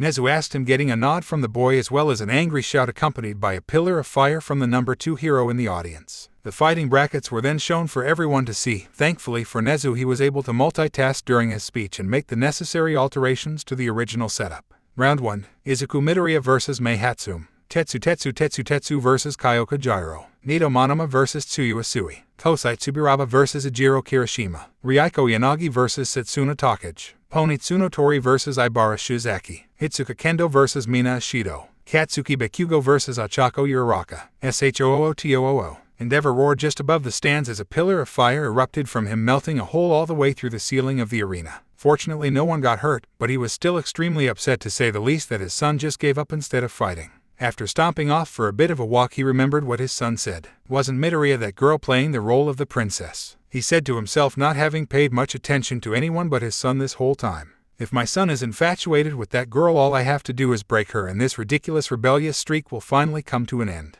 He thought to himself, thinking his plan was genius. Midoriya, I suggest you prepare yourself. I will use the internship as an excuse to bring you to my agency. There I will teach you what values you should be teaching my son, Endeavor said, grinning, thinking she would never refuse an offer from the number 2 hero unless the number 1 hero made an offer. With that, the audience had the option to leave to get something to eat, while the remaining contestants who did not pass had the option to participate in other smaller games to show off for the audience. Those who did move on to the final 16 got something to eat, with Izuku getting dressed into a pair of gym clothes, deciding to join his classmates. Despite the other 3 telling him it was a bad idea, he went anyway, meeting Midnight on the way there, who traded spots temporarily with Vlad so she could get something to eat. Granted, that was all after he realized who Gran Torino was from the news of hero fights he watched, going into a fanboy mode. Midnight-sensei, how are you? He said, not stammering for once, actually surprising himself. I'm good, Midoriya. Oh, and you can call me Nimiri if you want, she said, ruffling his hair as he blushed. I can't do something like that, he said, covering his face, looking away from her, though for some reason the way she played with his hair felt similar to how Recovery Girl or his mother would. Midnight found this amusing, as he was just as much of a nervous wreck as her big sister was when their mother joked with the two of them. I told you to call me that so you can, or if you want you can call me Auntie, she said, leaning into his face. His arms flailed around his head as he stuttered in confusion, not sure which one was worse for someone to hear him call her. I am joking, so relax. I would feel super old if you called Auntie, you know, Midnight said, stifling her giggle as she pulled him into a sideways hug.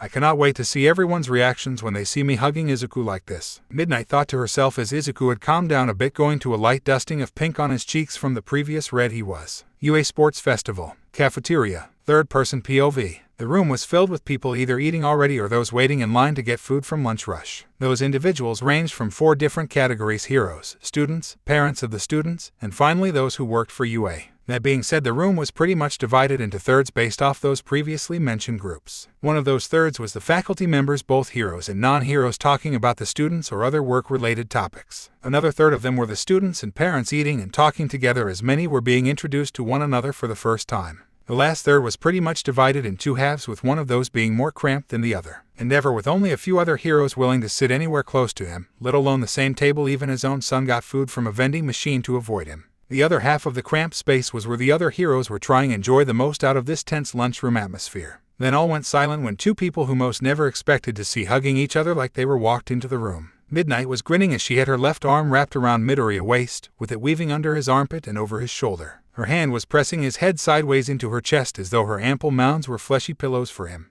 Everyone was mouths agape at this, but the two of them, despite one of them being more embarrassed than the other, went into the food line. 2 Katsuden lunch rush, extra toppings if you don't mind, Midnight said, letting go of Izuku so they could grab their trays, though she made sure he did not leave her side. On their way to the pro heroes, where she knew Midoriya would be the most happy, Endeavor stepped into their path. Izuku, Midoriya, correct. My son may not be here at the moment, but even so, a conversation between us surely be for your benefit, Endeavor said, placing a hand on their arm as he had to literally look down on the student due to the height difference between them.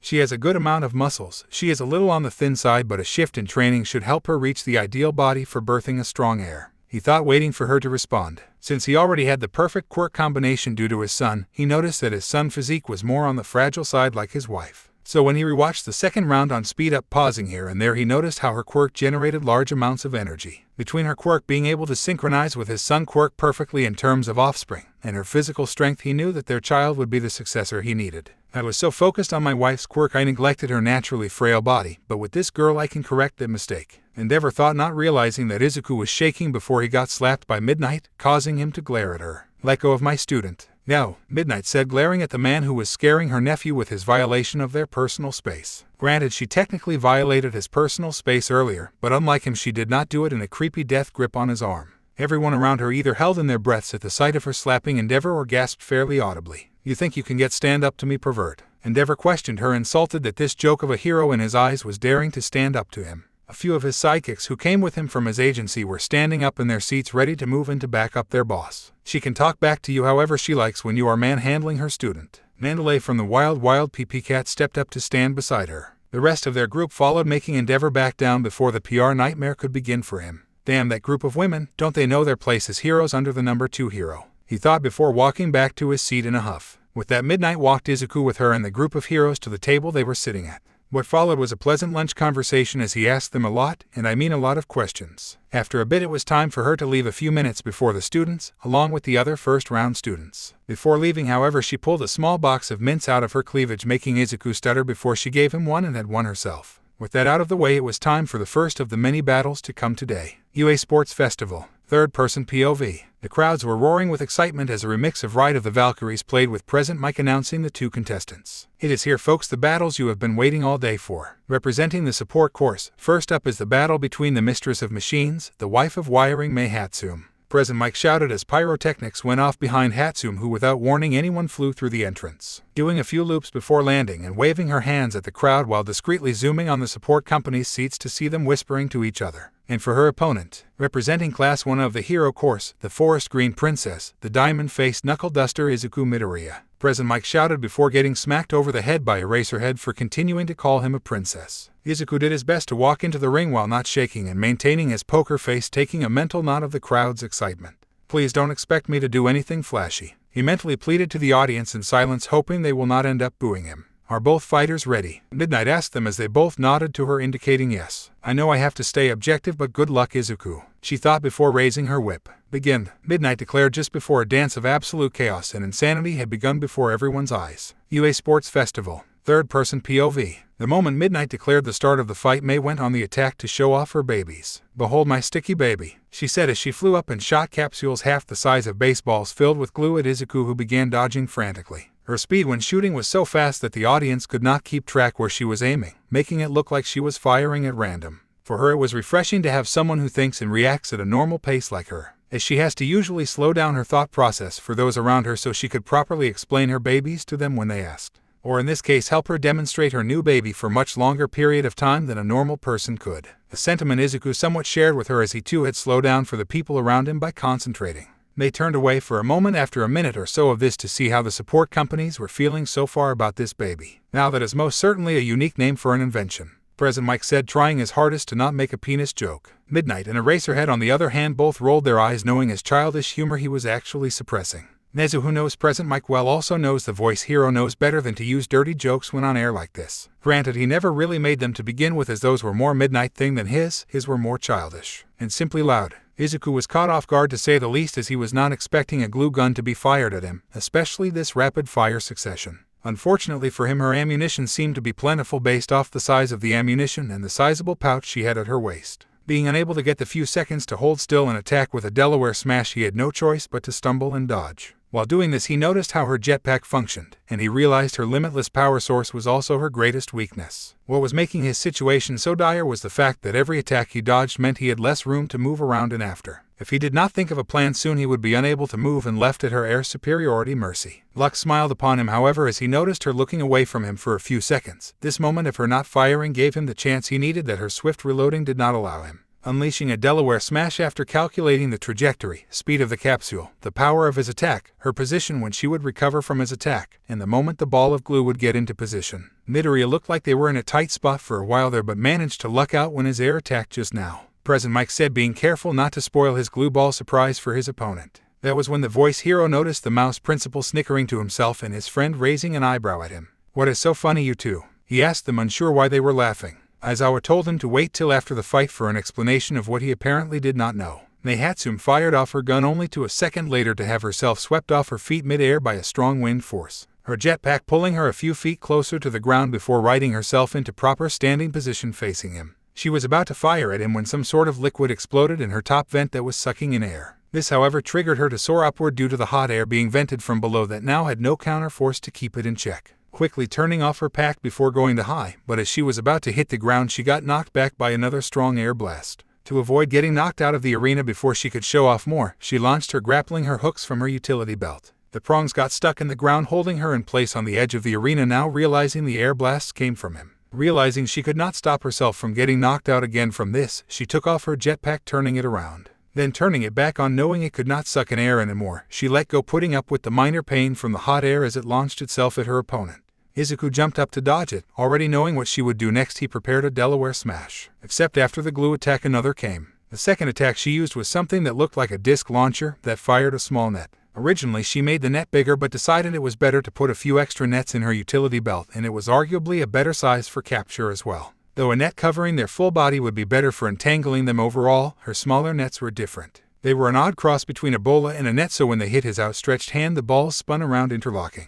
Now her opponent's arms were tied together in a way that even most strength quirk users could not easily rip apart without breaking their arms. Izuku landed, deciding to continue his charge, surprising her, making her smile in excitement. Unfortunately for Izuku, he was too used to punching, so switching to kicking techniques threw him off a bit, allowing her to dodge them after calling back her grappling hooks. As this went on, he was getting frustrated as the hero whose techniques he watched were useless on this flat surface. Flat. Why did I not realize it sooner? He thought, going from kicking to stomping the ground repeatedly at 10%. This resulted in large bits of the floor splitting upward on the odd angles he needed them to. They found this odd. Then she noticed as she kept on dodging him, failing to aim at him through all the dirt and dust his stomping created. She had noticed that now there was essentially no walking space between the large flat pieces of rubble. It resulted in her not having the strength to push them down instantly, so she had to jump and dash in between the different ones. However, since he was faster than her, this tighter space now made it difficult for her to have any time to aim. This was despite her being able to keep up with Izuku fast thinking that usually outpaced most. Bakugo is able to keep up with him as well. Well, if you consider attacking every passing second like a Pomeranian with rabies keeping up with him.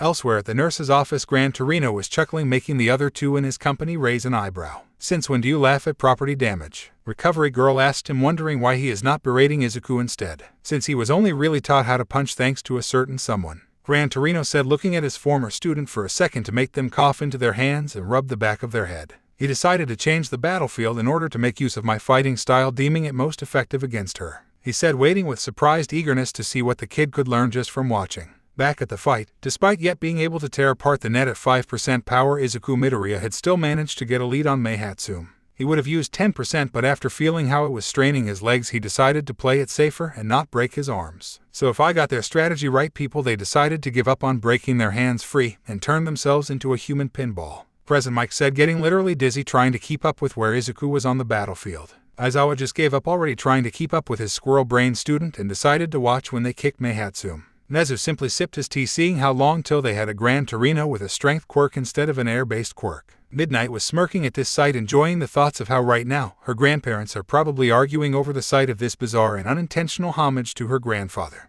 After a few minutes of this bouncing off his makeshift walls, getting the hang of this fighting style to a for the moment satisfactory degree, and seeing Mei in his ideal spot, Izuku begun his attack. Finding Mei, he called out to her, making it look that he was going straight at her. Instead, when she pulled out her glue gun to try and stick him in place to give a speech about her device, he rolled to the side by stomping only his left foot, landing on the wall to his left before going into his actual straight attack. Mei, quickly firing her glue gun at him again, was surprised when he stomped and straightened out, ducking under it. Rolling to a stop just beneath her on his back with his legs pulled close, he kicked her with both feet, sending her flying to the edge yet again. However, this time she had to use 4 grappling hooks suspending her in midair, 2 in the wall and 2 of them in 2 pieces of the floor of the arena. Izuku followed her when she was sent flying, so when she got suspended in midair he accidentally landed on her, basically straddling her waist. Something Midnight was enjoying the sight, thinking of how exciting they would be to use during actual sec. While doing this, he gave her utility bell the horse jokey-like kick that he got to practice earlier thanks to Pony Tsunotori. Unfortunately, he kicked the wrong one that resulted in the 2 in the wall retracting, pulling them back into the arena. Izuku slammed his feet down on the prongs on the ground to try and stop them from slamming into the concrete at high speed. Though they stumble out of the opposite end of the arena, since she landed first she was disqualified, so he won. However, the position they landed in, where she was straddling his waist now while holding down his arms, panting heavily, made it a little awkward to say the least. And just like that, my darlings, we have our first fighter moving on. Izukumidoriya, Midnight declared as the board changed. The crowd was applauding for both fighters as the two decided to now explain for them and Mike. The reason Nezu was laughing before was the fact that it was not an accident, but I assume calculated, Aizawa said, bewildering the audience. To make it clear, Izuku Midoriya IQ falls just a few points behind mine, essentially making them the new officially recognized second smartest person in all of Japan. Nezu said as though it was nothing while everyone was shocked. During this moment of shock, Meihatsum jumped up and gave him a helping hand to get back up on his feet. To be more precise, Midoriya and Hatsum are both on par with me due to a brain condition called synaptic overload syndrome. I will explain it in a way that anyone who is not a doctor will be able to understand. So, there is the phenomenon that I just mentioned, that causes the brain to be unable to properly turn off and stop processing under any circumstances. In that way, even while sleeping from exhaustion, their minds are still running background calculations and operations. The side effects could include insomnia, hyperactiveness, muttering, stimming, and other such symptoms as an example. Fortunately, only Hatsum is displaying the hyperactive trait, unlike Midoriya, he said, making Aizawa regret slightly allowing Midoriya to stay in his class. Vlad, on the other hand, wanted to punch himself in the face for letting Aizawa take such a potential-filled student from him.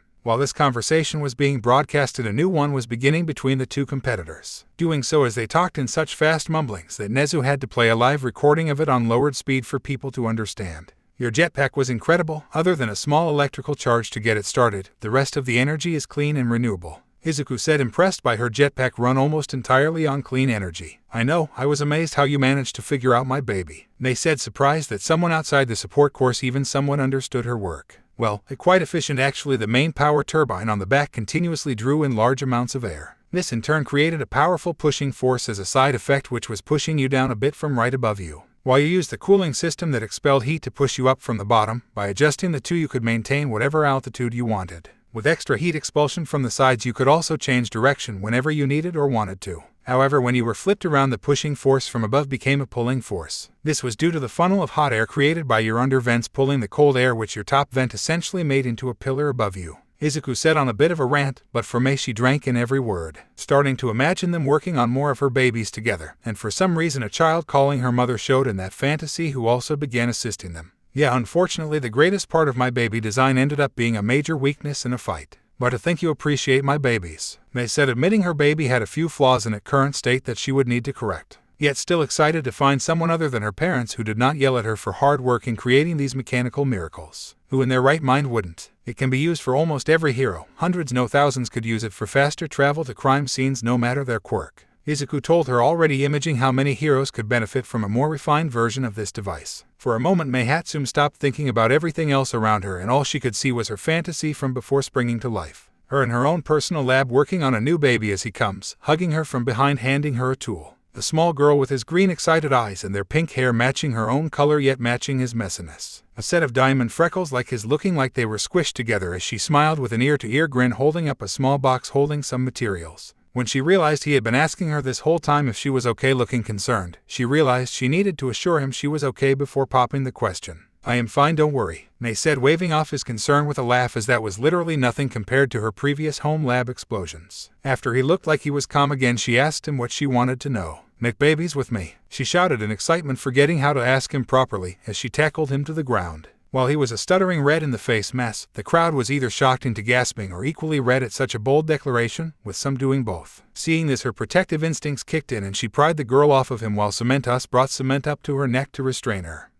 Despite me being the 18-plus hero, even I think declaring that than making an attempt for their virginity in front of the world is a bit much, Midnight said, clearing her throat, getting the girl attention, interrupting their conversation, which was leading to a somewhat dangerous situation. Waiting a few seconds for it to stop, she continued. Well damn, Midnight, and here I thought you were the thirstiest person around. Either that or Power Loader is teaching something extra in the support course, considering how surprised you were. Present Mike said, dying of laughter at this sight till Aizawa smacked him upside the head. Power Loader, who was in the teacher section, was covering his face with his hands in embarrassment at what his student just did. The grandfather of said student was already writing a speech to give to the parents of the boy to not press charges against her. Still, all jokes aside, I gotta say you were firing so fast my eyes couldn't even keep up. I am amazed you got lucky that your aim was as accurate as it was despite it being random. Present Mike said, receiving a confused look from his two co-announcers as well as the two students along with Midnight. What do you mean random? We were moving at a normal speed, right? They asked Present Mike the first question, aiming the second at Izuku as she turned to him, receiving a nod of yes. I am afraid to even ask this, but what do we appear like to the two of you when we move and you two do not try to match our speed for thinking or moving?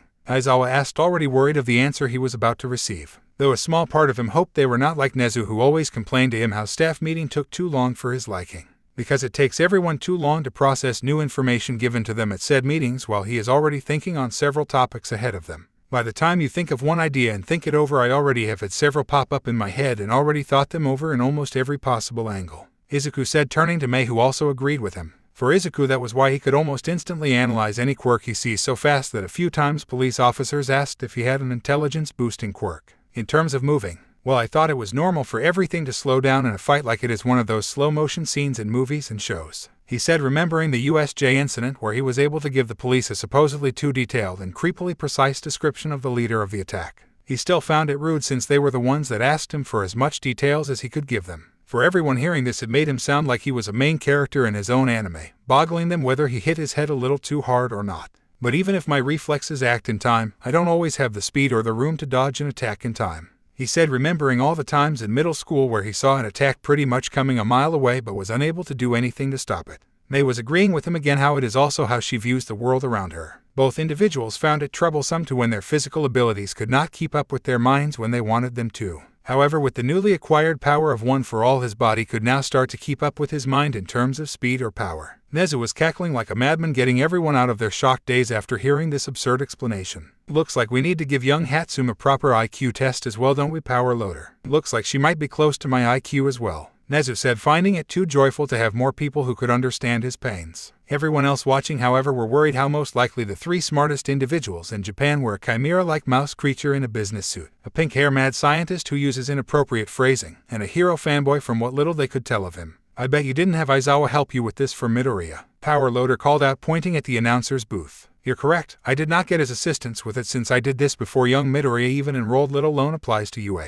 Nezu said, making the support course teacher slump down into his seat sniffling. This, however, made many people hearing this wonder why Nezu tested his IQ before UA or how the rodent had met the young man. When All Might began training Midoriya, Nezu checked his records and found it odd how he had perfect test scores but so many incident reports. This made him suspect his school was covering up for another student at the time, only to find the unfortunate truth recently. Still, as a result, he decided to give Midoriya a proper test, and sent in the results to hopefully help remove those stains his middle school left on his record if chose a school other than UA. Oh right, can't wait for our baby to help us make more babies in the future, May exclaimed before getting carried off by Cementos after she squeezed her way out of the cement somehow to give him a peck on the cheek. For her parents, however, they were overflowing with excitement as they actually have a genuine chance to become grandparents now. Her grandfather, who was still watching this, was unsure whether to be even more worried cause her crush was just like her, or to be less worried since this means he can actually survive her. Most of the others after him who were watching were jealous that she got to declare something like that to the whole world before they could.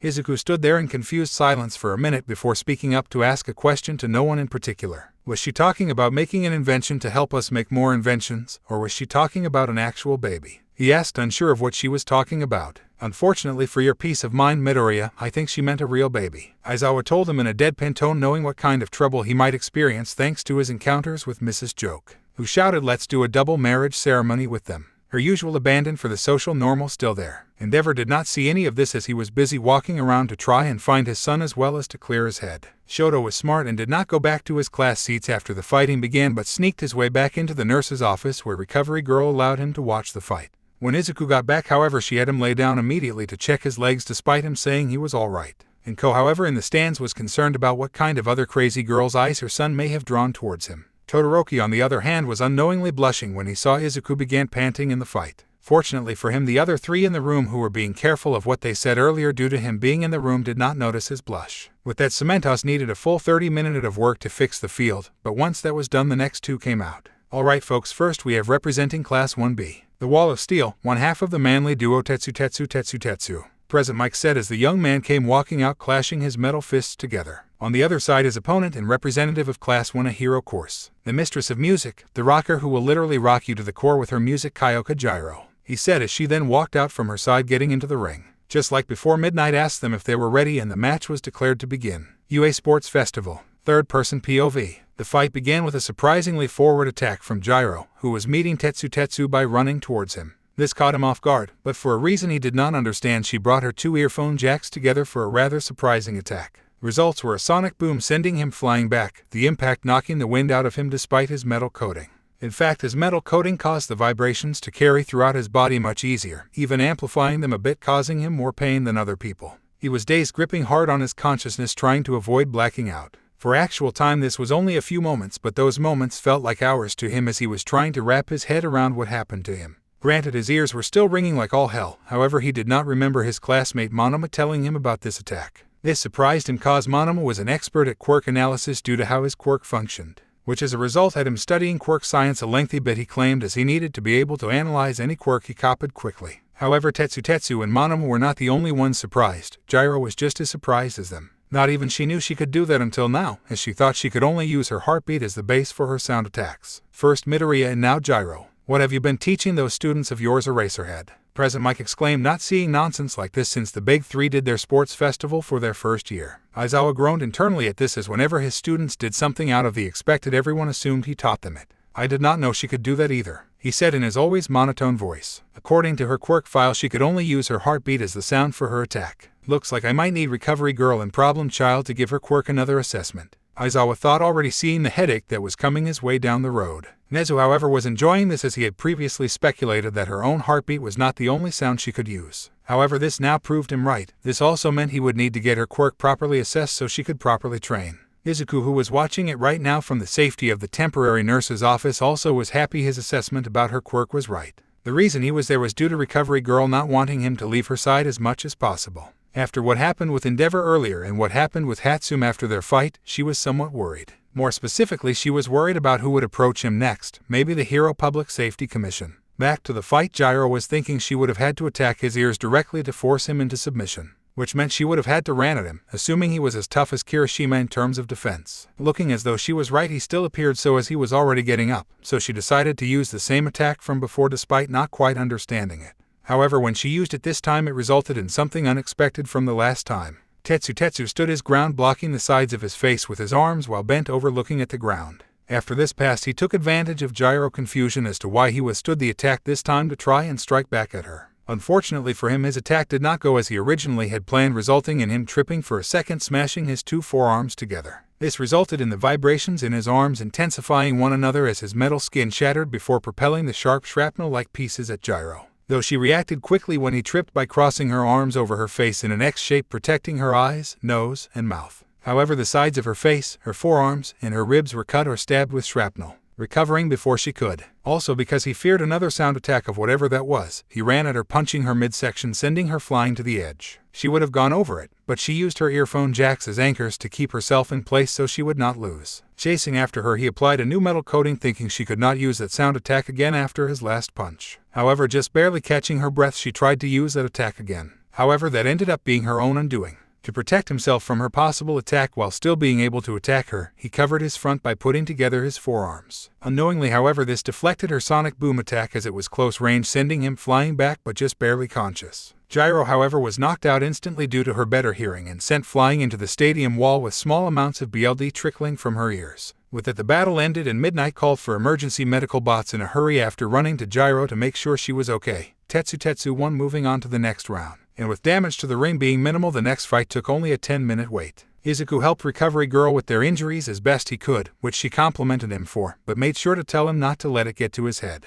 With the field ready present, Mike began to introduce the next two fighters. After the first two intense fights, let hope that the energy does not die down with the coming fights, he said, getting the crowd to cheer, pushing him to introduce the next fighters. Representing Class 1A is the Green Queen herself, the Frog Princess from the next pond over, Tsuyuasui. Present, Mike said as she walked through her door. And her opponent representing Class 1B is the Gentleman of Quirk Genes, the Master of Mimicry, Nido Monoma, he said as the blonde walked through his entrance with 4 quirks under his belt. Both fighters indicated to Midnight they were ready and the battle had begun. Tsuyu jumped right into the air to get above him, shooting her tongue at him to try and bind him. However, Nido used Mina acid on low acidity to slip through her grasp but avoid dealing any permanent damage to her tongue. She screamed in recoil as she retracted her tongue, falling from the air to the ground. Now that is definitely going to need more than a popsicle to help her folks, Present Mike said before Aizawa slapped him over the head. What was that for, man? He asked his friend, confused as to the sudden slap over the head despite him telling worse jokes in the past. Recovery Girl texted me and told me to slap you upside the head for her cause you made a joke about a frozen desert being used as actual medicine for a bad injury like a Sui injury, Aizawa said, sighing as he rubbed his temples. Thanks a lot, Vlad. Thanks to your student, I will probably be receiving a call from her parents later, he thought to himself in annoyance. Nezu, however, was simply impressed by his odd, albeit dangerous use of a Shido quirk. Back at the fight, Tsuyu was fortunate her legs were quite strong and thanks to her large, somewhat padded hands she was able to absorb the impact from the fall fairly well.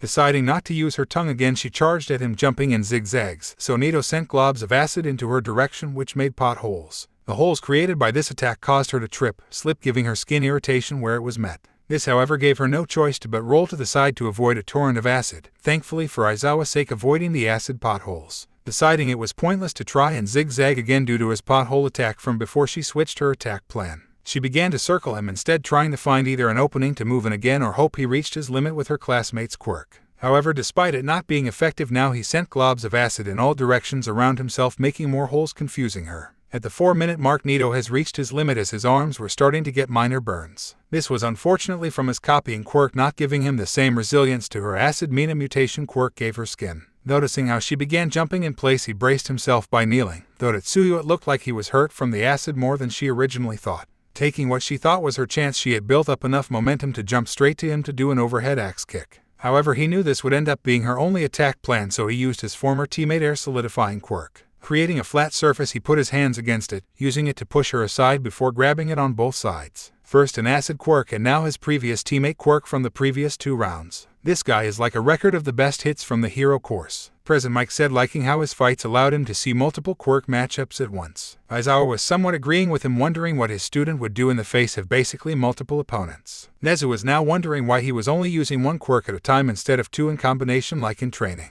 It also bugged him how Nido Monoma went over his limit with Mina as Shido acid while boxing himself in like that. Sure, you cannot be attacked easily, but that also means if she gets past those defenses he is doomed. He may as well be walking in a minefield, Nezu thought, till he realized what his plan was and what one of his 2 potential remaining quirks are. Getting back to the fight, she shot her tongue at his feet where there was no acid. She pulled herself midair towards him, just barely avoiding the acid. However, he tossed the frisbee made of air at her. Fortunately for her, she was naturally more agile than most people, so jumping off it was easy. She retracted her tongue and did a flip when it finally returned to her. Then she brought her foot down for another kick like earlier, except instead of a direct hit to the head like before, she was intending to land just before him, then tackle him into his own acid. However, he made a cone out of air, getting her foot stuck in it. Finding her a little heavy, he decided to throw her right away, spinning the cone as he did so, making her dizzy. The acid ended up eating through the cone. Luckily, Tsuyu managed to attach her tongue to the clean side battlefield, using it to spin herself off the acid side to the clean side just in time for the cone to fall apart on her, causing her to skid to a halt near the edge of the arena. Recovering, Tsuyu got up while Nido's latest quirk wore off, going back, and she ran at him, hoping he was too tired to repel her again. While his panting was from using his classmate air quirk, he was far from done. In fact, his true plan with the acid finally was ready. All the acid from earlier mixed with the concrete to create basically a lake of highly explosive liquid. However, she did not know this was his true plan to finish her after he exhausted her enough to prevent her from dodging this last attack. Using Endeavor Hellflame quirk he copied earlier, he sent a wave of fire outward. This caused the explosion, sending her flying out of the arena, along with a little more than 2/3 of the arena itself. Fortunately for him, he remembered to put earplugs in from his pocket while she was still dazed before, despite his short breaths. Everyone was simply shocked to see such intense flames come from Nido Monoma. Before Midnight checked on Suyuasui. While that is a relief, Izuku and Recovery Girl should be able to handle this, Midnight thought as the green-haired girl was carried off by the medbots. Now that battle truly lived up to the hype, much more than even I expected with that final attack. Present Mike said, but decided to keep the fact that he knew those flames as endeavors. Nezu and Aizawa also had the same idea, hoping not to provoke the hot-headed flame hero after what they saw before. Endeavor, however, simply remembered him as the student he passed in the hallway, not caring how he used his quirk like he did. Rather, he was waiting for the blonde-hair student his son surrendered to in order to see if he is actually strong or not. Other than their first fight, the only other he had an eye on right now was that Izuku Midoriya student. Their fight was impressive, turning the tables like that on the other girl despite her having air superiority over them. He thought as he also though back to what she said after the fight. He made a mental note to get a restraining order against her in the future so she does not interfere between his son and future daughter-in-law. The damage took about 30 minutes to fix, as such they decided to do an interview of the other students. This was to get their takes on the upcoming fights to fill up time and distract the audience. Midoriya has got this for sure. I saw Midoriya helping Recovery Girl earlier with the injured students from the other fights. They are so cute. I hope they do not get any scars from these fights. These and many more things were said by students with out of the 27 interviewed. 22 of those alone were comments about Izuku Midoriya. The reporter, who was still young and new to this, tried to go to the nurse's office to speak with this student but was held back by the veteran cameraman. All the news outlets know that Recovery Girl does not like cameras anywhere near the infirmary, except these new people like this reporter. As such, the cameraman stopped her from making what would have been a hellish mistake on her part to make. The next fighters stepped up to the figurative plate, ready to give the fight their all. Representing Class 1B, it is the Wall of Air, the breathless battler Kosei Tsuburaba. Present Mike said, pointing out his defensive technique and the downfall of his quirk as he introduced him. Needless to say, the student was having a hard time maintaining a proper smile with such a revealing introduction about himself. His opponent, representing one of the Wall of Manliness, a true man's man, is Ejiro Kirishima. Present Mike said, not real-time, how his last comment sounded. For Kirishima, he felt a tad awkward due to the second half of the statement. Mainly due to how Mina once pointed out to him in middle school how she caught some of the girls in class writing yaoi fan fiction of him and the other guys. This was something they both agreed to never tell the other guys in class about, which miraculously they never found out as far as the two know. Though despite saying to people how he prefers women, which for some reason he had to, as him saying manly all the time apparently made them think he was into guys. But after seeing Midoriya in the girl's uniform that day, well, he was unsure but decided to ask for advice about it after the sports festival was over. With a declaration from Midnight, the fight began with a rush of punches from Kirishima, who hardened his skin using his quirk. Tsuburaba reacted using his quirk to make an air shield covering his top chest area, not breaking, but it left his stomach vulnerable to a kick. Kirishima had to take a moment to toss it aside to move forward again. This time, however, his opponent covered his entire front. This, however, made his shield more thin, so after a dozen punches it would break. The result was Tsuburaba stumbling back a few steps after each break before quickly putting up another shield. In the end, he was pushed to the edge before getting punched across the face and onto the grass. Though many people may call it boring compared to the other fights, it a true battle of wills as these two stood their ground against the foe standing before them. Present Mike said as Kirishima helped the 1B student up. If you ever want a Kirishima, I can always help you test how hard you can get. Midnight asked him, being over on the podium slightly, her index finger of her right hand pressed against her bottom lip as she gave a sultry lick. The audience were unsure of how to react, some genuinely praying for the boy that someone else gets the 18+ hero attention. You mean training my quirk, right? Kirishima asked, backed away slowly with Tsuburaba hiding behind him. All they got were a resigning shrug of her shoulders, saying maybe to him or who knows, without using any actual words. Run, Tsuburaba said, grabbing his opponent by their shoulder and pulling them with him before they also began to run. Midnight, if you sleep with one of my students again, then I will send you to the hospital this time. Aizawa threatened her, as this would make the 17th student of his she had slept with thus far over the years of her teaching. Till this day, Aizawa and all the other staff members questioned why Nezu let her get away with it. Granted, Nezu did once tell them the reason was due to her sadistic tendencies. Whenever she had slept with a student in the past, she was always harder on them, not easier. Though he can see that, he still thought it was just a sick joke the two did together to make his life harder. The next fight was one of true girl power, which was a mirror to the last battle of manliness, or yaoi, depending on a viewer's inclinations, hobbies, as Present Mike had put it. Thanks to Mike making his potentially suggestive comment about Kirishima, people are definitely gonna make some Yuri comments about this next fight, aren't they? Midnight thought happily while some of the other teachers thought worryingly, with Midnight and Cementos having to maintain a normal face through this. Alright folks, stepping forward for this next fight are both students from Class 1B. First off is the self-setting mannequin, the Lady of Lizards Setsuna Takage. Present Mike said, waving her hands to the crowd. A green-haired girl deciding to pull a Midnight and make a V with her fingers and sticking her long lizard-like tongue through the V. Oh yeah, if it is not cause of Mike, it will be cause of her. The teachers except for Midnight thought with Vlad face, who was palming in slight embarrassment, especially since Midnight gave his student a thumbs up. Her opponent, the Silent Flyer, the gal of ghosts Ryuko Yanagi. Present Mike declared as she came through her entrance normally without waving to the crowd. Midnight declared the fight to begin after looking to both contestants and getting a nod for yes. Setsuna started the fight by dismembering her body, sending her parts flying at her classmate in an attempt to overwhelm her. Overwhelm her it did. Ryuko was unable to control so many of her body parts and got head-butted by Setsuna, who used her other body parts to cover her head. With Ryuko stumbling back from the headbutt, Setsuna put herself back together, getting shoved by her classmate to the ground. Setsuna, who had Ryuko face on the floor with their arm twisted behind their back, bent down to whisper something to the ghost girl. As much as I want you to surrender, your ass feels way too good for me to want to stop, Setsuna said to her, not being serious in the slightest, while grinding her knee into Ryuko's crotch, knowing she would rather surrender than make herself look like a pervert. Trapped underneath her classmate, Ryuko was unable to squirm out of her grasp, doing her best to stifle her moans trying to escape her throat. Damn it, Setsuna, thanks to your hand gesture earlier, if I let out a single moan, people are gonna compare me to Midnight Sensei. Ryuko thought to herself, knowing full well she would let out a moan right now if she tried to push Setsuna off of her. She decided to surrender. After tapping her left leg twice at Midnight, question of whether or not she wanted to surrender, Setsuna was declared the victor. Sorry pony, I let you down,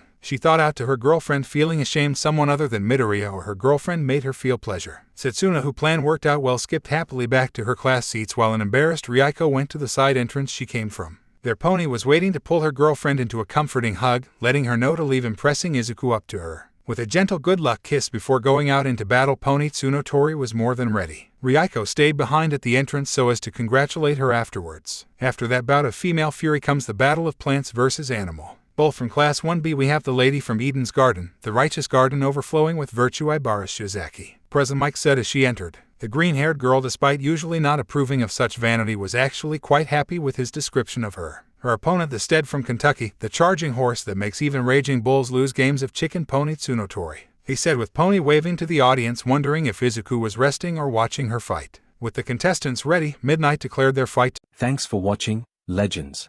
If you enjoyed this story, make sure to like, share, and subscribe for more epic What If Deku stories and fresh updates.